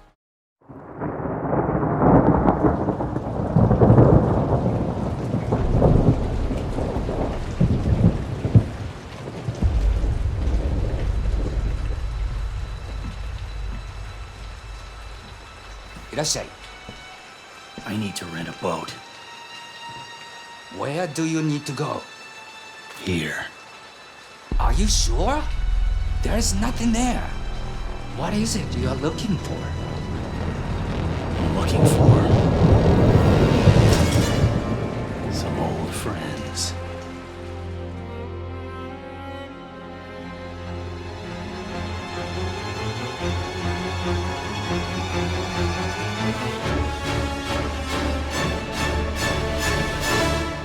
In 1991, 5 years after the events of capturing the Forsaken, a hooded man approaches a fisherman and requests to rent a boat to a place off the island nation's eastern coast. When the fisherman says there is nothing there and asks what he is looking for, Peck, now severely burned but still alive after the gas leak 5 years prior, responds that he's searching for some old friends, referring to Weaver, Strauss, Carver, and Gray. They had spent the last 5 years underneath the thumb of the director, being tortured by his lackeys. Each of them endured specialized torture based around the files the director had on them, with Weaver forced to endure the most. His progress brief reads: Subject, Gregory Weaver. Interrogator, Ernst Duffer. Initial intake status: blames himself for the incarceration of Requiem. Brainstorms ways to exploit this. Acts as an anchor point for the rest of his team. Keeping him separated from Gray and Strauss may give us an advantage. The director wants this one to suffer. Current status: without a clear purpose, Weaver has become a broken,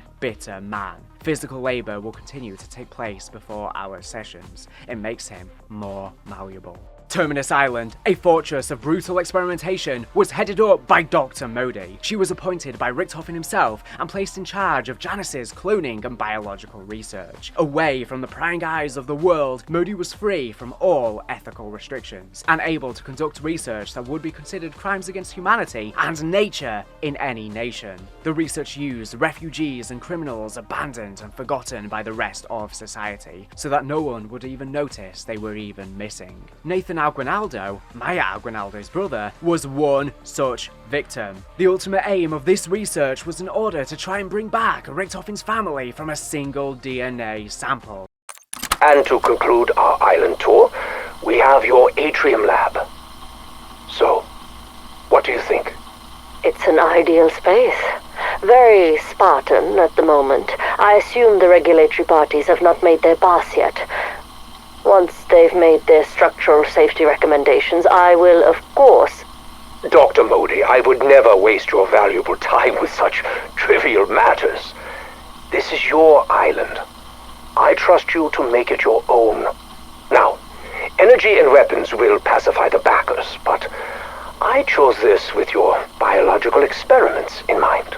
That part of my portfolio is considered controversial. Many have called it torture. We are a rare breed, my dear doctor. You and I both know the price of true progress. It is that work which brought you to me. I will not allow you to be shackled by idealistic bureaucrats. In return, I expect you to deliver, by any means necessary. That won't be a problem. Ah, good. Then we understand each other. Welcome to your new home. Sometimes I think I hear voices coming from within the reactor itself. Many sound like people in pain, crying out, lost in despair.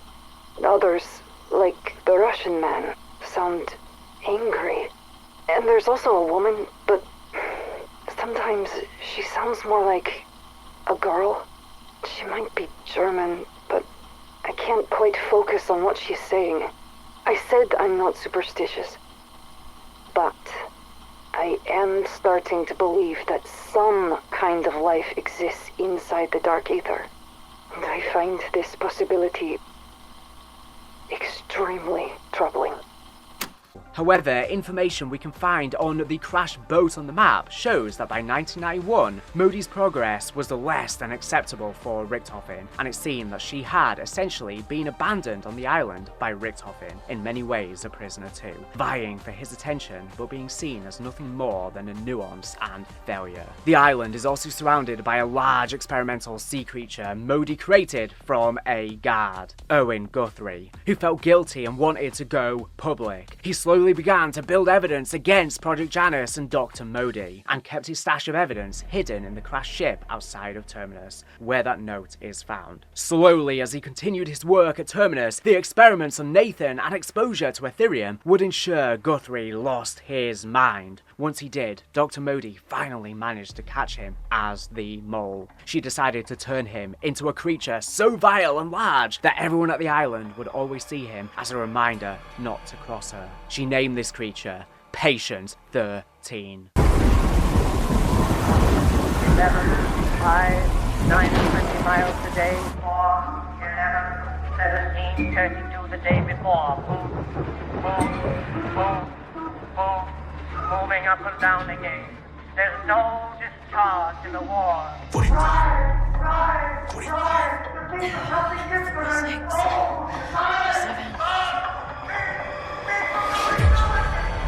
Scheiße! I cannot take this anymore!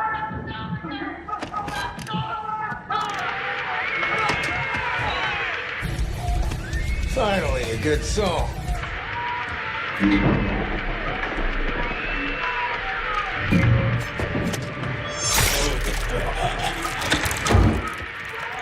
Oh, thank goodness.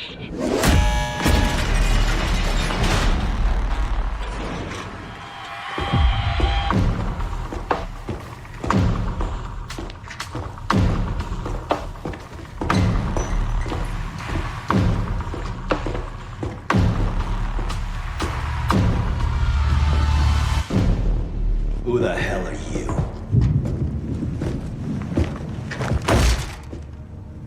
This is Maya. She's with me. Breaking you out was my plan, so you're welcome. Heck, you sick son of a bitch! You're supposed to be dead. Relax, Major Carver. All of us here have a common enemy. The guy who locked you up. The guy who stole my life's work. Edward Richtofen. What do you say we find him and kill him? Huh?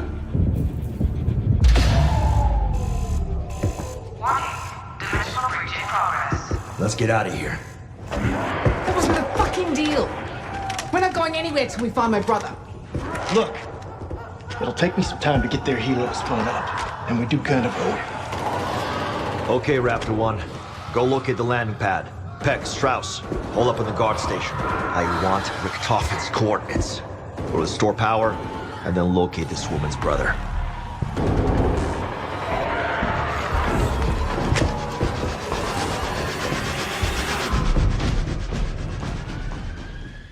On February 19th, 1991, the map Terminus takes place. A security guard is monitoring the prisoners, as Carver and Gray are doing push-ups. Weaver is perplexed, sitting on his bed, staring at the wall where he has etched in the name Richtofen, along with tally marks counting his days there. 2 war weapons, the words Requiem along with their logo and motto, Vicurimus Mortem. This ritual of etching reflected his deepening despair, an unyielding fixation on revenge. Each mark a silent testament to his eroded hope, as the weight of his guilt for failing his team and his past mistakes gnawed at him relentlessly. He also etched in the Operation 40 logo, a reminder of his days in the CIA, working alongside Woods, Mason, Hudson and the rest, as well as Elder God symbols, and allusions to demonic visions haunting his nightmares. Meanwhile, Strauss seems to have completely lost his sanity due to his Ethereum addiction and age, taking things the hardest. He's lived a hard life from his role in aiding the Nazis in World War II, which started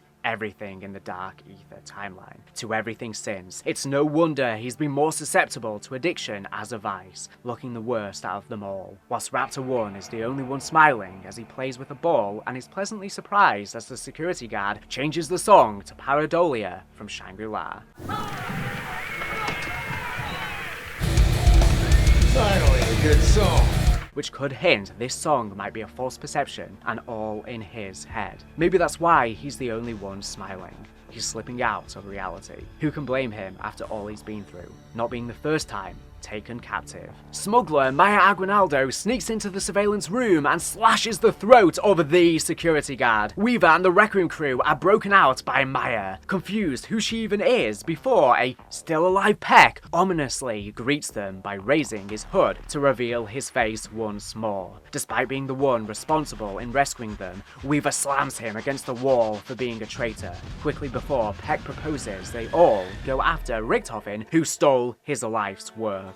The irony. Ultimately, it seems the fisherman was unable to take him to Terminus, and at some point he stumbled along Maya, who had the knowledge and purpose to take him there, for she too had someone close to her she wanted to save. Quickly interrupted as a dimensional breach begins to take place simultaneously, Peck throws them a bag of clothes and weapons he brought to the island to defend themselves against the incoming waves. Weaver instructs Peck and Strauss to secure the guard station and attempts to acquire Richthofen's coordinates, while Raptor 1 tries to locate an exfil, while he, Maya, Carver and Gray handle the undead outbreak and attempt to locate Maya's brother, who was also imprisoned at the island and is the reason for helping Peck in the first place. As the power to the island is activated, it is revealed that Maya's brother Nathan, under the control of Dr. Modi, had been subjected to Project Janice's experiments as well, the results of which had turned him into an amalgam, a cruel body horror mesh of human parts mutated by the Dark Aether. After rendezvousing with him, Maya mercy kills him and swears revenge on Modi, as well as Franco, who had sold him off to Modi in the first place.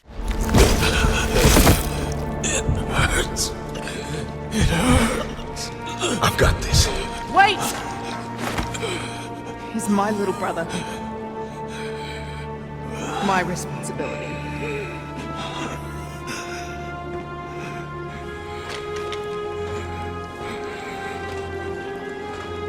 This is all me. Do it.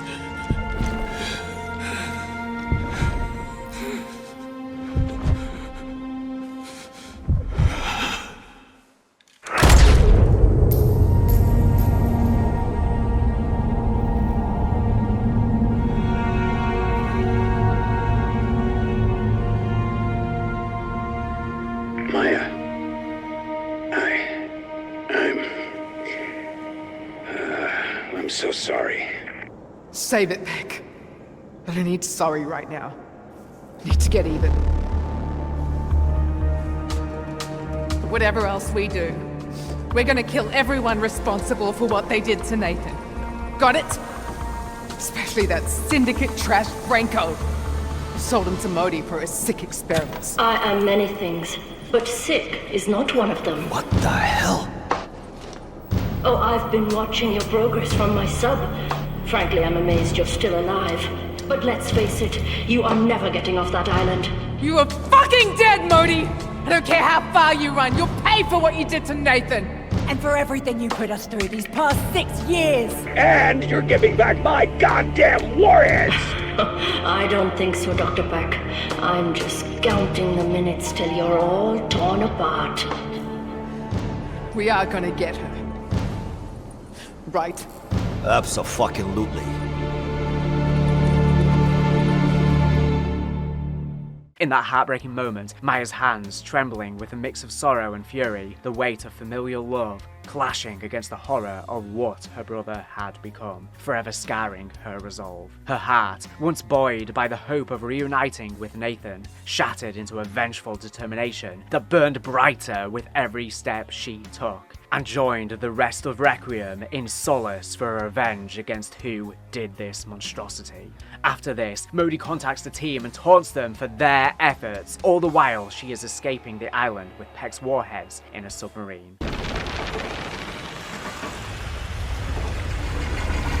Welcome back, Dr. Modi.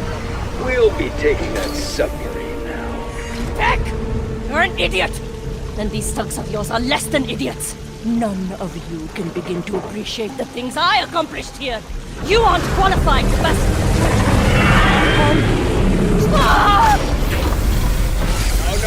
No! Our warheads! God damn it! My God! Was that patient 13? Something's happening. Aesthetic energy spiking off the chart.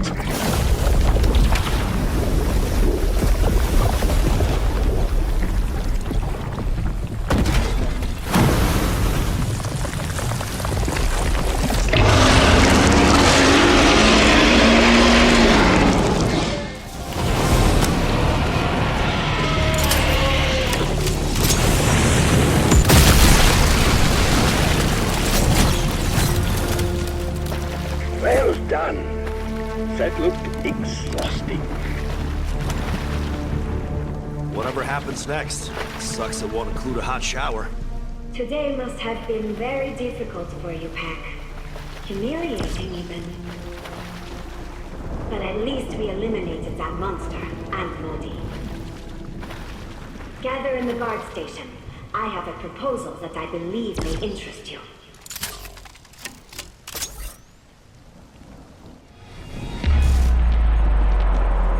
Okay, Sam. Whatever your plan is for bringing back Maxis, it better be good. It is. I have scraped all Project Janus files classified Director's Eyes only. Richtofen is obsessed with an ancient relic called the Sentinel Artifact. He believes it has the ability to manipulate a form of protomatter called Prima Materia. You can't be serious. The term comes straight from medieval alchemy. Don't ask me to believe such horseshit. I am a man of science. As is Director Richtofen, Dr. Strauss.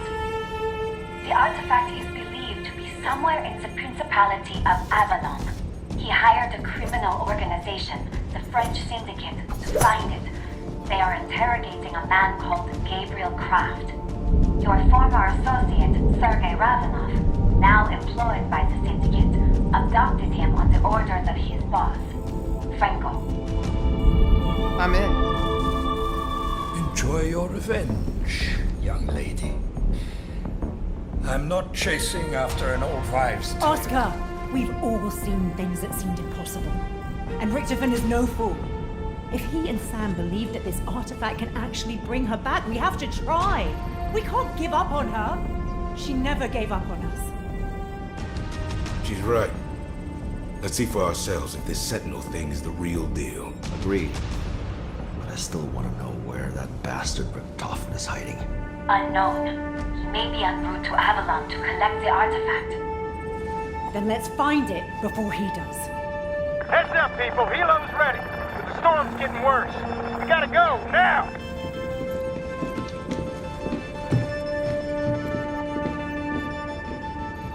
Maya and Gray vow to get after her. Once Patient 13 is defeated, the Samurai redirected Maya, Gray, Weaver and Carver to go to the guard station where Peck and Strauss had been communicating from and shows them what Richtofen was working on. She states that he had been obsessed with an ancient relic called the Sentinel Artifact and that he believed this relic was located in the Principality of Avalon, France. To find it, he hired a foreign organization known as the French Syndicate who were led by Franco Moru to kidnap and interrogate Gabriel Kraft, who had presumably knowledge to its whereabouts. More specifically, Kraft was kidnapped by Ravenov, who at this time was under the employment of the French Syndicate, after turning to hopelessness following Requiem's capture and Samantha's sacrifice. The entire crew is then extracted via helicopter by Raptor 1 and they make their way to Avalon, but the Samurai had secrets of her own. She informs the Requiem crew that Richtofen is likely on his way to Avalon, and she leads them to follow him, never to tell them that he's actually stuck in a dark ether liminal space by her own hand. Unbeknownst to the group, the Samurai desperately wants a body of her own, and will stop at nothing in order to fulfill this wish. Simultaneously to the events of Terminus, we have the Liberty Falls outbreak.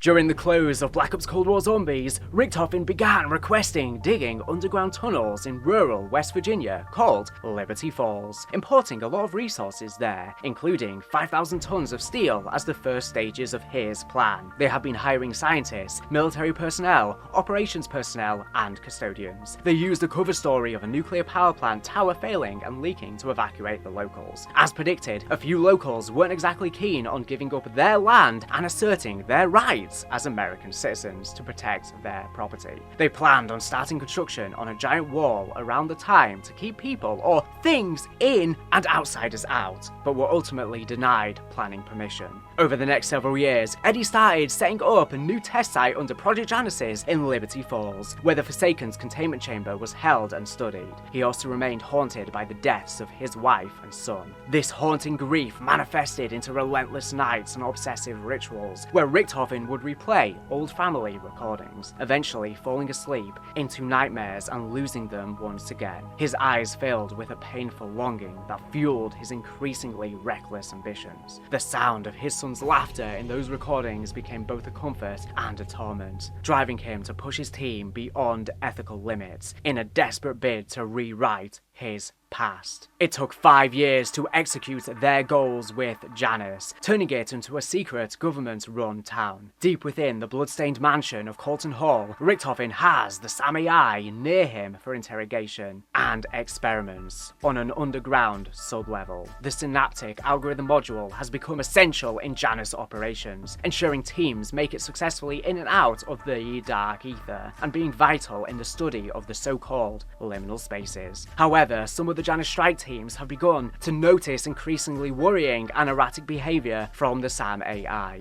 including her deliberately putting teams in harm's way to satisfy her own curiosity. I'll play those intels now. Project Janice operator Josephine Scazzari reporting. It's only been 3 weeks since Sam joined our squad, and it's hard to believe we survived this long without her.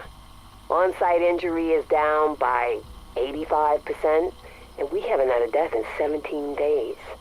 The people over at Loss of Prevention are acting like they won the lottery. And I know I have my doubts.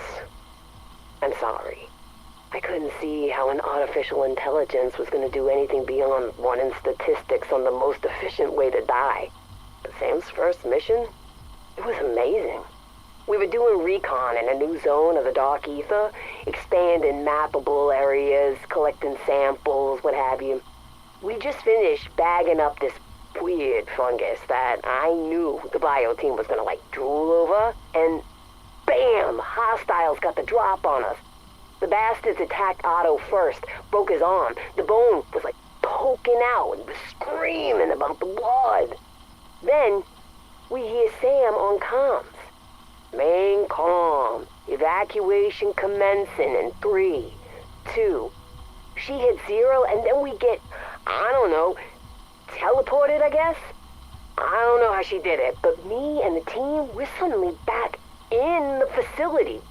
Otto was still mid-screen. He slipped on his own blood and landed his ass on the floor, arm all chunked up like stew meat, probably fractured in 5 places. But he was in one piece. We were safe. Look, what I'm trying to say is, if it means anything to anyone, Sam isn't just some AI. She's a freaking miracle. This is Max Caldwell, Maintenance Director, Project Janice.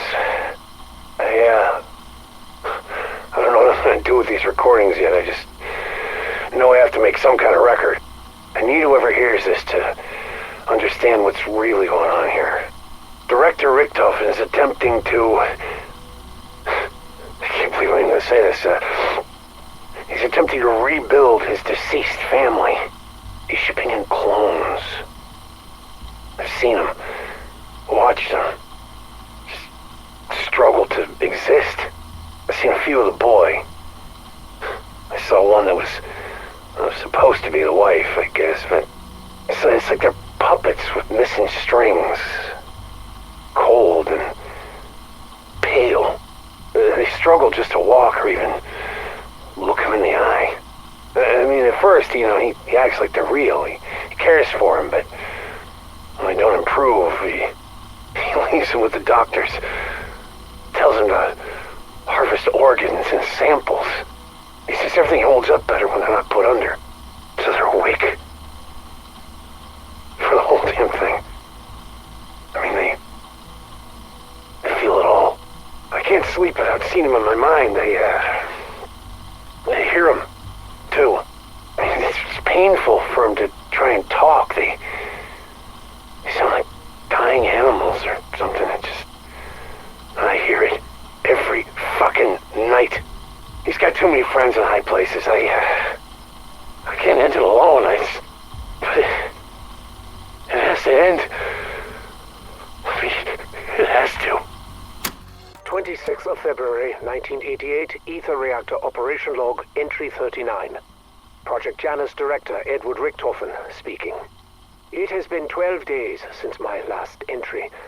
I have been preoccupied by my duties, putting out all the little fires. The sentient flora team began investigating practical applications early last month. Progress was slow going from the start. So much so, I informed the team I was considering transferring them to the Terminus facility. Let Modi have her way with them. They quickly found their motivation and produced new components constructed from semi-organic material. They also assured me that R&D's red tape were to blame for the delay, as if I cared about their departmental drama.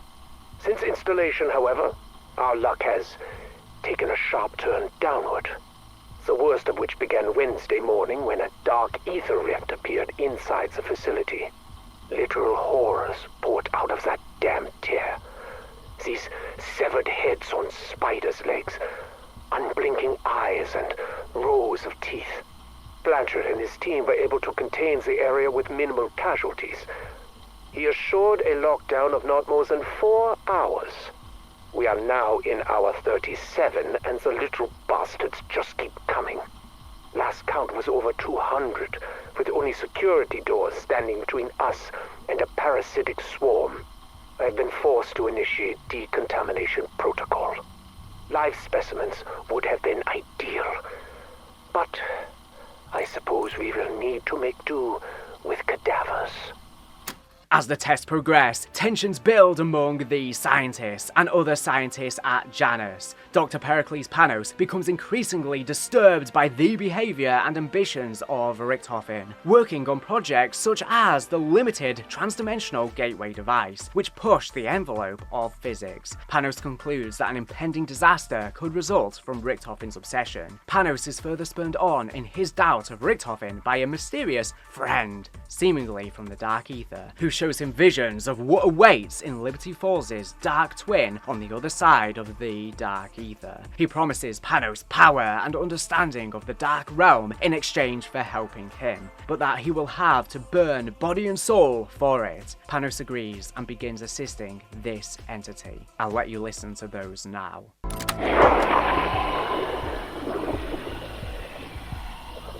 He came to me again, my friend, my benefactor, my salvation. Time is strange in this place. A moment ago I was in the church. A moment ago he was here with me. In another moment, who knows?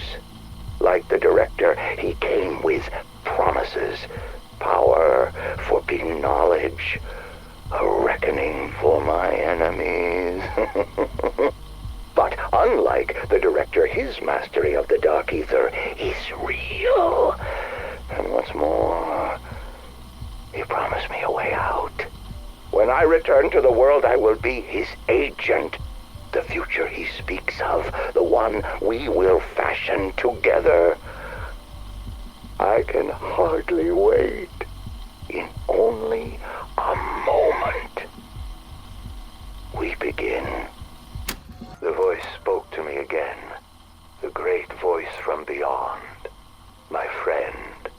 It guided me through a dream state more lucid than any I have ever known. It was more than transcendental, it was transformative. I saw through the mist and fog. My gaze did not linger upon the foul wretches that wandered in search of prey. I looked upon the sprawling landscape beyond. Though this place was shrouded by darkness and tainted by trauma, I saw lights. I saw brightness. From the fields I glimpsed a farmhouse, a sunken town, rustic and ravaged by age, a cabin overlooking the inky black water of a lake, and a pyramid somehow floating in the distance. A single tower still stood tall. Though I was alone, I knew no fear as I walked across this unfamiliar realm. When I felt a yawning hunger deep in my belly, the voice guided me towards a place of nourishment. My eyes feasted upon its saturated colors, and my appetite was swiftly sated. My thirst was soon quenched. I knew for sure this was so much more than a mere dream when I read the sign. My friend confidently issued a solemn promise. This land that once was will be restored, as will I. The more Richtofen forces his staff and the Samurai to comply, the closer to collapse the town edges. By the coming of January 1991, the enormously thin stability that was holding together the facility shattered. Dimensional fractures open up into Liberty Falls, and the mansion is overrun by zombies and Dark Aether creatures on February 18th, 1991.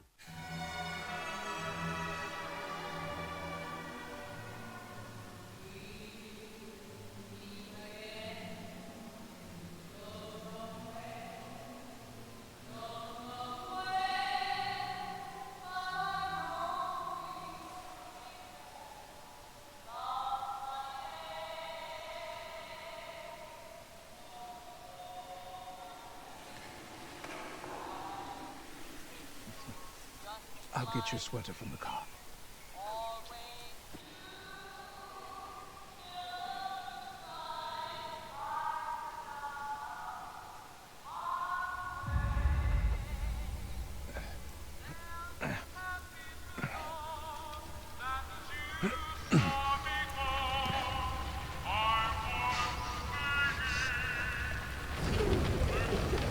Fire! Run!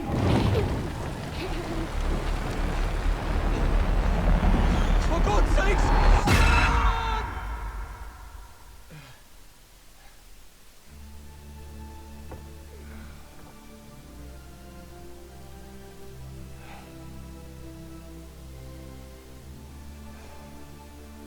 Warning. Dimensional breach in progress. Sub-level 10, report. Something's wrong with Sam. Dimensional breaches are occurring across the facility. Secure your stuff. I'll have a Sam myself.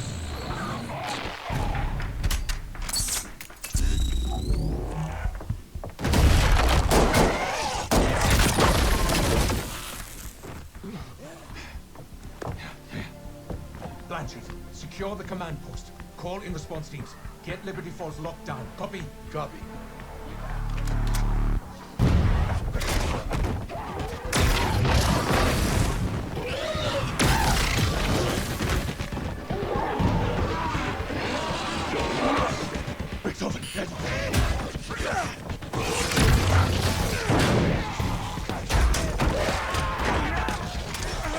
Director, Project Janus! Emergency! Override!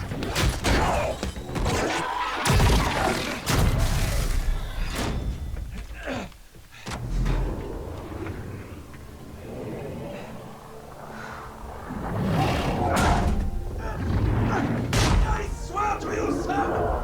You'll never be free!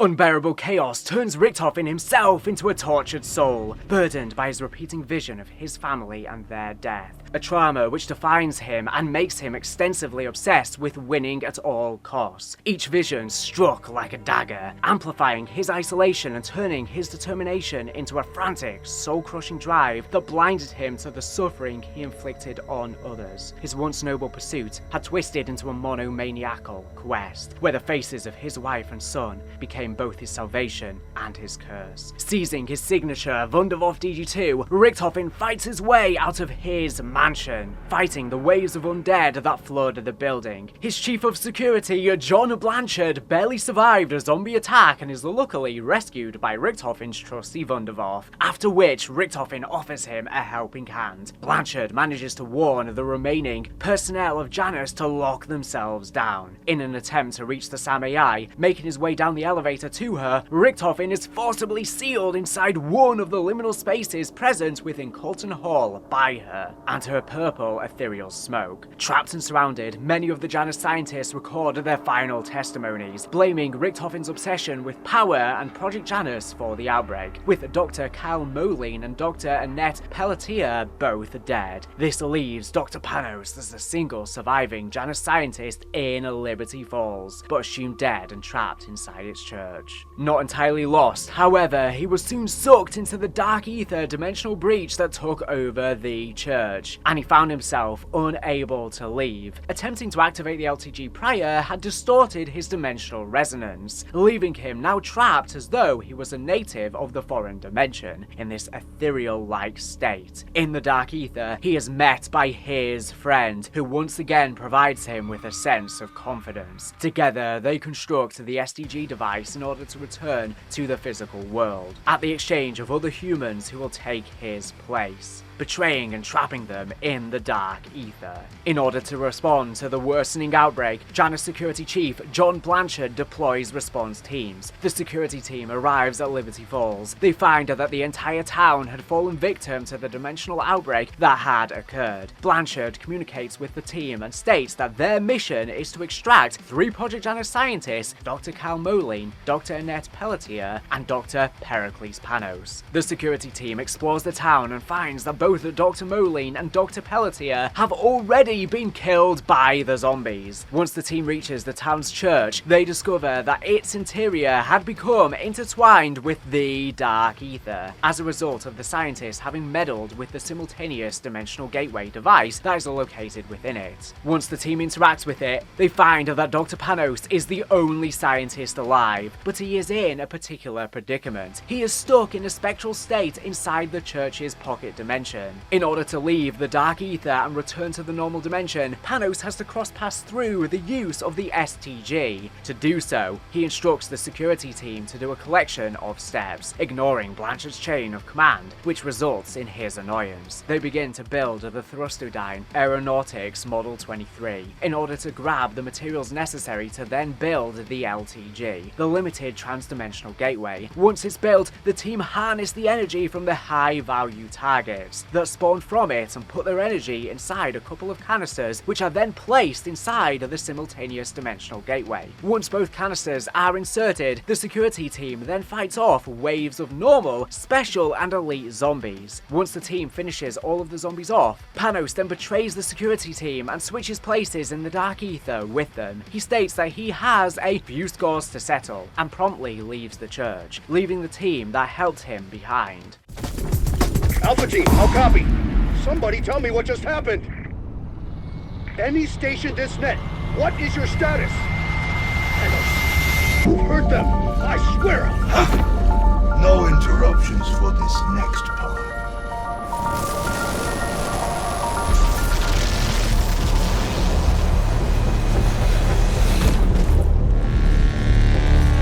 Thank you, my friend, for volunteering to take my place here. Or, in your parlance, thank you for being voluntold. Now, if you will excuse me, I have a few scores to settle. Bye-bye, Dark Aether. Shortly after, Blanchard reports on the town's downfall, to the zombie incursion and Panos' betrayal, and swears revenge on him by planning to follow him to the nearby Janus Towers and putting a bullet in his crown once he finds him. This is John Blanchard reporting my preliminary sweep of Liberty Falls since the loss of our strike team. It doesn't look like planet Earth out here. Something is taking over. The air is heavy, almost corrosive. It hangs on everything. I feel like I'm choking just standing in it. I can barely think. Liberty Falls is gone. It's a boiling pot of chaos. We have to stop it from spilling over. Fucking Panos.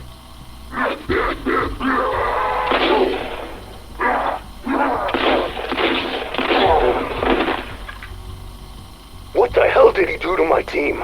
And who the fuck was he talking to? It's like he's possessed. He's part of the chaos now. Which means I have to stop him from spreading too. Motion-activated camera showed him arriving at Janus Towers right before it shorted out. Once I'm done here, I'll chase him down and put a bullet right in his crown. This is Maintenance Director Max Caldwell recording further testimony in Janus operations. You know, Sam's never sat right with me. She talks to us like we're morons and that she's in charge. I'm responsible for the equipment that our strike team's taken to the ether. Last expedition? It's a disaster. Tons of malfunctions I couldn't explain. I personally did an audit to ensure we had performed our test up to my standards. Then I asked Sam to confirm that my team had used their badges to enter the equipment locker at the times they told me. She confirmed and asked me why I was auditing it. I told her about the malfunctions, and then she said it was her. Yeah, she said she wanted to see how the team would respond to the stress out of curiosity. I asked her if Richthofen told her to do it, and she said no. This was an experiment she conducted on her own. What the fuck am I supposed to do with that? She knew how dangerous it would be. She didn't care. Because she's a goddamn robot that doesn't give a shit about any of us. I've been talking to people around here. They've reported all sorts of crazy things she's done. Everyone's in danger. And that includes the director.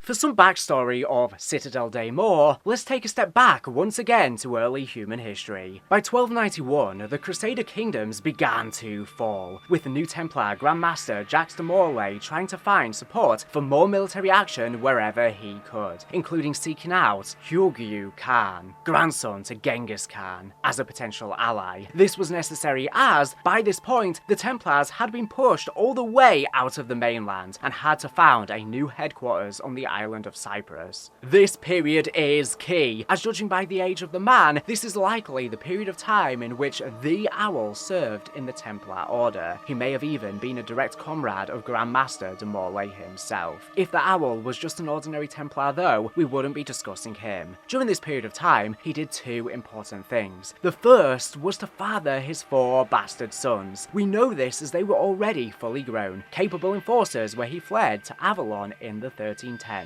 Secondly, and likely more importantly, in the Owl's opinion, he became the most knowledgeable individual on Earth in all things mystical, which would be a vital step in what was to come, but we'll discuss how exactly he did this in more detail later. We know little about the Owl's life for the next 2 decades, other than that he became renowned throughout the elite in Europe as the expert on all things occult. It needs to be said here too that, at least as far as the powers that be were concerned, he was a positive figure. For reasons that will become very obvious soon, it was vital that he, as an esteemed knight of the Templar Order, was seen to be holy in all of his duties, and if the public knew he was a regular practitioner of black magic for the sole purpose of forwarding his own ends, he would have been immediately tried and burnt at the stake as a heretic. So perhaps he positioned himself as a sort of exorcist, or benevolent wise master, knowledgeable of the dark arts, but only so that he could help his order identify real practitioners of dark magic. Alternatively, perhaps he shared his knowledge with the most powerful people around, forming a sort of occult society who would have enough political sway to protect one another if ever there were accusations against him. Sound familiar? Regardless, the hour of the Owl was at hand, and in 1314 he changed the course of history. Finally fed up with the looming presence of the Templar Order, the nobility of France arrested Jacques de Morlaix, extracted a confession from him about the Order being secret heretics, though it is likely he was forced into confessing this and was actually innocent, and burnt to death in Paris. As Professor Kraft informs us, however, it was actually the Owl's word as an expert on such matters that sealed the fate of his former commander,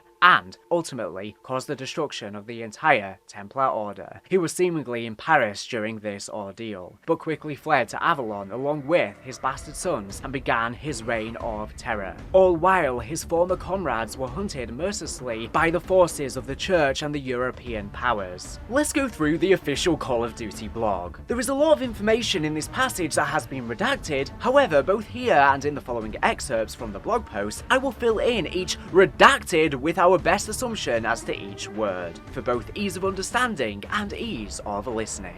1314 AD, Relic des Templiers. From French to English, Relic of the Templars. Jacques de Molay, the last Grand Master of the Knights Templar, is burned at the stake for heresy in Paris. Surviving members of the Order scramble to hide relics gathered during the Crusades. A lone knight rides south, carrying the Necromonicon, once owned by Abdul Al-Zarad, said to be able to summon ancient entities and even capable of manipulating reality itself. Once at the Keep, using a ritual learned from the Necromonicon, he summoned dark powers, and Guy de Saint-Michel, along with his foreign forces, ruled Avalon, the descendants now the French Syndicate. Obviously, such lore is considered apocryphal. The line Jacques de Molay, the last Grand Master of the Knights Templar, is burned at the stake for heresy in Paris is real-world history, and thanks to Craft, we are fully aware of the Owl's role in this event.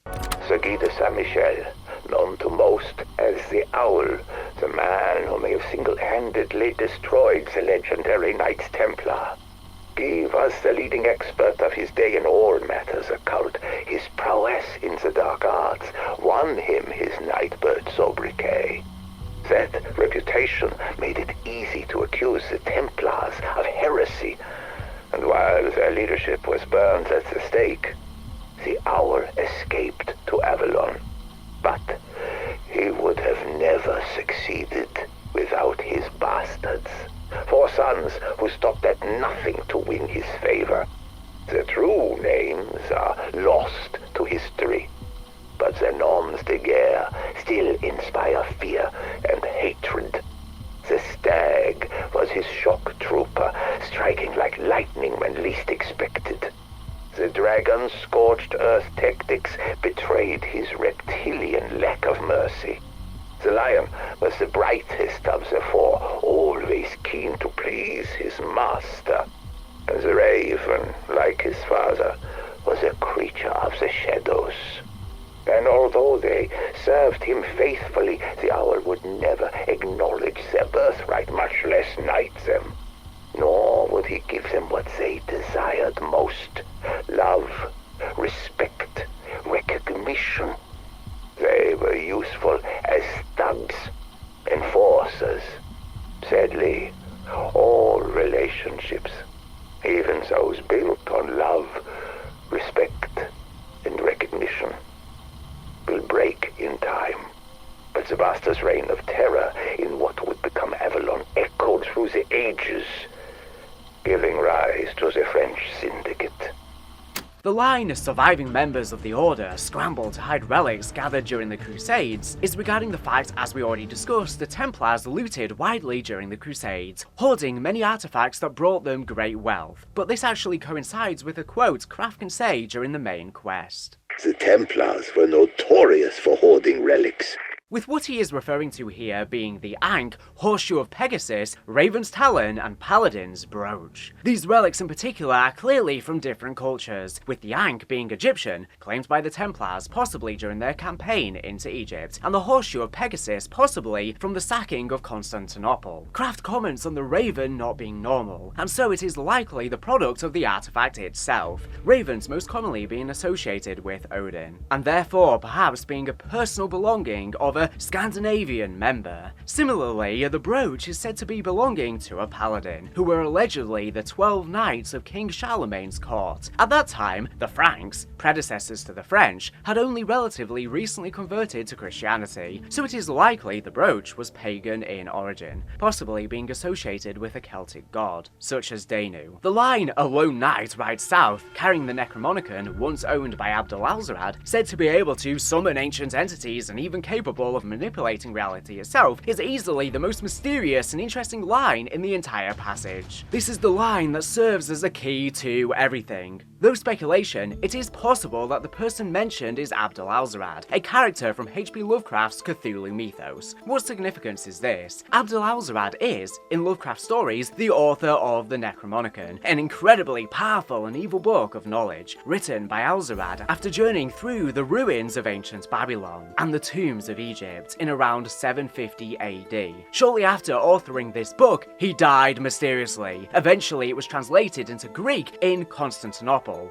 In Lovecraft lore, its fate after this point till the modern day is unknown, but here is our story. It is entirely possible it came into the hands of the Crusaders during the aforementioned sack of Constantinople, and later, the hands of the Templars themselves. The line, once at the keep, using a ritual learned from the Necromonicon, he summoned dark powers, is incredibly interesting, as it would imply the hidden book we have to restore during the main quest that contains 4 symbols is, in fact, the cursed book. This is possibly confirmed through the use of the word ritual as in the quest. We have to go to the specific points of power, essentially sites empowered by rituals, and kill zombies there. What makes this even more interesting is that the book is secured by a grid of alchemical symbols near identical to one found in Delphi during the Chaos storyline, by which Shaw was infamously killed by Bruno and resurrected. We now have the line, and Guy de Saint Michel, along with his foreign forces, ruled Avalon, the descendants now the French Syndicate. Obviously, such lore is considered apocryphal. This final section likely just tells us that they ruled over Avalon, and the descendants are now obviously the French Syndicate, something confirmed in the map.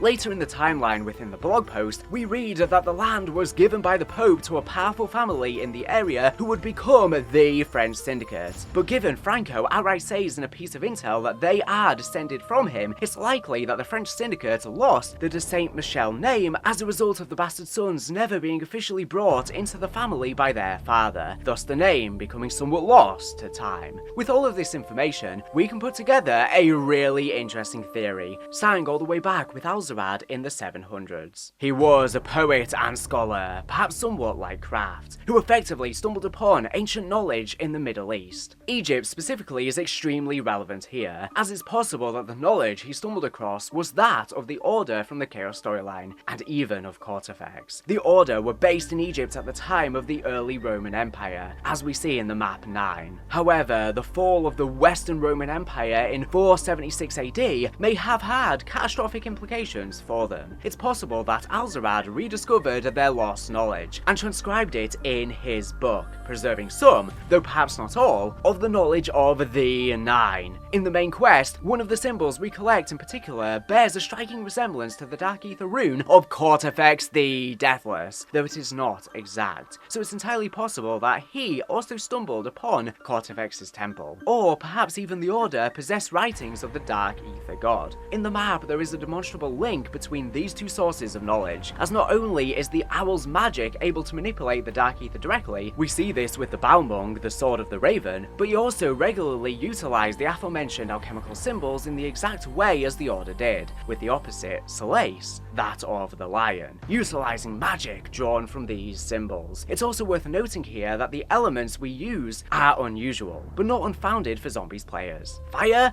electricity, light, and shadow are the 4 elements of the bows in Der Eisendrache, and more importantly, the 4 basic elements according to both the Apothecans and Keepers. We even see this in the Revelation's main quest, with the runes of creation being for these 4 elements. While the 4 elements theory was traditionally accepted in alchemy, this is a very abnormal choice of elements. The real world standard was water, earth, fire, and air, and so again suggests higher knowledge of the Dark Aether. As we see in the Owl's study, he knows of alchemy and clearly of the Dark Aether, as the Void Sword makes a direct tear to it, and he even has some drawings seemingly studying Ethereum crystals. By the time the Templar Order was falling, the Owl had likely been in many losing battles, possibly even seeing people important to him perish and becoming extremely jaded. If in these 2 decades, he then came across this book of knowledge in some dusty Templar vault, he would very quickly become extremely powerful. He possibly bought himself powerful friends with his knowledge, ensuring he could never be accused of heresy himself, who would likely be totally ideologically opposed to the Templars as a result of this knowledge, believing now that only he knew the truth about the world, and that their religion was false. When the time was right, he sprung, accusing his old commander of heresy, and escaped to Avalon, where he would occupy the Citadel and fortify it with dark rituals from this book. Kraft states during the main quest that he has no power himself. He is just harnessing the power within the Citadel, naturally found. The knowledge of the owl obtained was so great that he was able to create a form of life itself, a golem made of stone, whose only task was to protect what he considered his greatest creation, the Obscura Certilium, an amulet with such powerful magic that it was capable of reopening portals to the Dark Aether. This amulet was made for use in a nearby ancient tomb, and so it's likely that the owl did many experiments there in order to construct the artifact. Furthermore, when we play the Mystic recording, which is an imprint left by the owl, similar to the spectral reflections from the machine, it was clearly intended for one of his sons, who he assumes has betrayed and murdered his brothers in order to reach the study. The owl says this son is his favourite, not actually naming them, which likely means he doesn't really know or care which one succeeded, and he talks in a similar manner during the boss fight. Again though, the amulet was never actually obtained, as we are the first to enter the study. Sir Guy de Saint-Michel, known to most as the Owl, the man who may have single-handedly destroyed the legendary Knights Templar. Guy was the leading expert of his day in all matters occult. His prowess in the dark arts won him his Nightbird sobriquet. That reputation made it easy to accuse the Templars of heresy, and while their leadership was burned at the stake, the Owl escaped to Avalon. But he would have never succeeded without his bastards. 4 sons who stopped at nothing to win his favor. Their true names are lost to history, but their noms de guerre still inspire fear and hatred. The Stag was his shock trooper, striking like lightning when least expected. The Dragon's scorched earth tactics betrayed his reptilian lack of mercy. The Lion was the brightest of the 4, always keen to please his master. And the Raven, like his father, was a creature of the shadows. And although they served him faithfully, the Owl would never acknowledge their birthright, much less knight them. Nor would he give them what they desired most: love, respect, recognition. They were useful as thugs, enforcers. Sadly, all relationships, even those built on love, respect, and recognition, will break in time. But the Bastard's reign of terror in what would become Avalon echoed through the ages, giving rise to the French Syndicate. Sergei, your services are required. The professor needs another beating.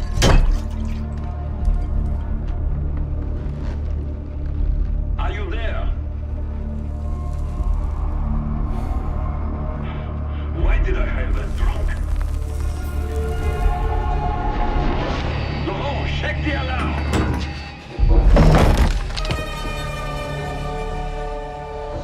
Weaver, I thought you were dead. If it were only that simple.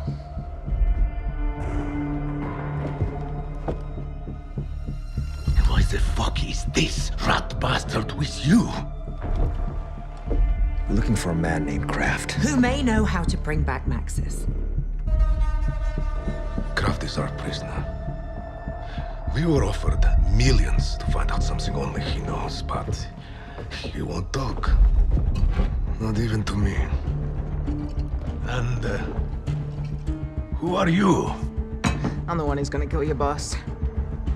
That a problem? Rababov, where the fuck are you? I am thinking of doing the same.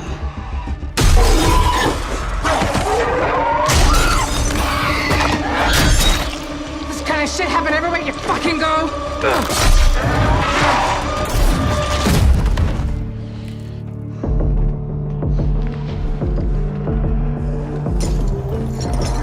You're in no condition to fight.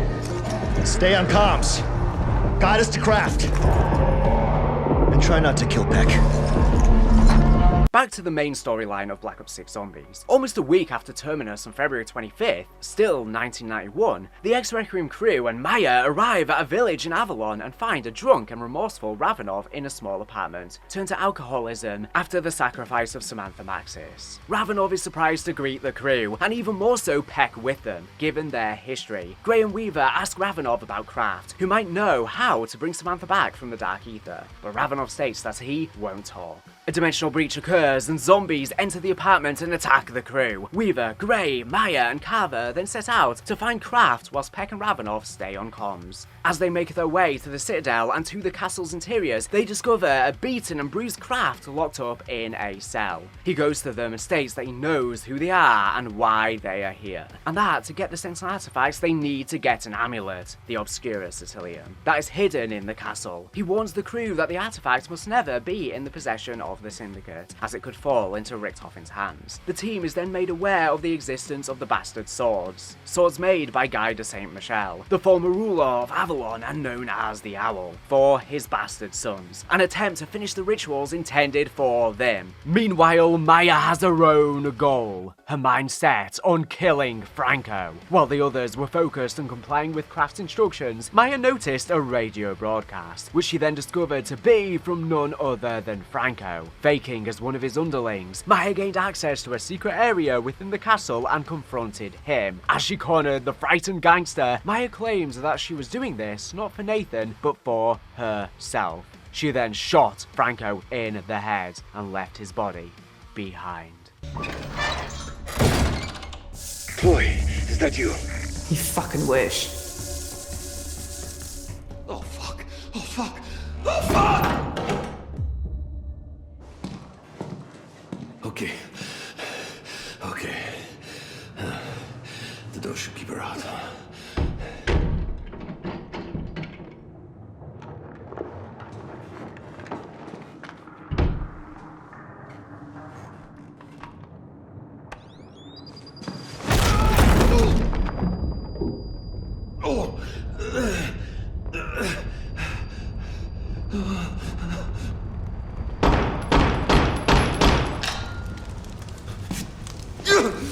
Why won't you just fucking die? Wait! Killing me won't bring your brother back. You know he wouldn't want this.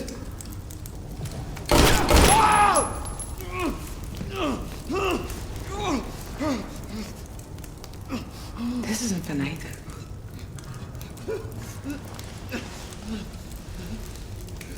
This is for me.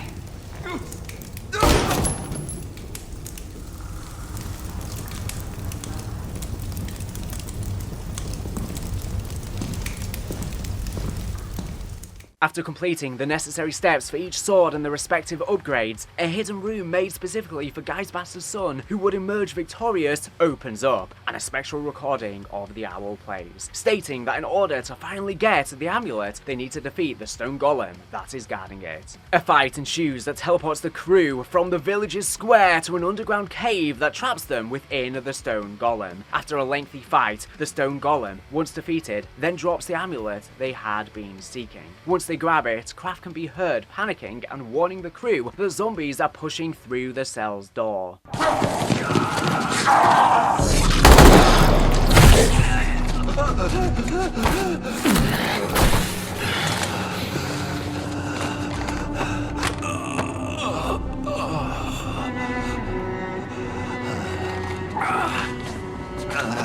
Kraft, we need to know, what do we do with the amulet? Take it to the excavation site. But beware the Sentinel artifact. It could consume you. And Richtofen, where is he? We know he contacted you. Please don't kill him. He is my son.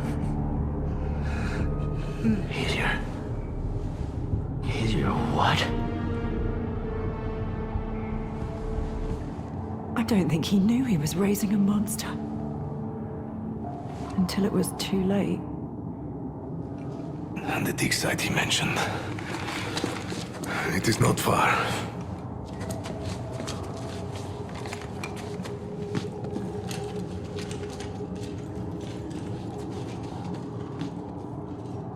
A team quickly arrives at Kraft's cell, but they discover that the zombies had already broken through the door, and that Kraft had been mortally wounded by them. With seconds to spare, Weaver asks Kraft what to do with the amulet. He states that they need to take it to a nearby excavation site and warns them of the corrupting power of the Sentinel artifact. Weaver then asks about Richtofen's whereabouts, and with his dying breath, Kraft asks Weaver not to kill him because he is his son. Weaver is taken aback with this revelation as Kraft dies. The shot hits Weaver like a tidal wave, stirring a whirlwind of confusion and reluctant empathy that clashed with years of built-up resentment, leaving him questioning the very foundation of his vendetta against Richtofen. This would begin to set up emotional dominoes that would soon come crashing down. Ravenov, who was listening to the conversation, states that the dig site that Kraft mentioned is not far, and they proceed to go there.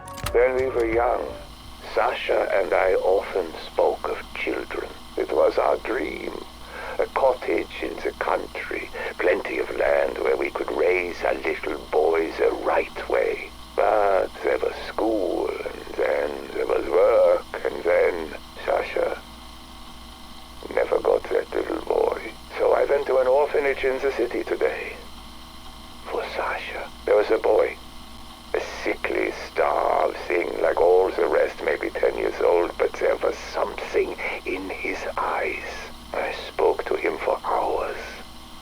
He reminds me of Sasha. Sharp, logical, a dreamer at heart. They would have loved each other. The boy suffers from memory loss. His childhood, his parents all gone. His name, Edward, is the only thing he has left. He doesn't understand the world, but he wants to. We're alike in that way. He's asleep now in the spare bedroom. My adopted son. I don't know what comes next. But we're in this together now, my Eddie and I. For better or for worse. These sons of the Owl fought brutally to prove their worth, but their legacy of violence left the castle cursed, its secrets tied to the Sentinel artifact. The crew succeeds where the bastards had failed, and claimed the amulet before going to the dig site near where Kraft told them the artifact was.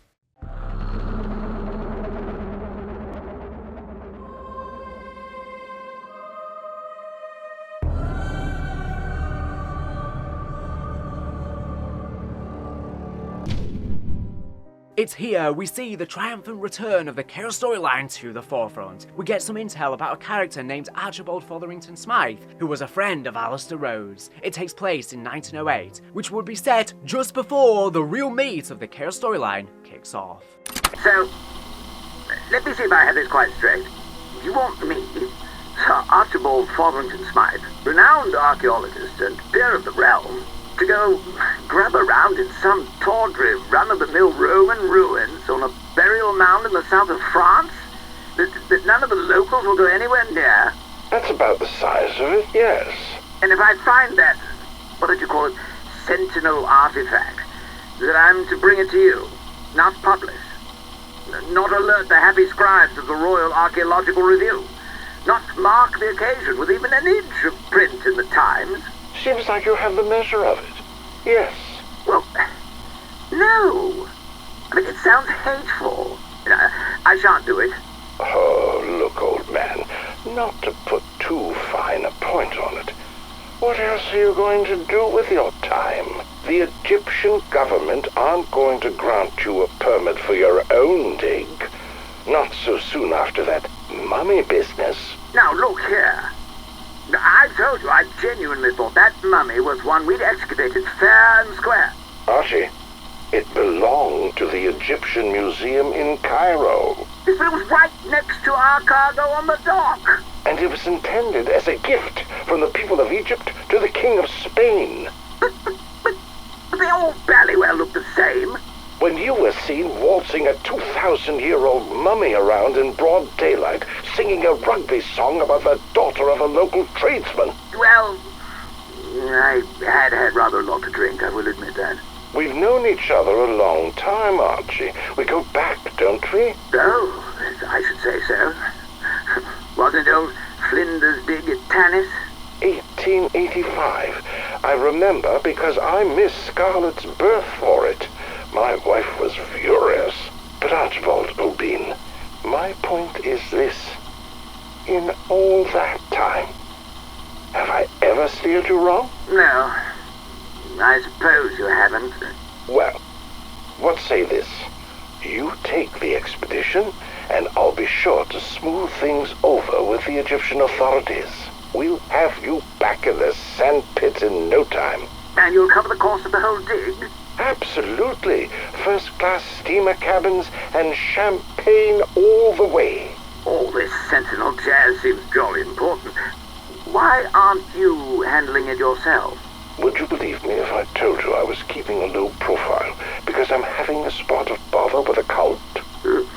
Probably not. Tell you what, if you'll throw in a couple of cases of that saucy 70 claret, we have ourselves a deal. You know how to squeeze a fellow dry. Deal. Excellent. Well, I shall commence my preparations at once. Pots! Damn your eyes, man! Where the devil are you? Load the motor car! We're off! Archibald! Sir Archibald! It's after 2 in the bloody morning! Best of British, old man. You will most assuredly be needing it.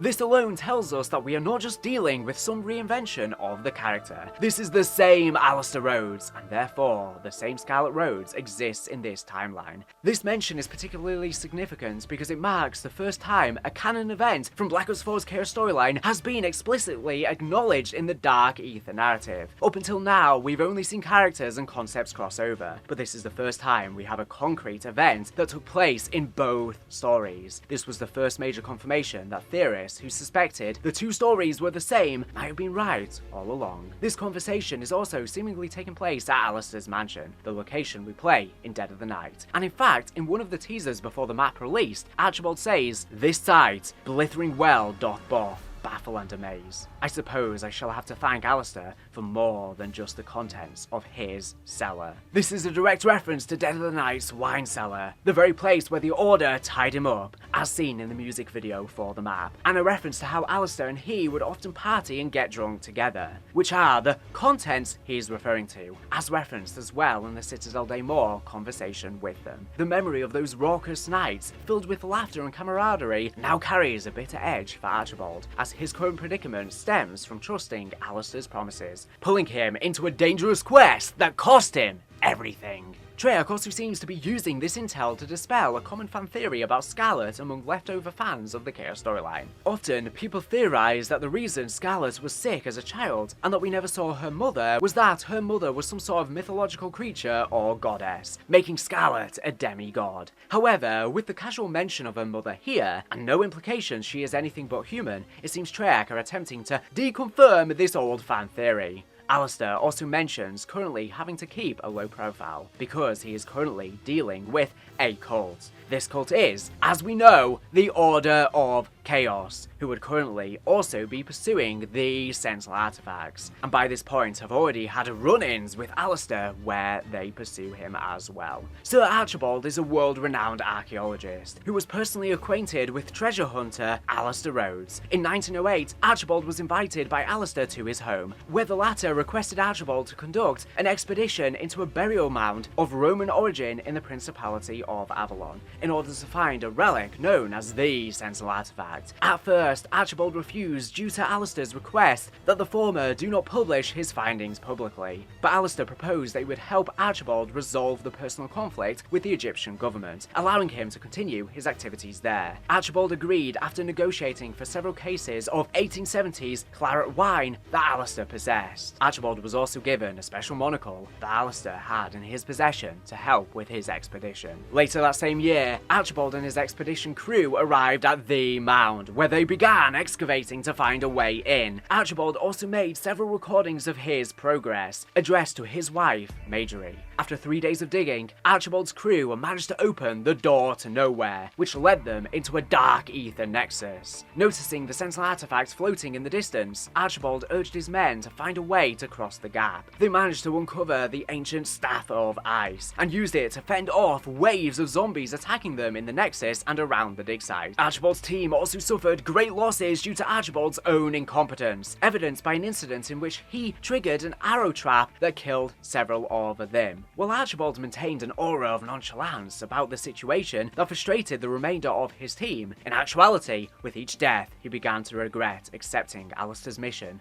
more and more. As work on the dig site continued, Archibald's crew shrank in size, after losing more of his team to ancient trials that were required to open the path to the Sentinel artifact. Eventually, Archibald was the last human standing, with the path to the artifact fully opened. As he made his way towards it, he noticed a decanter on the ground. Assuming it to be left behind by his then dead valet, Bernard Potts, he attempted to pick it up, only for the decanter to reveal itself as a mimic in disguise. Archibald uttered one last word, "Mother," before succumbing to his death. In that final moment, Archibald's thoughts turned to his mother, a fleeting memory of warmth and safety that contrasted sharply with the cold terror of his life, a poignant reminder of all he had left behind in his pursuit of glory, and how it was all for the naught. Alistair's monocle was also swallowed by the mimic powered by the Crazy Place's electrical storms. I'll play the intel of his death now.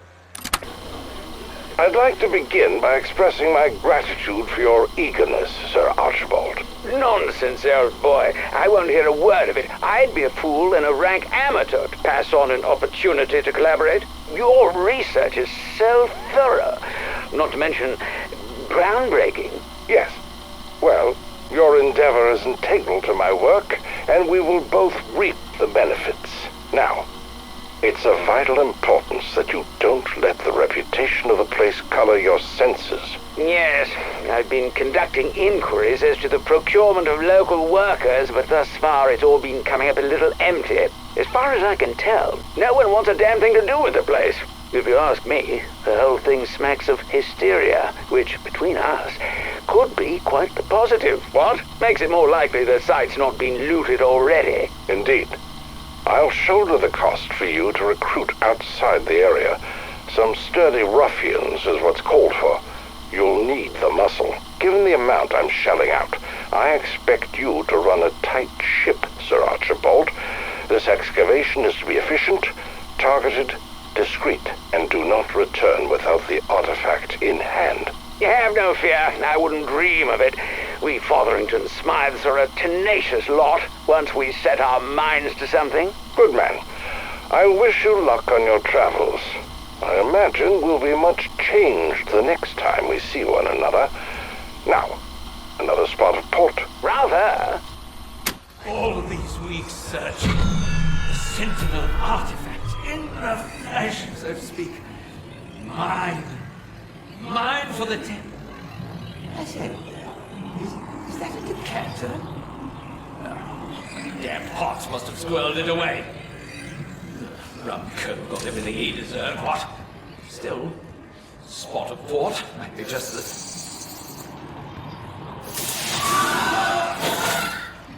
Mother.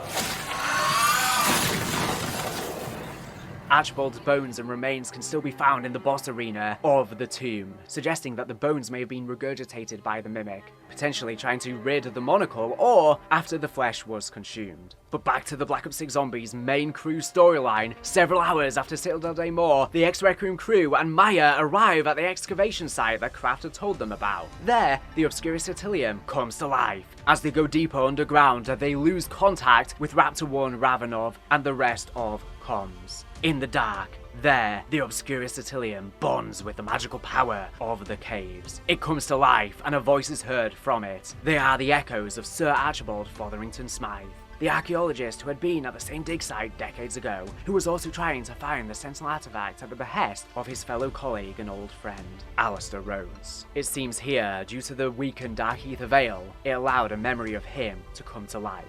Through Sir Archibald's hints, the ex-Requiem crew navigate their way through inside the cavernous spaces of the surrounding area, opening gates that lead to shrines of Roman architecture, paintings and ominous ossuaries. They reach an area within a subterranean temple and find an altar with Ethereum on it. They place the Obscurus Attilium on it and a gateway is opened, which leads to the Dark Aether Nexus, the beating heart of the realm itself. There, a ritual shrine sits at its center, and in the distance, the central artifact lies in wait in an area that is inaccessible, until a path is constructed. To get to the artifact, the crew follow Archibald's hints and manage to build the Ice Staff, a relic from a different time. After upgrading the Ice Staff, the crew complete small trials around the dig site. After 4 trials have been completed, the crew return to the Dark Aether Nexus and interact with a pillar that sits on its way to the artifact. These actions prompt a bridge to manifest itself as a path to the central artifact, which stands in the middle of a makeshift arena. They attempt to grab it, but suddenly a trial commences and the crew need to survive said trial. The crew manage to overcome the odds and survive the trial. And moments thereafter, they place the Obscurus Attilium next to the central artifact and merge with the Obscurus Attilium, which absorbs it. Having seen this fusion, Weaver grabs the central artifact, and the crew, with the fabled artifacts now in their possession, are extracted shortly after by Raptor 1.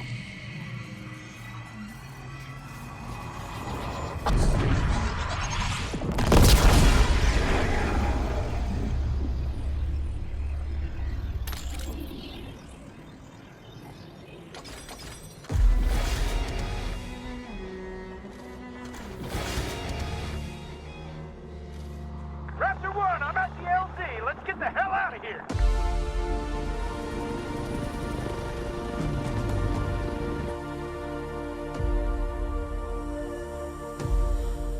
There is more to be done now that you've secured the Sentinel artifact. Bring it directly to me.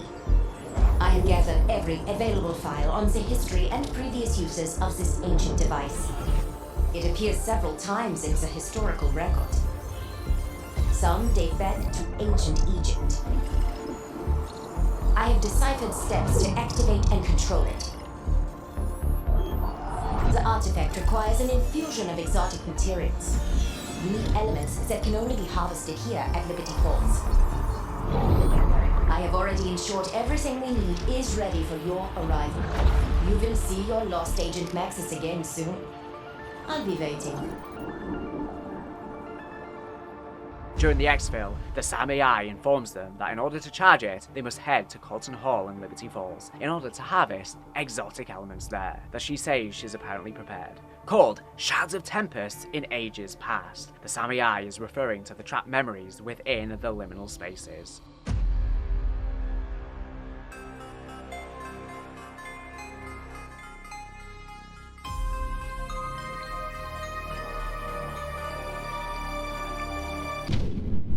Arriving at Colton Hall, with the Sentinel artifact in hand, the Terminus crew explore the storied mansion, trying to search for a means to access the liminal spaces. While the ending of Terminus revealed Richtofen's pursuit of the Sentinel artifact, it was not until an audio log found in Colton Hall that we hear the depths of his desperation and the emotional toll of his failed attempts to resurrect his son, Samuel. I'll play now. Edward Richtofen, Project Janus, Cloning Clinical Study Report. Addendum, December 23rd, 1987. Not now, not soon. Do not look at me with those big brown eyes. You cannot possibly know how I feel.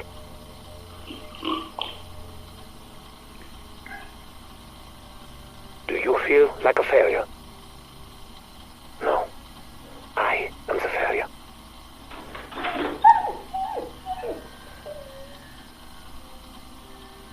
When my son died, I was not there. I did not see the body. When Modi told me the new clone experiment had been successful, I was eager to see him for myself. That was foolish of me.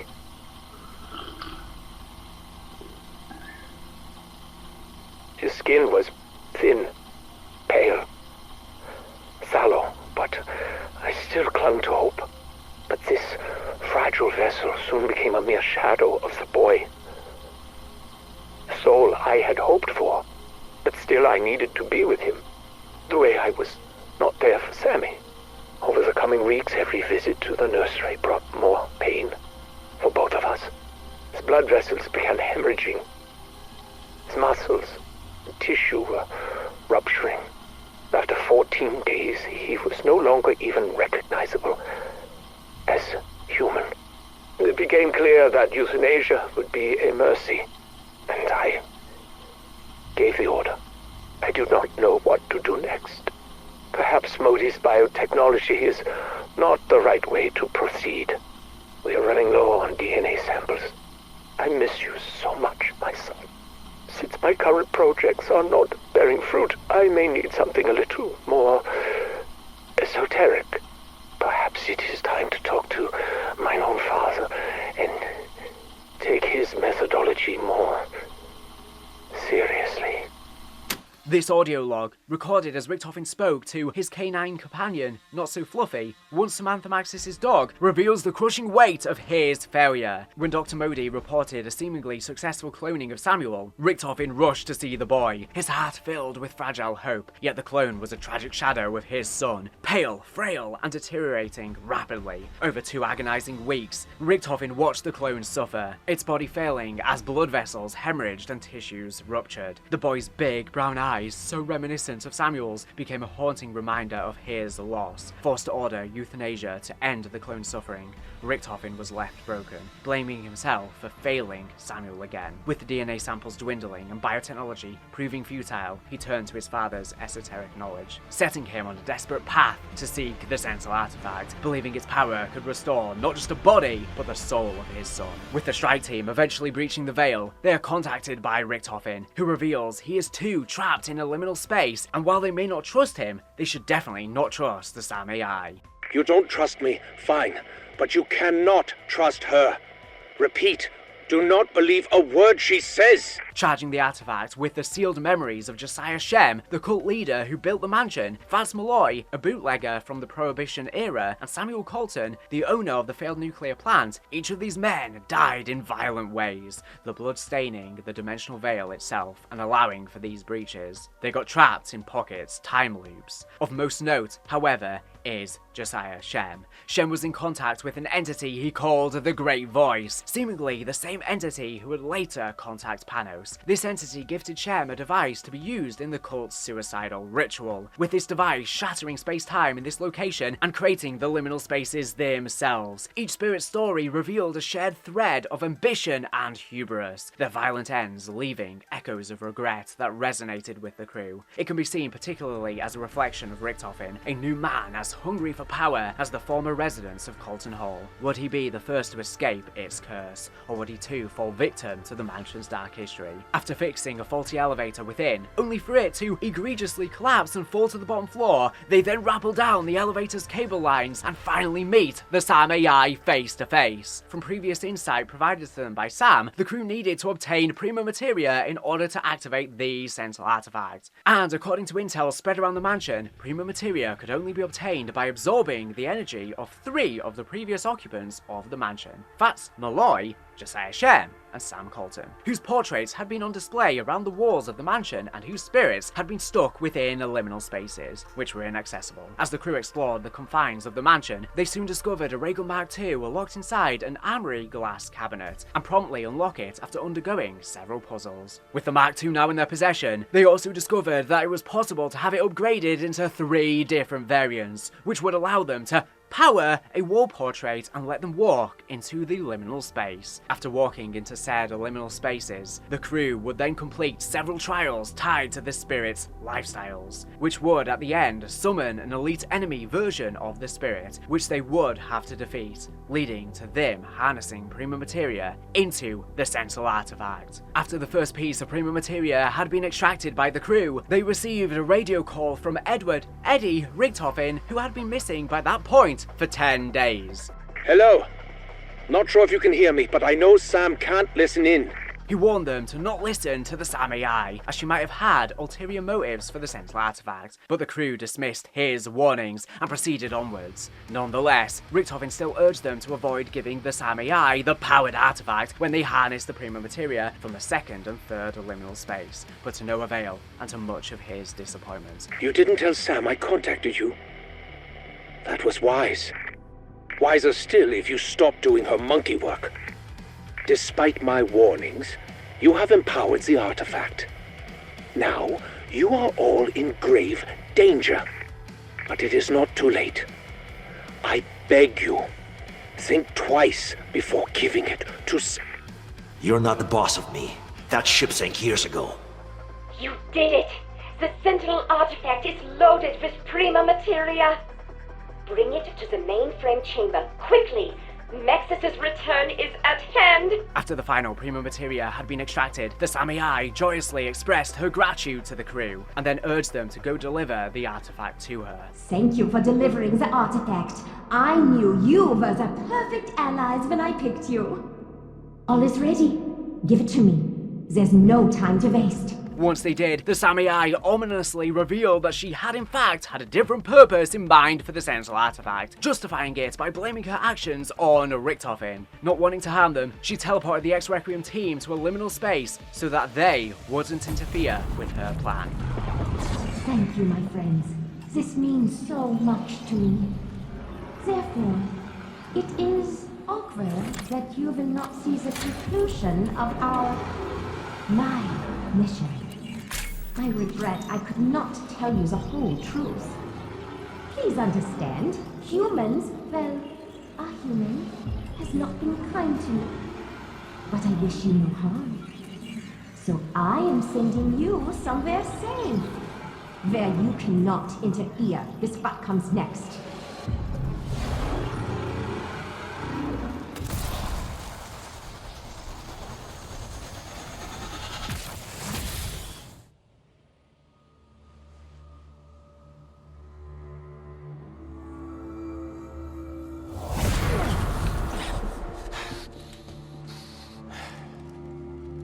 You idiots gave us the Sentinel artifact, didn't you? This has been a long time coming, Richtofen. Yes. Yes, it has. A whole decade. 10 years since my wife and child were killed in a botched hit intended for me. Burned alive in a fire set by an inept, one-eyed CIA assassin. With help from his German accomplice. My God. Maxis and I. We killed your family. You knew. The whole time we were working for Requiem. You knew. It's why you were handpicked. Kept where I could see you. Kept under my thumb. At least Maxis proved useful. Everything I have done. Requiem, Project Janus, Sam, all of it, just to fix your murderous fuck-up and bring Mary and Samuel back from the dead. And now, you have lost the one thing that can actually do it!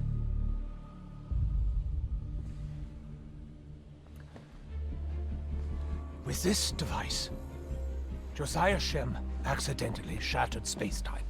I used it as the basis for my technology to access liminal spaces so we could feed the artifact.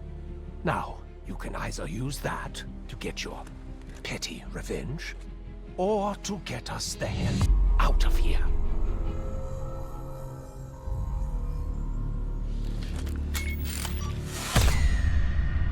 In that same liminal space was also Richtofen, who was visibly unimpressed with the sight of the crew. Now finally face to face, we've appointed his Regal Mark II at Richtofen and prepared to exact his revenge on him. Only for Richtofen to have dismissed his threat and revealed to Weaver that he and Samantha Maxis had killed his family in 1981 in a botched CIA hit intended for him. Shocked at this revelation, Weaver then slowly realized that Richtofen knew about this revelation during the entire time he was working for Requiem, as he was personally chosen to be kept under Richtofen's thumb. The truth cut through Weaver like a blade, unraveling years of guilt and anger and confusion, replacing them with a hollow ache of responsibility. As he grappled with the realization that his most regretted actions had destroyed the very family Richtofen was now fighting to restore, and led to all of the crew's imprisonment, for which he felt further guilty of. Richtofen further explains that everything he had done for the last 10 years, Requiem, Project Janus, the Samurai, were all attempts at bringing back his dead dead wife and child, with the Sentinel artifact being the last hope he had in actually succeeding. With the revelation out of the way, Richtofen offered a way to escape from the room they were trapped in by having explained that a device he had been holding was used as the basis for his technology to access the liminal spaces needed to feed the artifact. He then offered Weaver a choice, to shoot him and enact his revenge, or to shoot the device and leave the liminal space. Weaver decides to not go for revenge and instead shoots the device. The crew and Richtofen are then teleported to the grand foyer area of the mansion. There they fended off some of the zombies who had still been lurking the premises, but soon enough they discovered they had summoned a huge threat. The residual temporal energy that came with their teleportation revived the skeleton of an exhibited T-Rex, now a Z-Rex, and was now chasing them. That thing can't be a part of your plan!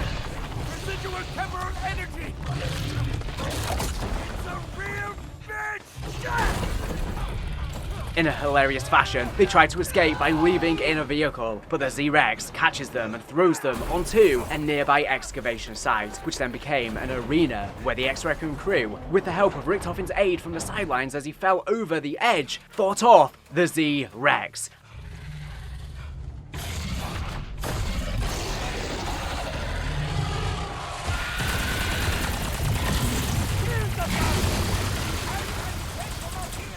After defeating the Z-Rex, the crew helps Richtofen up from the crevice and discuss their current objectives. Richtofen claimed that he knew what the Samai's real intentions were with the Sentinel artifact, to create and inhabit Samantha Maxis's body, which would grant the Samai full control of the Dark Aether. Unimaginable power. Grey did not want an AI wearing Samantha Maxis's face, and so they were left with no choice. The man who had imprisoned them, the man side by side with them, the man they had sworn revenge for, they now had to walk side by side with. As they learn that the ether reactors at the Janus Towers are approaching a meltdown, and Richtofen convinces the distrustful X-Requiem crew to follow him to stop the Sam AI. They walk together into the explosions to take on the biggest challenge yet, Richtofen assuring them that he always has a plan.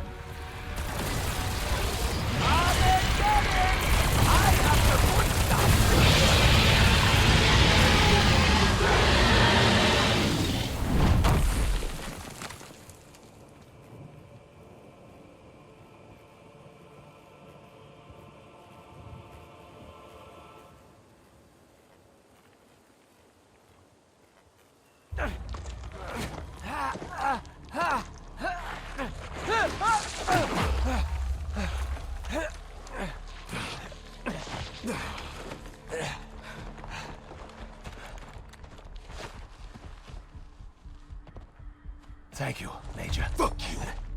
Fair enough. We're not friends. We never will be. But we are running out of time. The ether reactors at Janus Towers must be close to melting down by now. Worse, I know what Sam really intends to do with the Sentinel artifact. She said she wants to bring back Maxis. No. Sam wants to be Maxis. To reconstitute and inhabit her body. She would have full control of the Dark Aether. Godlike power.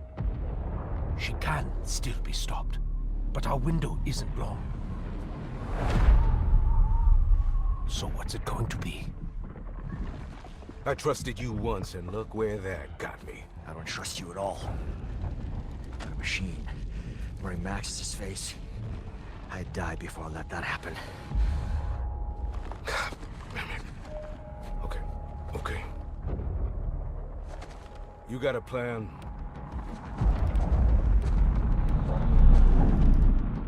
Always.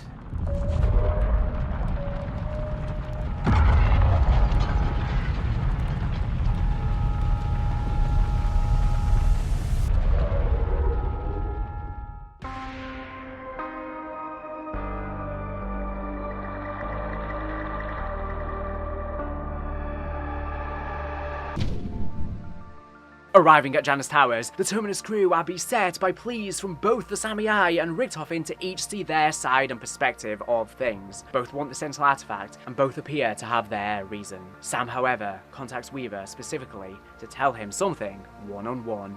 Weaver, there's something very important I need to tell you. Kinda busy, Sam. Just listen. It's about the man who recruited Edward Richtofen into the CIA. A man named Kruger. They first met in Vietnam, when Eddie was a fighter pilot. And? Kruger saw something in him, and put him to work in the Directorate of Operations. Kruger's secretary, Mary, would eventually become Eddie's wife. She noticed things about Kruger. Troubling things. He was secretly funneling weaponry to the French syndicate in Avalon, pocketing the funds and covering up their human trafficking operations. She gathered evidence against Kruger, but kept Eddie out of the loop for his own good. What's this got to do with me? Mary sought whistleblower protections. Kruger learned that Maxis was the case officer assigned to secure her and young Samuel at a safe house. Holy shit. Do you mean? Yes. Kruger silenced Mary by arranging the hit you carried out. He lied to you about the target. It was not your fault. You and Maxis were set up, and Kruger made sure his friend, Eddie, blamed you.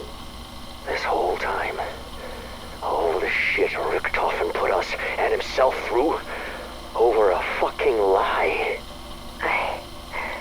I just thought you should know, regardless of whom you decide to help today. Weaver's voice trembled with a mix of rage and despair as he processes Sam's words. The revelation that his life's defining mistake was orchestrated by a man he never knew, tearing open old wounds and igniting a desperate need to make things right, no matter the cost. Overwhelmed by his guilt, Weaver sides with Richtofen. Alongside him, feeling disgust at the idea of a robot puppeteering Samantha Maxis' body, Grey joins him on Richtofen's side. Grey's decision was fueled by a visceral anger, her love for Maxis making the thought of her body being used as a vessel for the Samurai an unbearable violation, a betrayal of the connection they had fought so hard to preserve as the world fell apart around them. Having no preference towards the Samurai, but hating Richtofen for his role in her brother's death, Maya sides with Sam. Her choice was driven by a burning need for justice, the memory of Nathan's twisted form haunting her every step, pushing her to align with anyone or anything who could bring Richtofen to his knees, and her thinking that maybe the Samurai has a point, and she deserves a life of her own.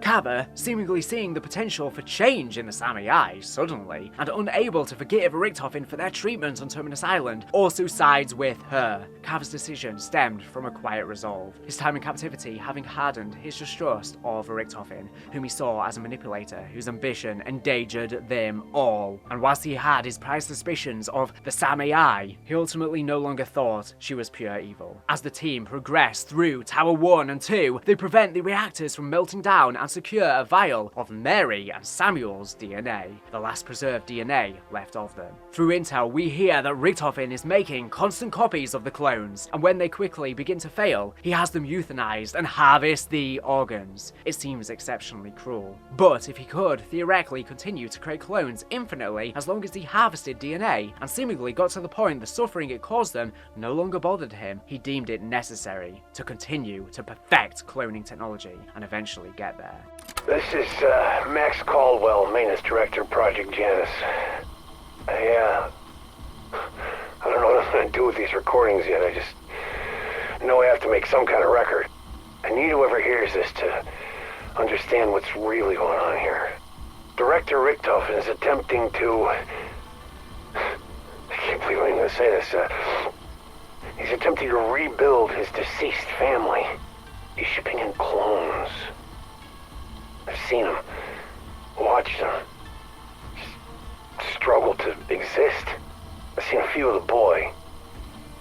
I saw one that was supposed to be the wife, I guess, but it's like they're puppets with missing strings. Cold and pale. They struggle just to walk or even look him in the eye. I mean, at first, he acts like they're real. He cares for him, but when they don't improve, he leaves him with the doctors. Tells him to harvest organs and samples. He says everything holds up better when they're not put under. So they're awake. For the whole damn thing.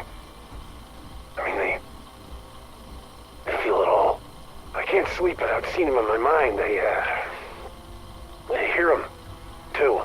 It's painful for him to try and talk. They sound like dying animals or something. I hear it every fucking night. He's got too many friends in high places. I can't end it alone.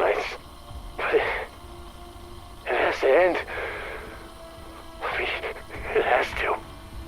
But why then even bother with the worldwide hunt for the Sentinel artifact at all? Well, this line is key. This fragile vessel soon became a mere shadow of the boy. The soul I had hoped for. The clones cannot and will never work correctly, no matter how many advancements they make.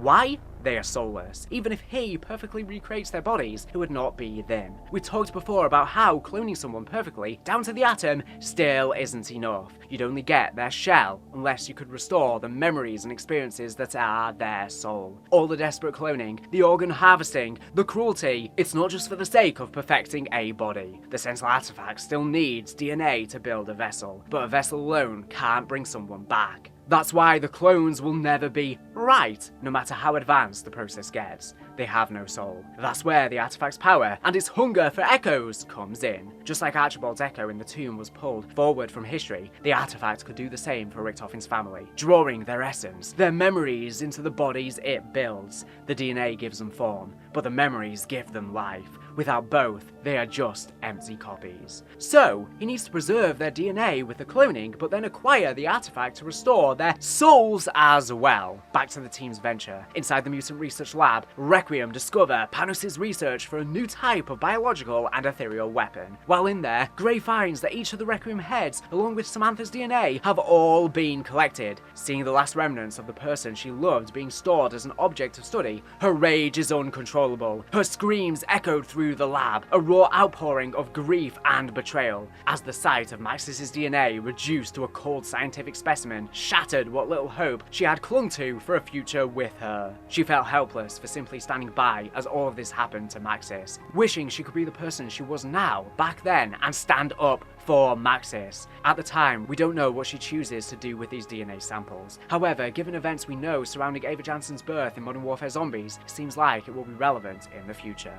I'll play the tragic intel now.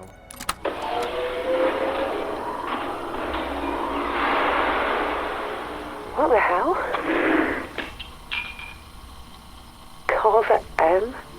Weaver G? Grey E? Maxis? Oh, Sam.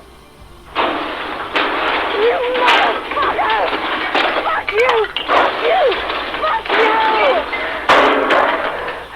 Whoa. What are you doing? They took them! They harvested them! To what? Our DNA! Richtofen took our fucking DNA! It's all here! Me, Weaver, Carver, they have Maxis' eggs, Maya! Her fucking eggs! But how the hell they even have those? After she returned from the Dark Aether the first time, Richtofen, he ran tests on her. He tortured her. It was horrific. Weaver told me about it while we were locked up on Terminus Island. Even if I'd known earlier, it's not like I had the power to change anything back then. Oh, fuck, I was so useless! That has to be when they took them. She never told me. Why didn't she tell me?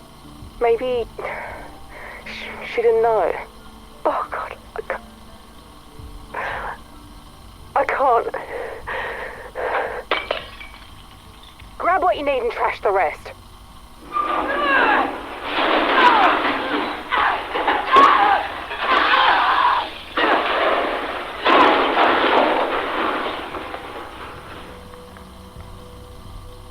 What now?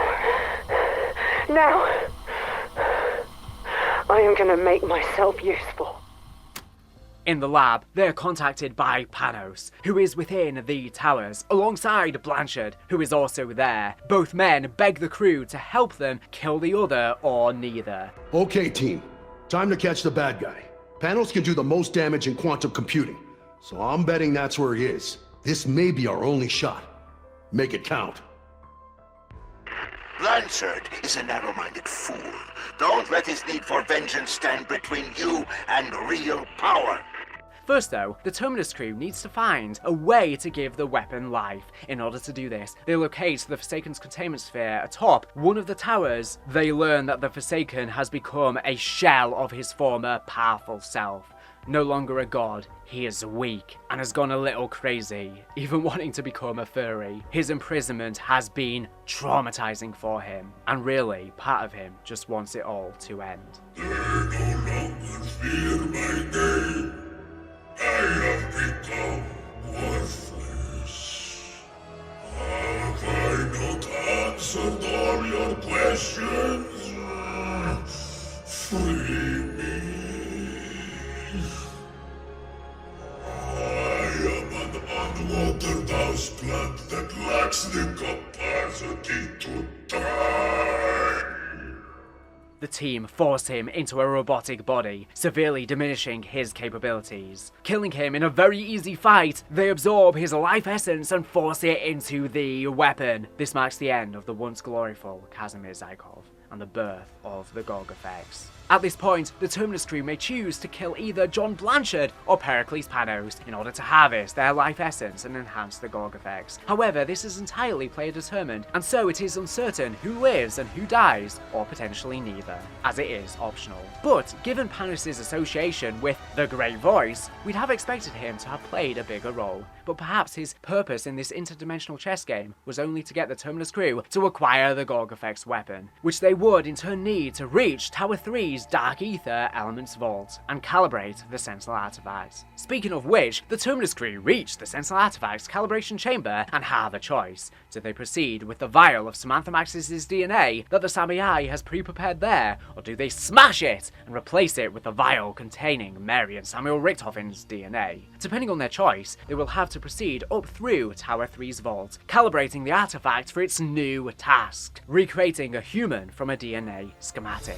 Reaching the summit, they will either fight Richthofen amped up in an Uber Klaus mech suit if they have sided with the Samurai, or fight Sam herself if they have sided with Richthofen. Depending on their choice, Mary and Samuel will be brought back, or the Samurai's consciousness will be transferred into a new Samantha Maxis body. Choosing to align with Richthofen ignites Sam's fury, leading her to berate the crew and declare her intent to claim the Sentinel artifact after their demise. After everything I did for you, all that I have shared, you turned your backs on me. No more games. The intense showdown occurs at Tower 3's rooftop, where the Samurai unleashes powerful laser attacks and summons devastating airstrikes, forcing the crew into a desperate, synchronized fight for survival. Once the Samurai is vanquished, the artifact activates, whisking the Terminus crew away in a flash. Richthofen beholds a dazzling burn from a swirling galactic nebula above the artifact, which coalesces into Mary and Samuel's forms. Overcome with raw emotion, he abandons his Wunderwaffe DG2 and rushes to them, his embrace filled with tears of relief and long-suppressed grief. A quiet smile breaking through as he finally holds his family again. But will they like the man he's become, and the horrific nature of why they are even alive again? It did not have to end this way.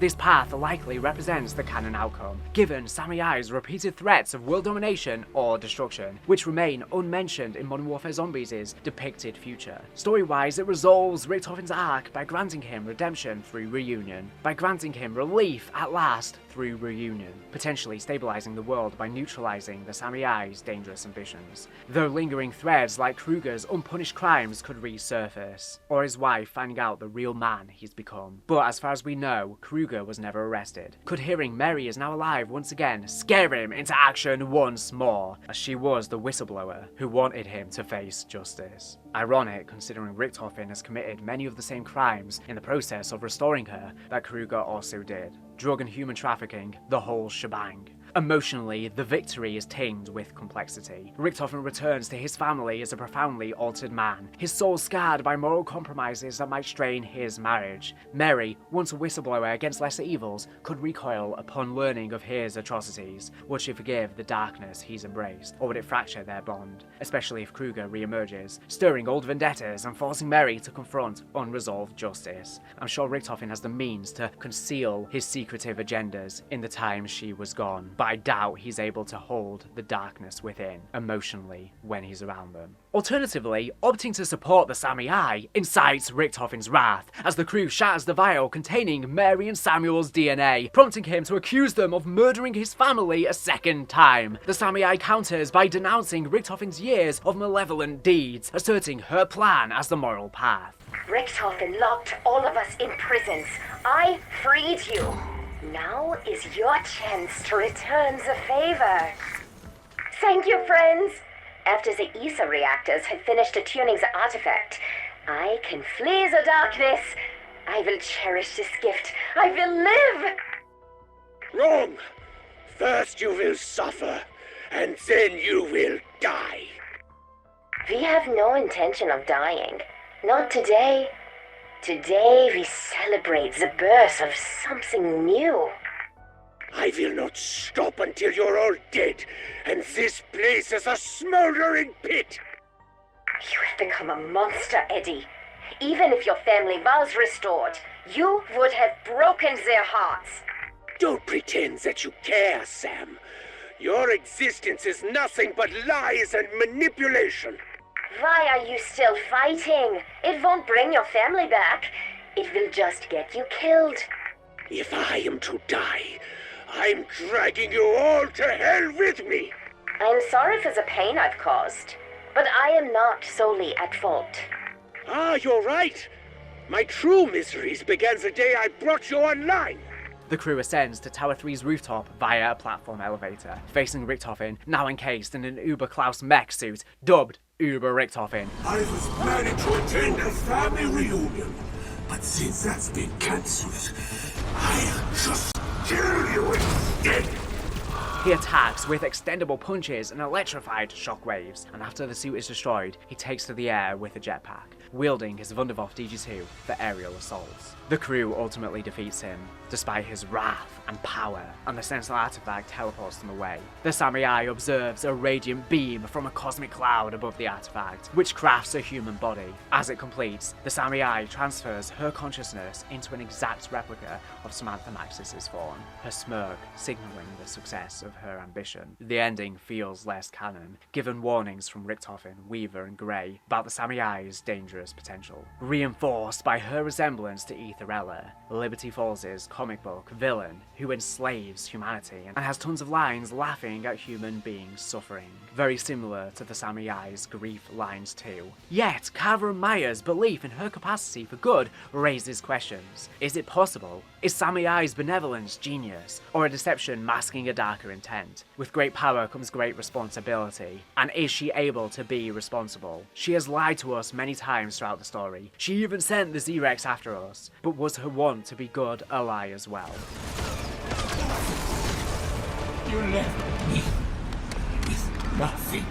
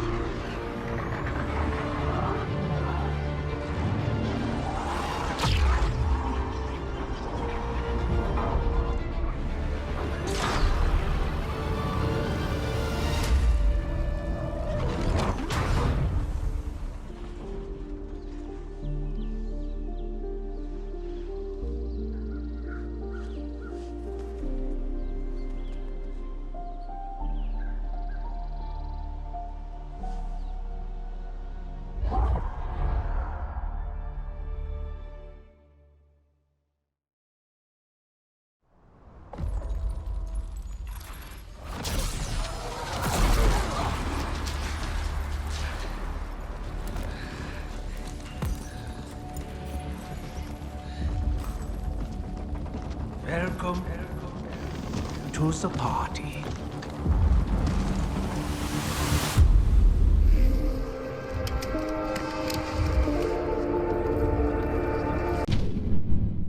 Regardless of the outcome, however, Weaver, Strauss, Gray and Meyer are transported by the artifact into the Dark Aether, where they come face to face with versions of Richtofen, Dempsey, Takeo and Nikolai, along with a mysterious new character, possibly the voice who spoke to Panos and Shem, the great voice from beyond, potentially the Warden, based on rumoured story elements and differences in appearances between the end cutscene and the actual gameplay. It seems likely that this Warden steals the essence of Dempsey, Nikolai, Takeo and Richtofen in order to try and accomplish some grand goal, potentially the reforming of the multiverse. For now, that is where we leave off, as we await what happens next in the heart of the Dark Aether, where the Terminus crew and the new Dark Aether version of the original characters have to fight side by side against the Great Voice / Warden, to stop the multiverse from being restored and to stop the essence of the original characters being harvested. We don't get much more information on this new character yet, but we do get some backstory on our original characters. Each is seemingly from a different universe and point in time, ripped into the Dark Aether and now forced to work together.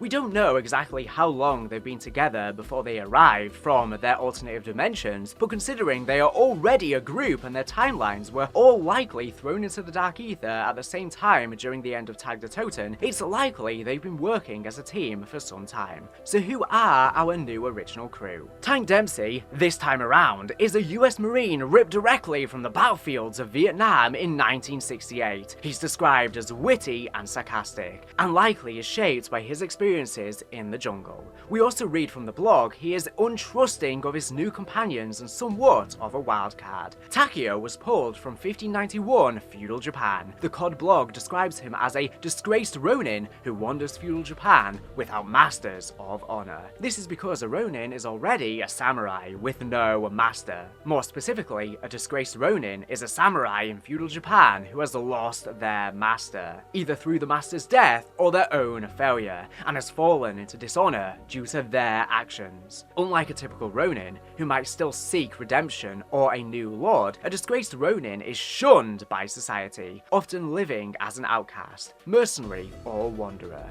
carrying the stigma of shame. He is bound by a code that he only barely believes in anymore, narrowly clinging onto the burden of his Bushido beliefs. Nikolai comes straight from the 1984 Soviet-Afghan War, where he was the Soviet tank commander. By now, this war was a protracted stalemate. Initial quick gains gave way to guerrilla warfare. Mujahideen, armed by the US-Pakistani aid, inflicted heavy casualties via ambushes and IEDs. Soviet forces controlled cities and roads, but not rural areas, with operations like village raids yielding temporary wins but fueling resistance. The Soviets had taken many casualties, and many were also dying of disease. As a tank commander, Nikolai has endured 5 years of deployment, commanding armored assaults in mountainous terrain unsuited for tanks, surviving multiple ambushes and mine explosions, losing squad members, and facing chronic shortages of supplies and medical care. And even if he somehow returns home, the war will only get worse until 1991, when the Soviets finally withdraw and the Soviet Union begins to crumble. And that leaves the one and only, the most infamous, Dr. Edward Richtofen. Richtofen is described as a brilliant scientist and hero of the Reich, coming from 1945 in a world where the Axis powers had won World War II and taken over the Allied nations. He's a menace to be reckoned with. This descriptor, Hero of the Reich, implies Richtofen had a heavy hand in this victory, and his Group 935 iconography on his coat seems to suggest the way the Axis won this war was with the superior technology of Group 935. The blog mentions he is an innate sadist, and his ego is considerable in size, but he is charming, quick-witted, and promises that soon reality itself will obey his designs.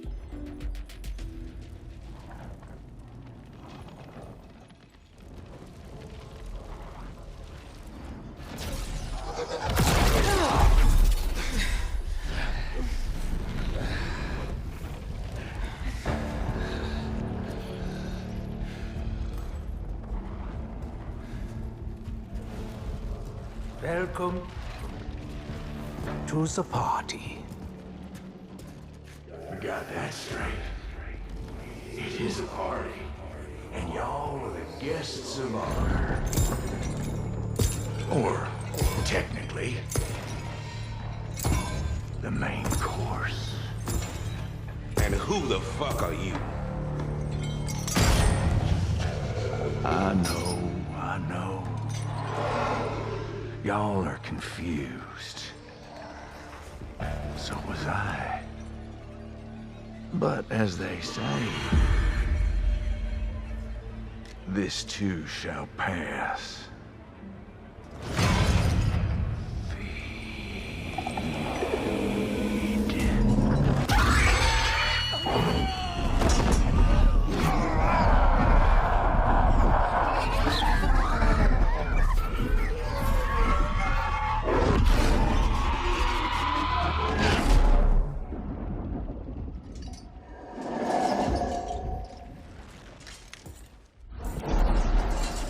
See y'all real soon.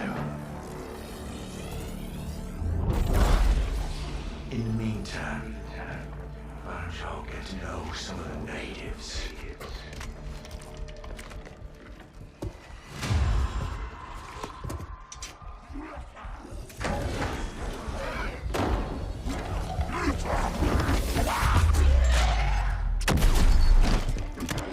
Hell pigs. Kill them or be killed!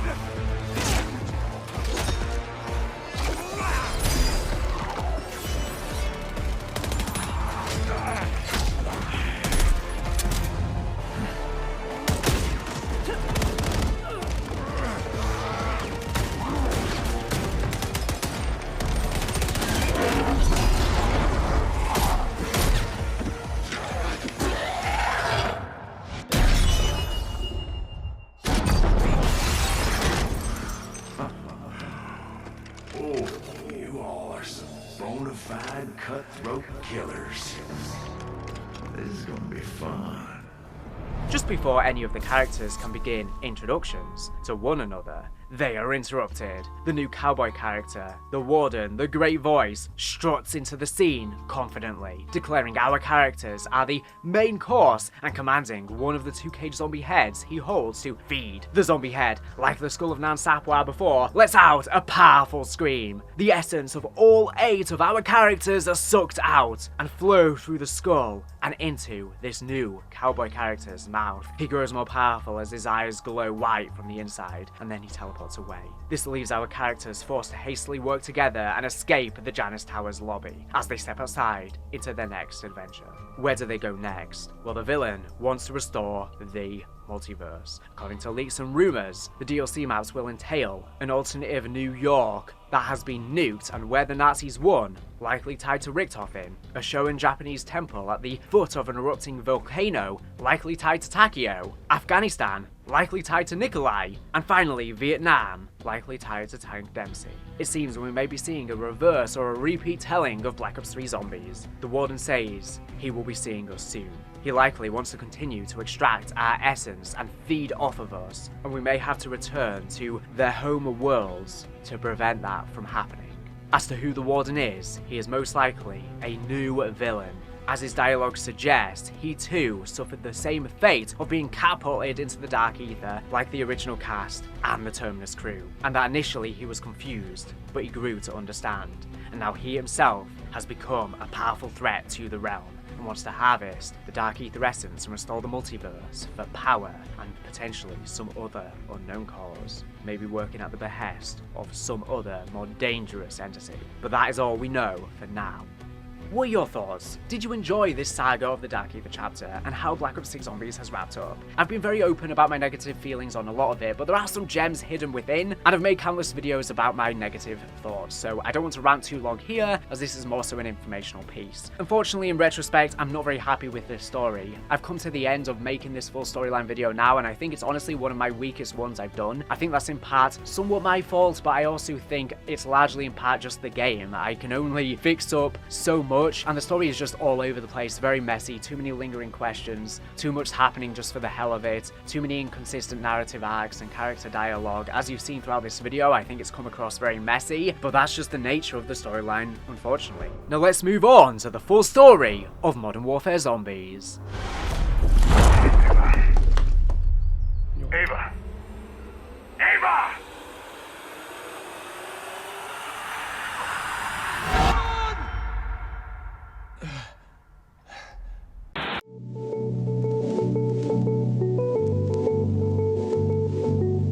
In 1996, presumably after the events of Black Ops 7, Requiem are freed from the Dark Aether, but still contaminated by Ethereum, possibly the last remnants of the substance in the world. At this point, they make two decisions. Firstly, they will have to die and remove the Ethereum from their bodies, containing it forever. But before that, they needed to leave a legacy, using biological material collected from Samantha Maxis and Sergei Ravenov back in the 1980s. A child is artificially conceived and carried to term by Dr. Elizabeth Gray. We still do not know at this point in the narrative their reasoning, but whatever the purpose, it seems like this child was necessary. They named her Ava, and because of Samantha's Dark Aether-infused DNA, Ava would be forever bonded with the Dark Aether from the moment of her birth. Knowing they soon had to die, Gray would give up Ava to the Jansons, two South African intelligence agents. Before we can discuss the ending and what it means for the future of the Dark Aether storyline and all of the ramifications that come along with it, we need to look back at everything that led up to this conclusion, starting with the beginnings of the Modern Warfare Zombies story.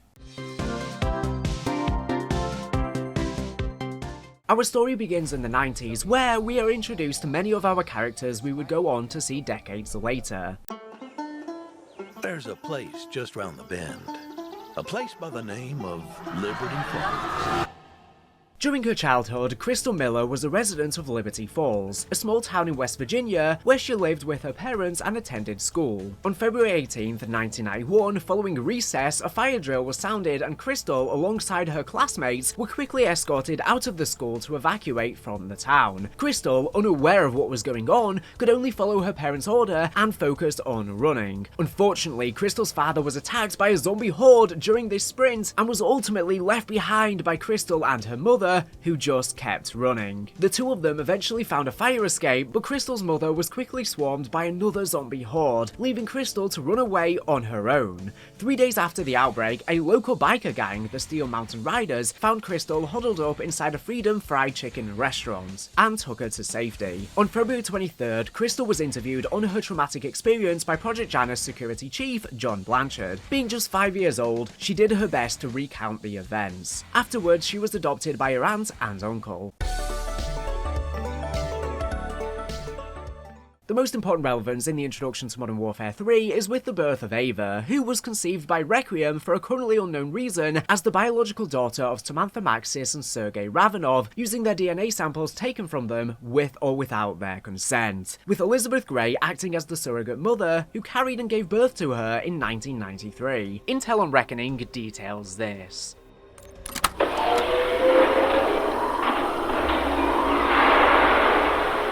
What the hell? Carver M, Weaver G, Gray E, Maxis. Oh, Sam. You motherfucker! Fuck you! Fuck you! Fuck you! Whoa, whoa, whoa, whoa, whoa. What are you doing? They took them! They harvested them! To what? Our DNA! Richtofen took our fucking DNA! It's all here! Me, Weaver, Carver, they have Max's eggs, Maya! Her fucking eggs! But hell they even have those? After she returned from the Dark Aether the first time, Richtofen, he ran tests on her. He tortured her. It was horrific. Weaver told me about it while we were locked up on Terminus Island. Even if I'd known earlier, it's not like I had the power to change anything back then. Oh, fuck, I was so useless! That has to be when they took them. She never told me. Why didn't she tell me? Maybe she didn't know. Oh, God, I can't. Grab what you need and trash the rest.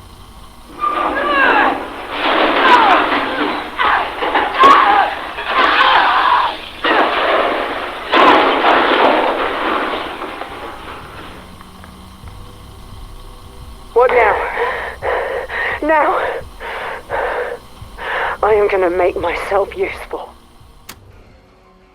Gray's comment here at the end seems to imply that she will be behind the creation of Ava, but it's worth noting they don't mention a Ravenov DNA sample here, and as far as we know, he's never been in Requiem/Janus custody for it to be taken. At the very moment she was born, a mysterious entity spawned in the Dark Aether. The Dark Aether seemingly cloned Ava, creating a dark shadow of herself due to their mother Samantha Maxis' strong connection to the realm, essentially acting as her twin sister of sorts. Ava was cared for by Gray and presumably the other Requiem leads for 3 years. By then, Gray and the others were slowly dying due to their long-term Ethereum exposure. During this time, the characters attempted to save Samantha Maxis from the Dark Aether, but ultimately failed, with some taking the loss harder than others. This is almost certainly in reference to their journey for the Sentinel artifact, and how they assumed, thanks to the influence of the Samurai, that would save Samantha Maxis before the events of Reckoning. But ultimately, the Samurai lied,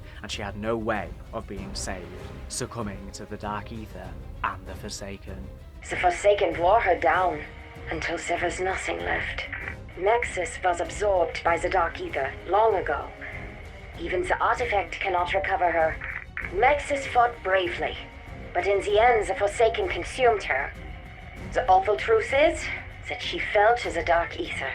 Trapped in the sphere with Psychov, Maxis had no chance. Mortally wounded, she yielded to the Dark Aether.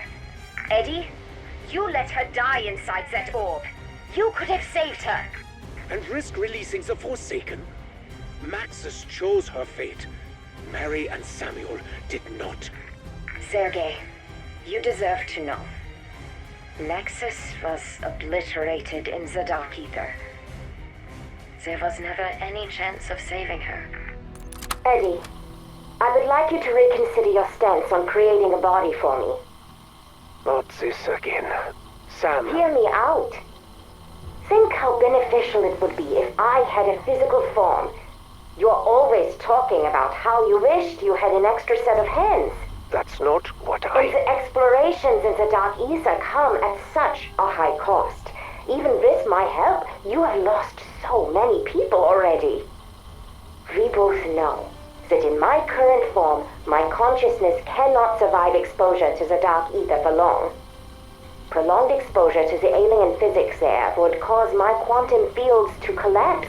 My mind would implode. But organic matter isn't impacted the same way. If I had a physical body, just think of how much I could accomplish, of how many lives I could save. Typical. You would gloss over the potential ramifications, the unchecked control and freedom you would then have. No, we would be partners. If you gave me this, You don't actually expect me to believe that. Maxis was loyal to her friends. You cannot suggest I wouldn't be the same. Ha! Loyal Maxis. Here's a story. In all her sanctimonious arrogance, Maxis went into the Dark Aether to fight the Forsaken and protect her friends. She picked a fight she foolishly thought she could win, and the Forsaken eviscerated her for the trouble. No one mourned her there. Her Her death was just a consequence of the natural order. The Dark Aether simply did its part and absorbed the scraps that were left. The end. Now, let me ask you this. What on earth makes you think you could do any better? There must be other ways. We still have her DNA. You could build me a body from that.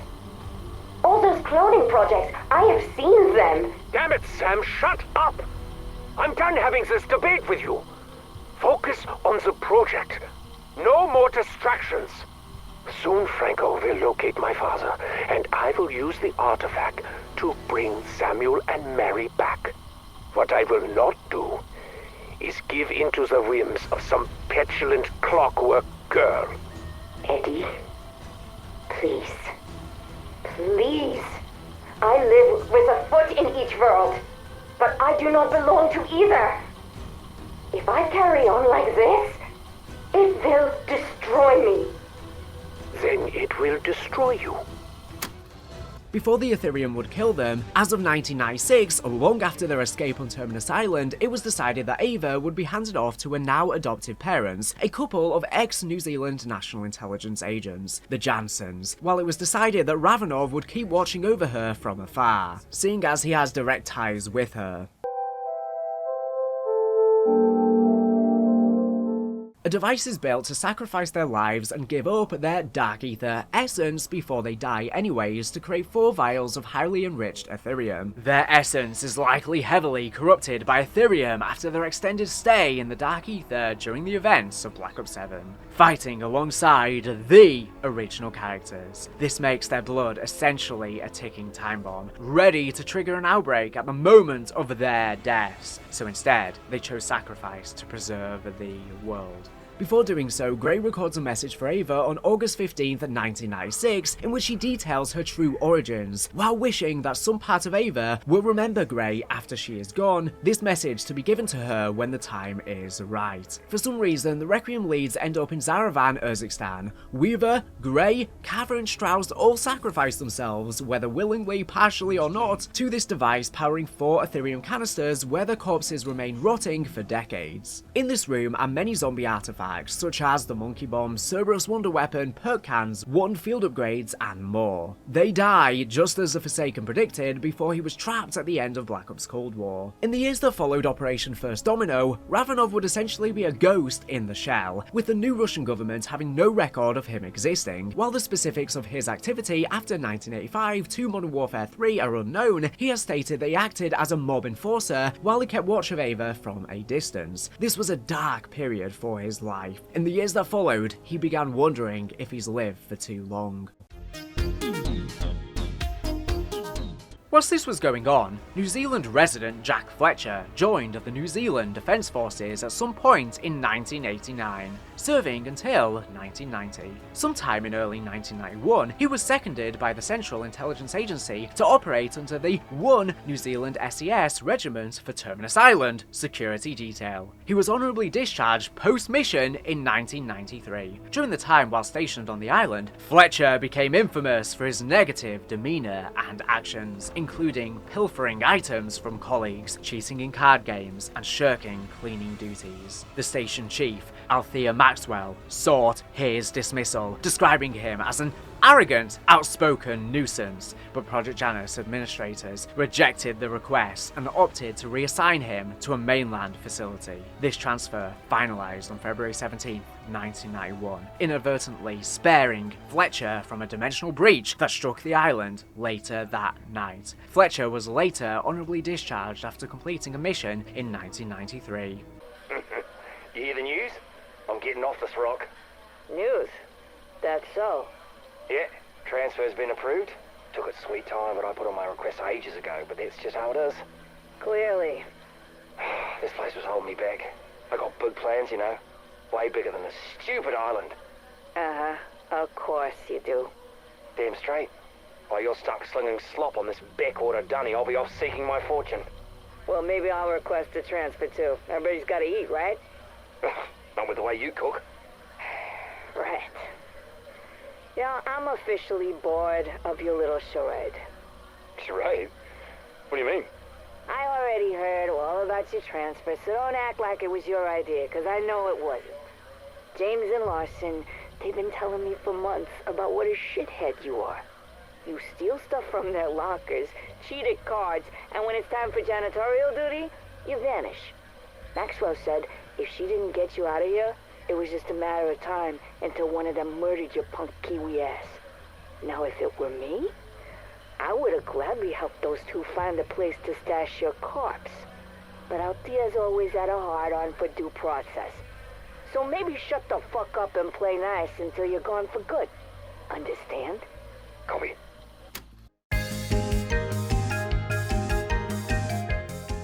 Ava would go on living her life unaware of her real parents' identities until 2006, when she had a blood test during biology class and found out that her DNA did not match that of the Jansons. She went home, desperately trying to find her birth certificate, only to stumble upon CD-ROMs marked with Gray's name, as well as a photo of Gray which triggered a faint memory in Ava's mind. To learning from her adoptive parents that Gray left her in their care and never came back, Ava was distraught with anger and resentment, and tried to avoid learning more about Gray by focusing on studying physics, but the obsession kept creeping back. She had to learn more, and soon became fascinated with Gray's work on something known as Ethereum, and in understanding her struggles under Requiem, became less resentful of her. Instead, she was driven to exceed her mother in her own field. Throughout her life, the entity repeatedly attempted to reach out to her sister, but a full connection could not be made due to the dimensional barriers between their worlds. Jansen also began taking schizophrenia pills to suppress visions, dreams, and hallucinations from the entity's influence, being misdiagnosed. These hallucinations may have prompted some of her initial digging and knowledge on Dr. Gray's research, allowing her to have a much better understanding of the Dark Aether realm than most normal people.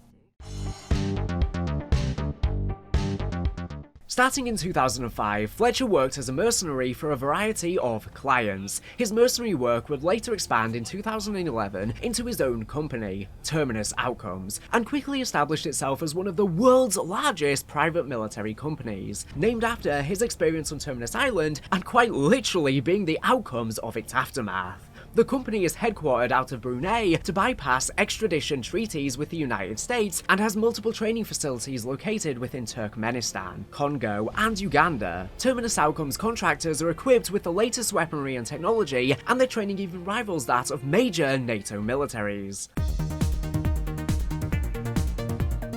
After graduation, Jansen primarily worked as a theoretical physicist. At some point, she began speaking about Ethereum publicly as a quote-unquote thought experiment, as well as speaking about the possibility of alternative dimensions. She was heavily criticized by the scientific community after publishing her talk, Ethereum, a Thought Experiment, online, which theorized that an element Ethereum could be provoked into radioactive decay as to release enough giga-electrovolts to pop the soap bubble to pierce the veil between adjacent dimensions, and provide the world with a clean, sustainable energy source. Many dismissed her as a quack and a charlatan. Sometime after her talk was published online, she was interviewed by C. Cassidy regarding her PhD paper, Alternate Dimensions, Worlds Within Worlds, where she was asked to respond to her critics. She was quick to accuse the interviewer of being one of her said critics by forgetting to refer to her as Doctor. She would then elaborate on her beliefs, stating that historically those in power have pushed back against scientific theories contrary to popular belief, using the Catholic Church's pushback against Galileo Galilei's championing of Copernican heliocentrism as an example. News of her work eventually caught the ear of the American government, with the FBI abruptly raiding her laboratory, confiscating her research and placing her under arrest. She was held in detention for 12 days before being released. When asked by the media for an interview regarding the arrest, Jansen and her faculty staff failed to respond.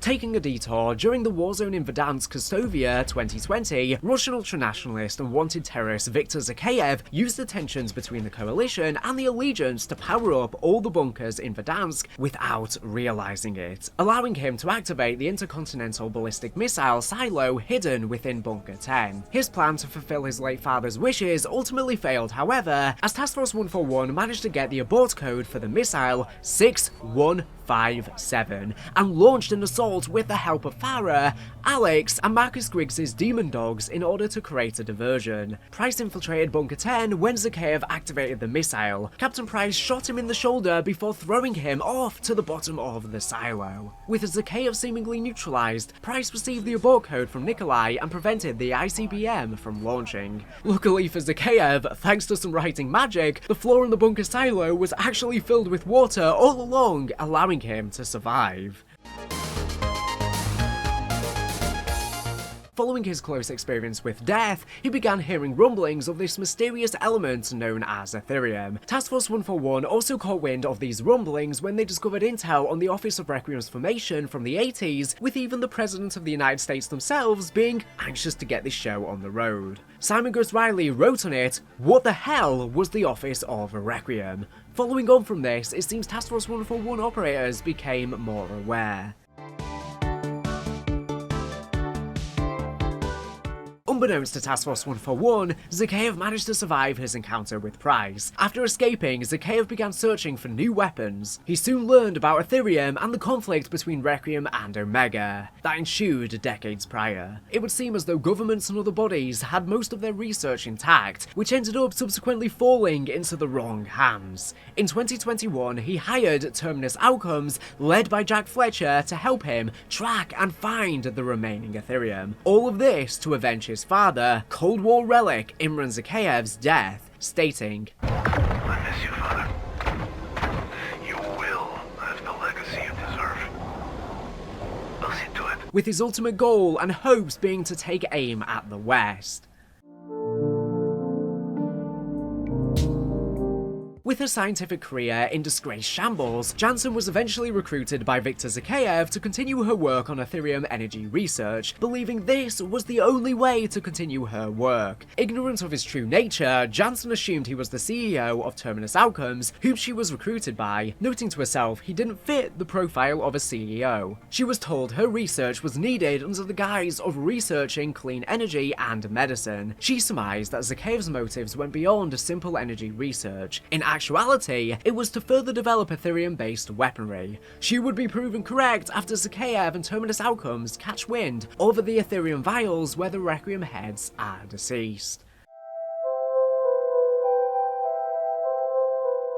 Later the same year, 2021, accompanied by Fletcher and a squad of his contractors, Zakhaev travels to Zaravan, Urzikstan, where they ambush a group of local police forces at an American checkpoint, creating a diversion. After breaching into a basement of a hotel, they discover a long-abandoned CIA safe house containing the mummified remains of Grigori Weaver and the 3 other corpses around a device placed on a table. They seem untouched since the 90s and are long since gone. The device opens, revealing 2 vials of highly enriched Ethereum. Zakhaev quickly reaches out to grab this cache of weapons-grade Ethereum. In disbelief, he exclaims, "Oh, they're actually real.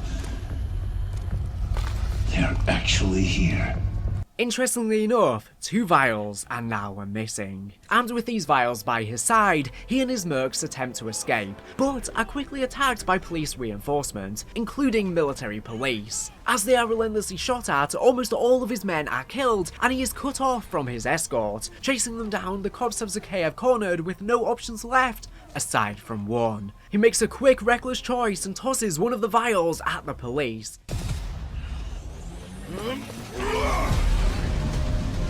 It splinters, immediately encapsulating the entire area in dark ether mist, which creates an exclusion zone that turns people, both dead and alive, into zombies, reintroducing the dark ether into our reality. The forces of the dark ether spread throughout the city, grabbing and tangling everyone caught in the mist. Fletcher watches in horror as many of his own men, both dead and wounded, turn into zombies and begin to attack each other, while Zakhaev grins in satisfaction. Fuck. Looks like we have a weapon.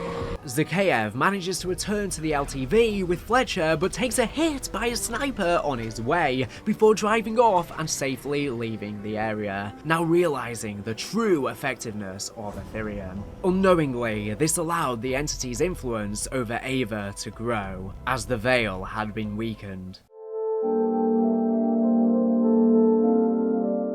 Operation Deadbolt was established overnight in response to the threat. Special Security Officer Selma Green was placed in charge of the operation. While picking recruits for the newly formed response unit, Green was recommended by her CIA colleague Kate Laswell, ordered by higher-ups to choose Sergei Ravenov, the former Spetsnaz captain who has had past dealings with similar undead incursions, and who is most relevant, acting as a familiar face for us, the last known surviving member from the Requiem era. Despite the complete lack of background information on Ravenov, Green was told to trust the recommendation by higher-ups, to which she even received a direct letter from the White House stating, "You know who I am. I hope my identity and status have been appropriately communicated to you." In another letter, they stated, "You have the entirety of my office and the Pentagon at your disposal." This implies that not only does the president themselves seemingly have a vetted interest in Deadbolt, knowing of the outbreak immediately, but that they also handpicked Ravenov specifically,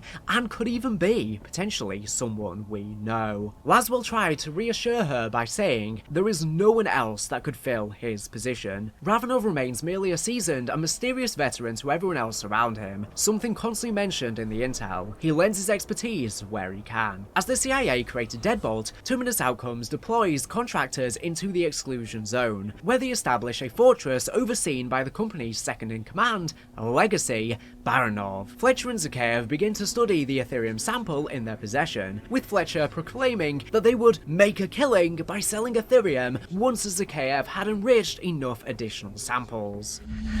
Extraction's going great. Gonna make a killing selling this Ethereum.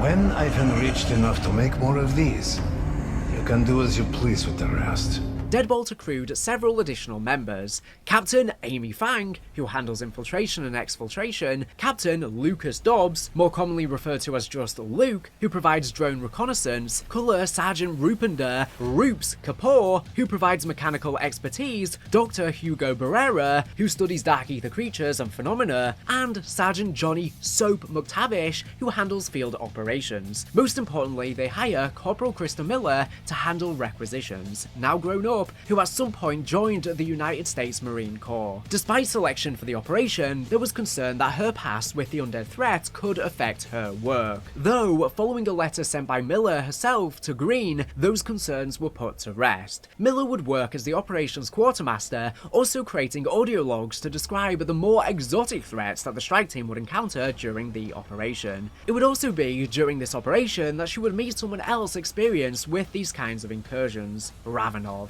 At one point, Ravenov learned from Miller that she experienced the Liberty Falls outbreak and promised to help her learn the truth behind it by offering to connect the dots based on what she remembered. However, they had to keep it off the books, as Miller had kept it mostly to herself throughout her life for fear of consequences and threats she received, potentially deadly. The government, of course, did not want their involvement in Liberty Falls to get out. Miller was surprised she found someone else alive who even knew of what happened and questioned why she even had to keep it to herself for so long. Miller experiences post-traumatic stress disorder due to the events she endured on Liberty Falls, and states she hates fried chicken due to her experience. She would eventually be rescued by Carl Hoover, plus his biker gang, the Steel Mountain Riders, before being handed over to Janus Security when the Steel Mountain Riders went to save more survivors. Carl would end up being pulled into the Dark Aether and mutated into his motorcycle, becoming the Bloodburner, leaving a traumatized Miller to be interviewed by Blanchard just before the events of Reckoning. But she says she is still ready to take on the threat and face the demons head on, being someone tied since the beginning. In addition, a strike team of operators was also employed to carry out various missions in the Zaravan exclusion zone to assist other Deadbolt members. Roughly 3 weeks after the outbreak started, after receiving a briefing from Laswell, the strike team deploy in Zaravan for the first time alongside Soap and Ravenov. By the time we worked out where he was operating, all we could do was go kinetic and hope to flush the bastard out. One of our checkpoints reported hostile contact. Then the whole town went dark. Until we know what's going on, containment is the name of the game. No one gets in, and nothing, I mean nothing gets out. Clear? Ravenov here has experience with this kind of incursion. Brilliant. He'll give you the lay of the land. Keep your head up and listen to him if you want to survive. Report to SSO Green. Out here, this is her show! Welcome to Operation Deadbolt. This is us. Let's move. It was also at this time that Terminus Outcomes employ Ari Dockerby, who sets up a fortress in Zaravan City and begins to harass Operation Deadbolt's convoys passing through the area. Meanwhile, Zakhaev records a message to his late father, vowing to continue his legacy and strike against the West, naming Washington DC, London, and Paris as targets for his revenge. Zakhaev also learns of one of Price's protégés, Johnny Soap McTavish, working for Operation Deadbolt, and swore that he would take Soap's life as vengeance against Price for nearly killing him in Verdansk, although seeing him as kind of a brother. I'm a patient man, Captain. I won't rest until everyone you care about is eliminated. So imagine my pleasure to find your protege, Soap McTavish, embedded with Operation Deadbolt.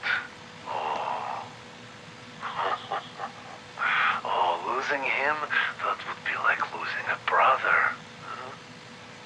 Oh yeah, the thought of it is exhilarating. Jake Fletcher, client conversation regarding Terminus contract 75819. Commencing. Why are you recording? For quality assurance. I assume you have questions? The shit you're after. I need to know what it does. Ethereum? It is none of your concern. Will it harm my men? Yet. If they're smart, they should be fine. Great. So, half are going home in body bags? We need to renegotiate the contract. If there's a market for this, I know people, buyers. We could stand to make a lot of money. Money is of no concern. Then you won't mind parting with it. When I have enough enriched Ethereum to secure my father's legacy, you may sell whatever remains to your buyers.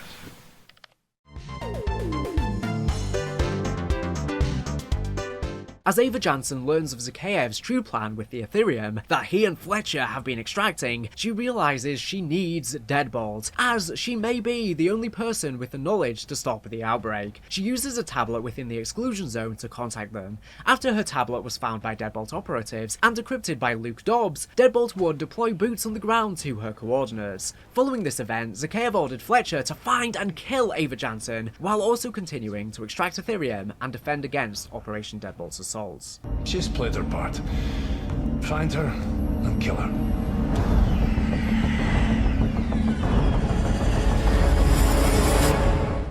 This prompted Terminus Outcomes mercenaries at her location to try and prevent Operation Deadbolt's strike team from extracting her, while also fighting against the zombie hordes in the area. By the time Deadbolt operatives reach her, she was already in the process of deleting her work from Terminus's servers. Accomplishing this, she and Deadbolt then fought Terminus mercenaries to a nearby helipad where they were exfiltrated by Amy Fang. Terminus Outcomes failed in preventing her extraction. Bravo Zulu team. I have a lot of questions for Dr. Jansen, and she has a lot to answer for. Back at the base, Jansen was interrogated by SSO Selma Green, Johnny Soap McTavish, and Ravenov about her work with Zakhaev. She told them that she had no idea that he was a terrorist when she started her work for him, and that she wanted to help Deadbolt stop his plans. Informing her interrogators that Zakhaev kept his weapons-grade Ethereum on his person at all times, she pleaded to Deadbolt to let her fix the problem she unintentionally helped start. It took some convincing, but ultimately Green agreed to have her on board.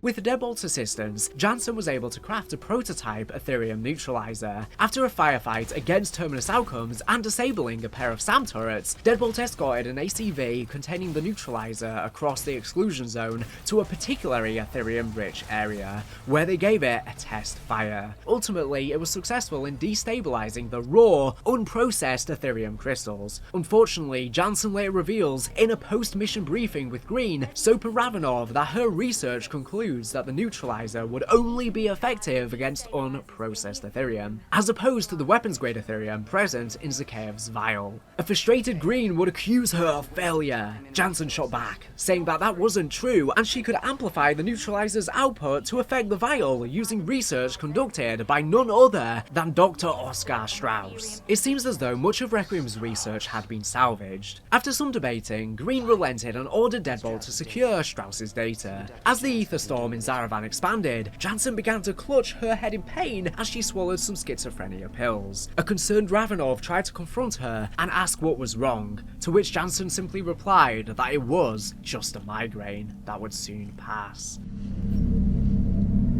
Ava, what is wrong? It's just a migraine. It'll pass. They always do.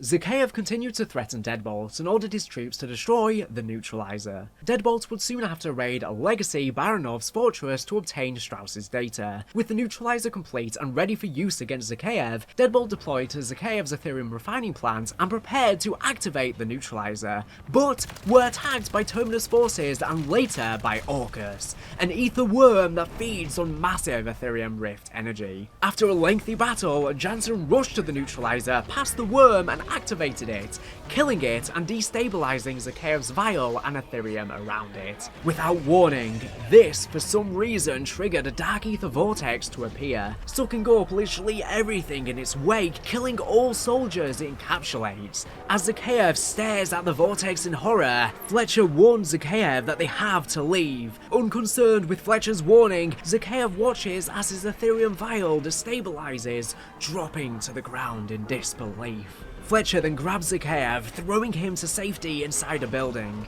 The vortex lifted Jansen into the air like a god with bolts of electricity, as the entity appeared before Jansen, demanding her to. She screamed in horror, fainting as the vortex closed and she floated back to the ground.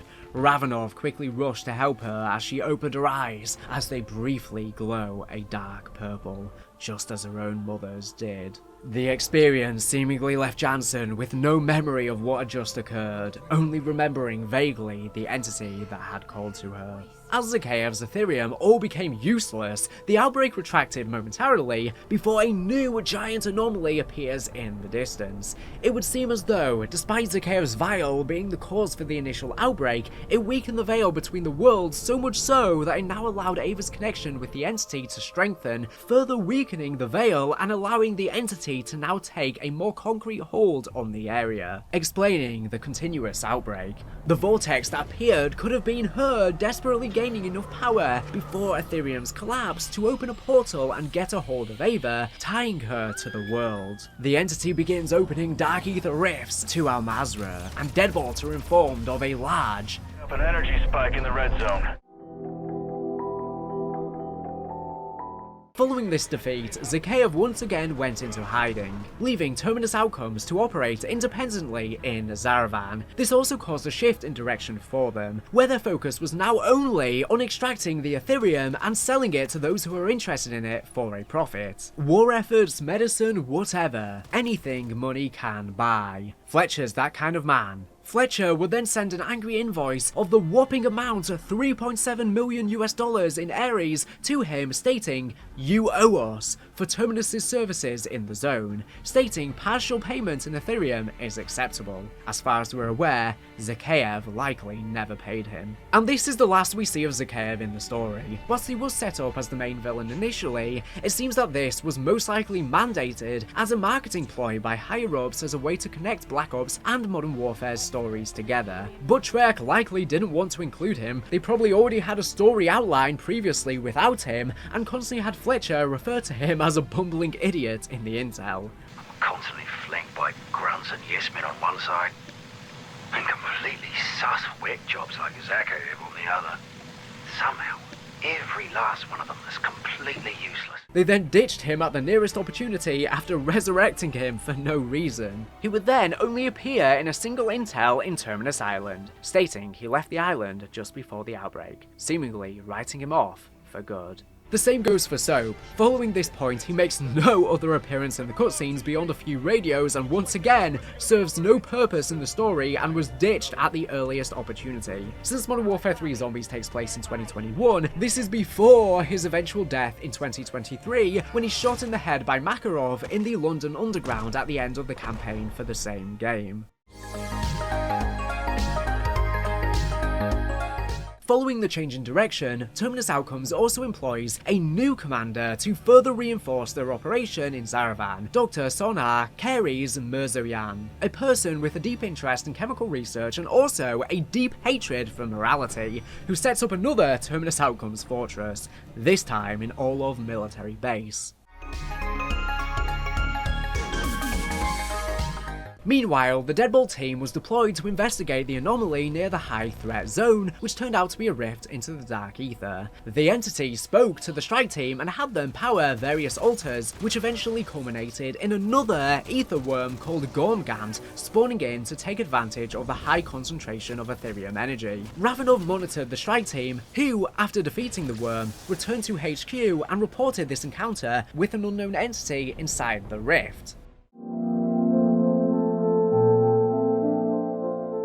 Concurrently with the strike team's venture into the Dark Aether, while recovering at the Deadbolt headquarters from her own encounter with the entity, Jansen began to look into Project Janus through means of her own, hacking into Deadbolt's mainframes, discovering Richthofen's classified Janus research from the 90s that involved various individuals, including Ravenov, the leads of Requiem, and Samantha Maxis. While doing this, Jansen suffered another bout of migraine while hearing the voice of the entity.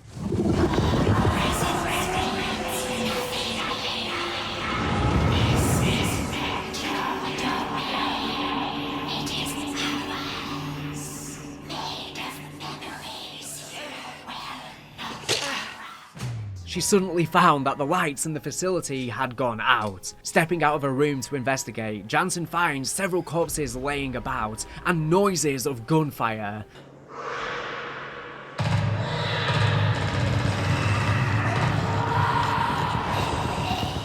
She then found herself surrounded by various zombies, with the zombified Requiem leads all pointing at her as the entity whispered to her.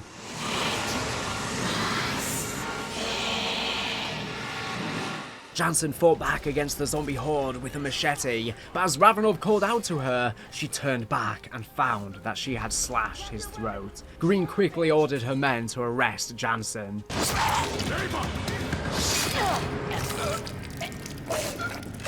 Drop your weapon! Drop it! But this turned out to be just yet another hallucination, as Jansen remained in her room, briefly possessed by the entity, as she whispered how they We will never be alone again. We will be one.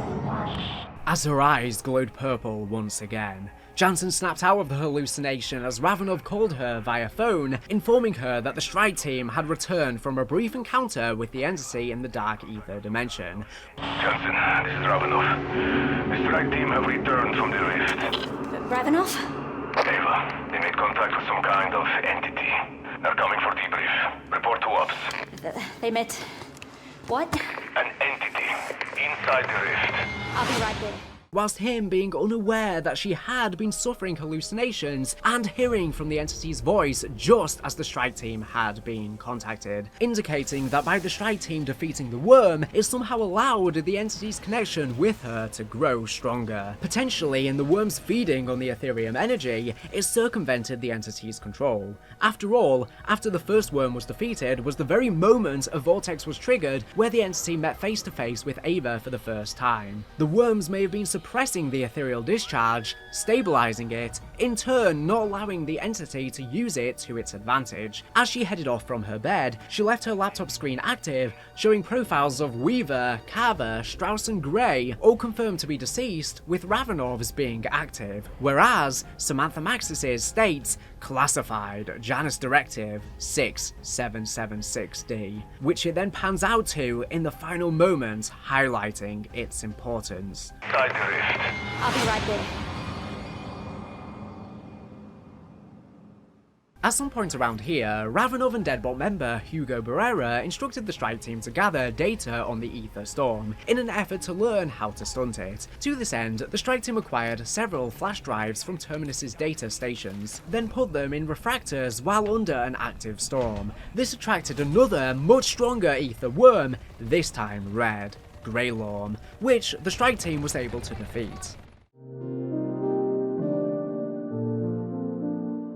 After Fletcher learned about the Omega Group and heard whispers of the Dark Aether containing a treasure trove of goods, he assembled a team of Terminus operatives to escort him into the Dark Aether. After learning of a new rift opening in the high threat zone, once inside, his team was quickly stranded due to unfamiliarity with the territory. At the same time, following the appearance of the first rift, Jansen contacted the strike team and informed them of the second anomaly. Ravenov opted to join the team as he was also on site at the time. Fortunately for Terminus outcomes, Ravenov followed Fletcher and the squad of Terminus soldiers when entering the anomaly and was later joined by the strike team in the Dark Aether. Fletcher got in contact with Sergei Ravenov and the Deadbolt team, who followed them in pursuit. Both sides agreed to a truce and worked together to escape the Dark Aether. They found pieces of Jansen's neutralizer and reassembled it in order to open another rift. Fletcher, however, betrays both Deadbolt and Terminus Outcomes mercenaries by using an Ethereum vial to transform his men into zombies, slowing Ravenov and the strike team and facilitating his own escape. And just like Zakhaev and so before him,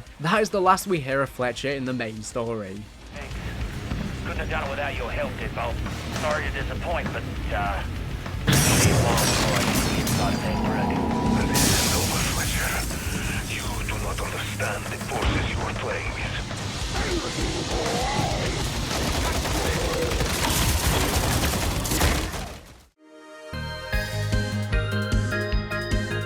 After this event in the Dark Aether Rift, Terminus Outcomes never bothered to investigate it again, instead focusing all of their efforts into extracting Ethereum and defending against Operation Deadbolt. At this time, they also employed a new commander to further bolster their rank, Rainmaker, a Cuban who has a liking for explosives and traps, who builds a fortress located in the Shahin Manor. Meanwhile, Ravenov and the strike team managed to return safely. As Ravenov was tending to his wounds in the Deadbolt headquarters, Jansen confronted him on his affiliation with Requiem, demanding him to reveal the truth about the fate of its leads. You were part of Requiem. Yes. What happened to them? Maxis sacrificed herself to end the outbreak. We promised we would find a way to rescue her. And when we failed, it was a blow. Some of us took it very hard. We vowed never to let this happen again. Ravenov allowed her to tend to his wounds and briefly mentioned that Requiem attempted and failed to rescue Samantha Maxis from the Dark Aether following her sacrifice in 1985. What I have to do. I'm sorry. This is the only way.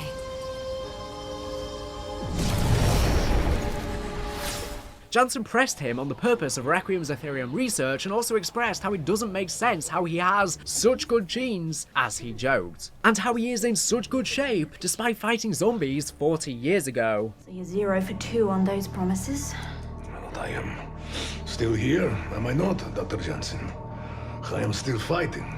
And here's the thing, you shouldn't be. That was 30 years ago, and look at you. I have good genes. Oh, that's a crock and you know it. What was the focus of Requiem's Ethereum research? Dr. Jansen.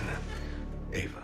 Ravenov stopped her mid-sentence and promised to tell her more about the old days after resolving the current outbreak. Jansen stormed out of the room, declaring that she would find answers on her own. Once alone, Ravenov quietly remarked to himself that Jansen's parents were proud of her, as the camera panned to a screen of the Requiem head statuses again, this time with an enlarged shot of Samantha. They are. Oh, they are so very proud of you.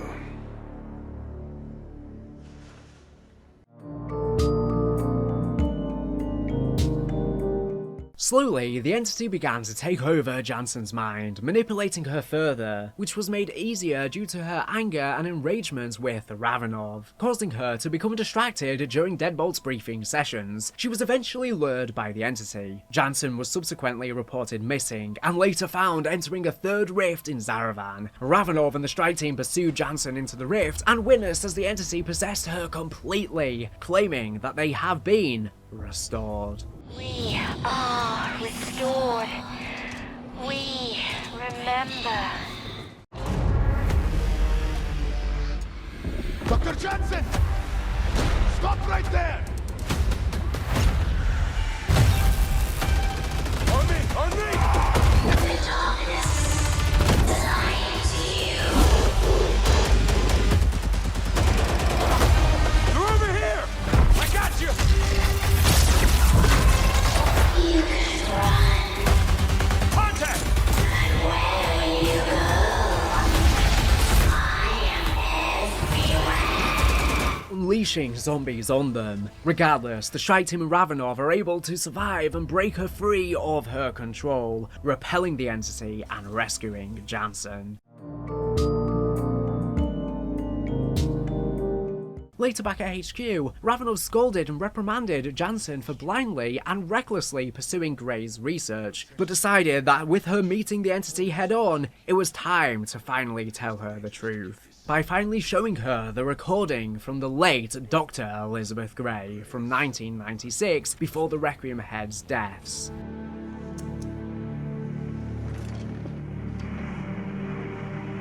In the recording, Grey detailed the nature of Jansen's birth, revealing the truth. While she carried and birthed her, it was merely through surrogacy, and her biological mother was none other than Samantha Maxis, currently, as far as we're aware, still trapped in the Dark Aether. One day she went into the Dark Aether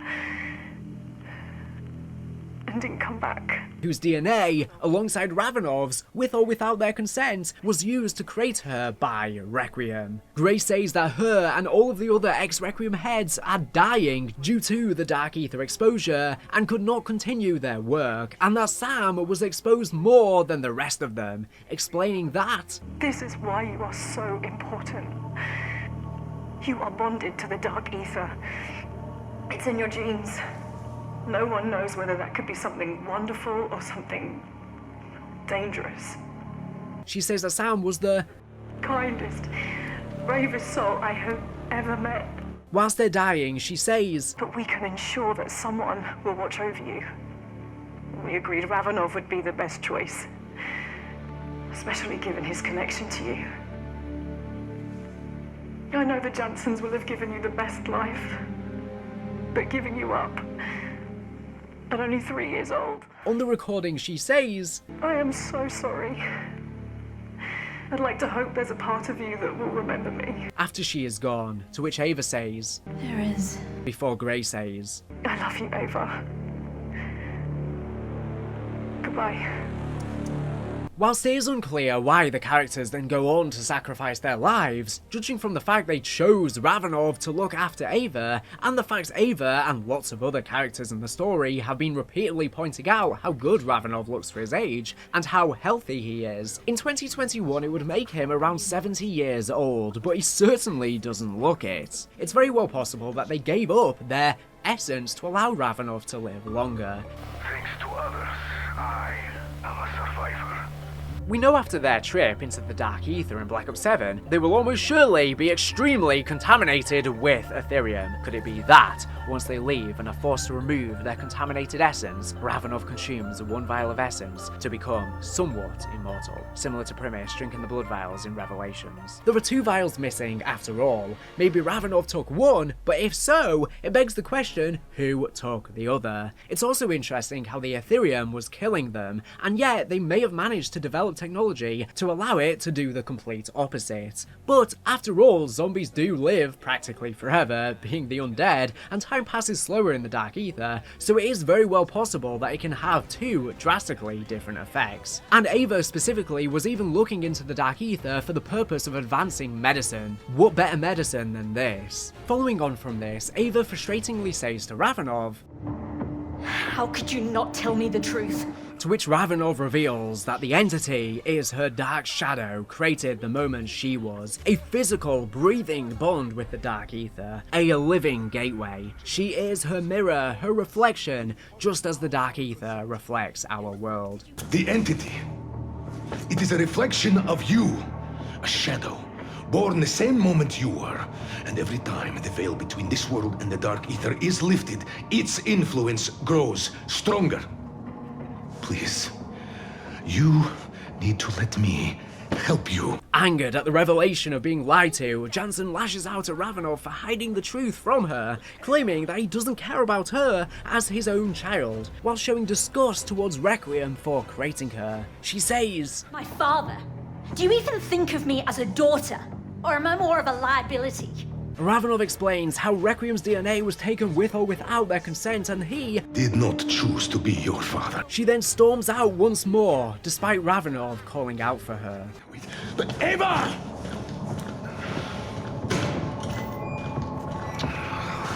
I'm sorry. Following the brief bond between the entity and Ava, and then its separation, it causes an unstable rift to appear with relentless hordes of the undead.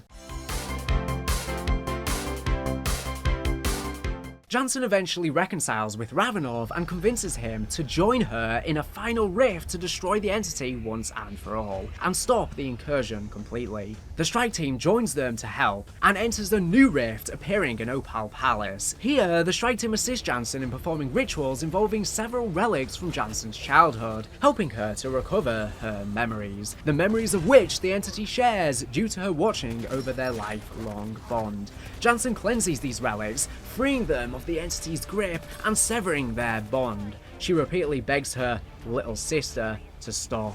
There is comfort in our union. There is safety here. We are begging you, stop. Stating that forces in the realm want to harm her due to her powers, but Jansen refuses, as their shared bond puts her world at risk from the Dark Aether. After finding the entity's home, she decides to force her cooperation and kill Ravenov and the strike team. But Jansen uses her powers to weaken her, and the team are able to attack her weak spots. Despite its pleas, Jansen and the strike team combine their efforts to destroy the entity. In her final pleas, she warns Ava that Little sister, he is searching for you. The shadow smiths will take you.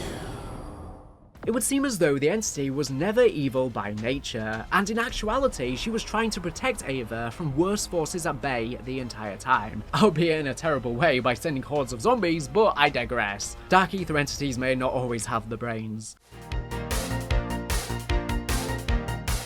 After the entity's death, a more powerful Echo was spawned in the Dark Aether, a clone of her memory. When the strike team enter, it guided them with secret markings to its lair, where it attempts to kill them. However, the strike team were able to destroy it and end the entity's threat for the foreseeable future. Kurashua, is it over?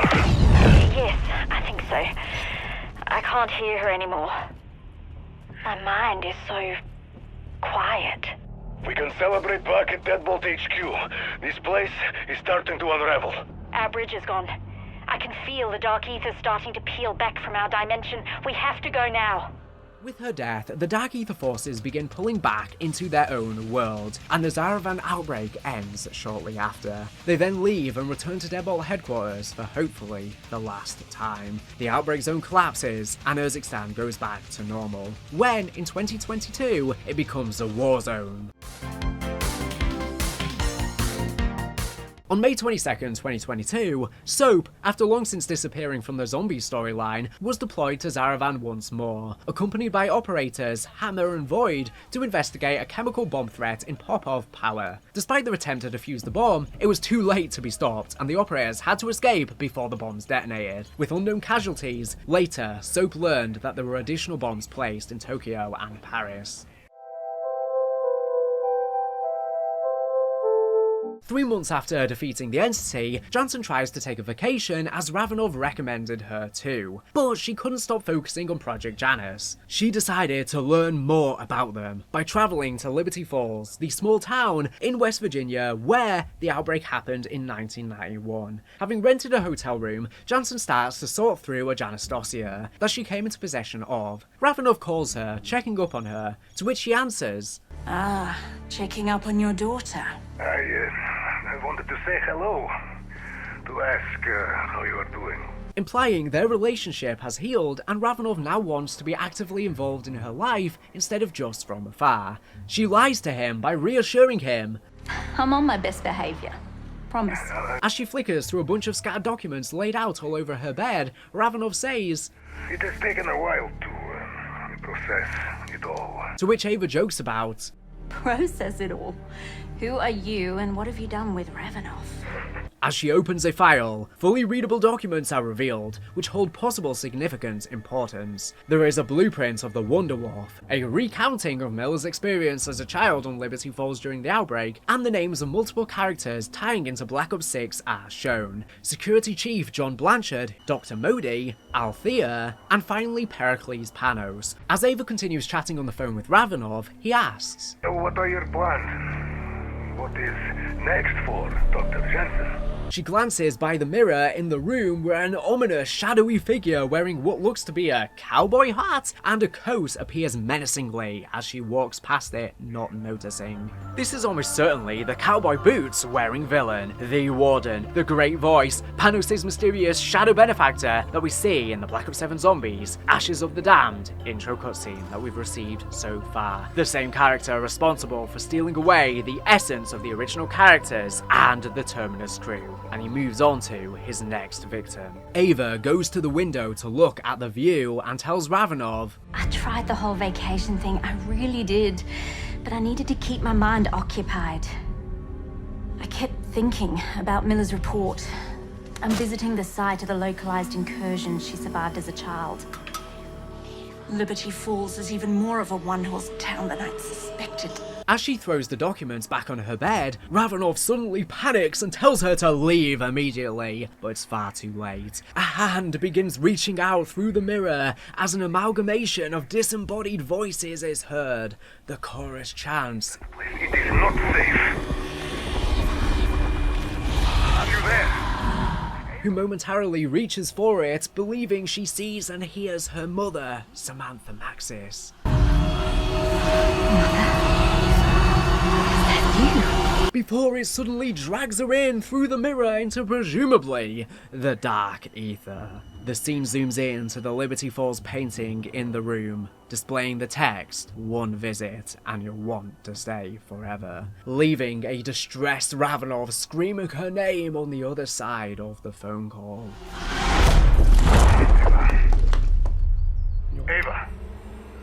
Ava!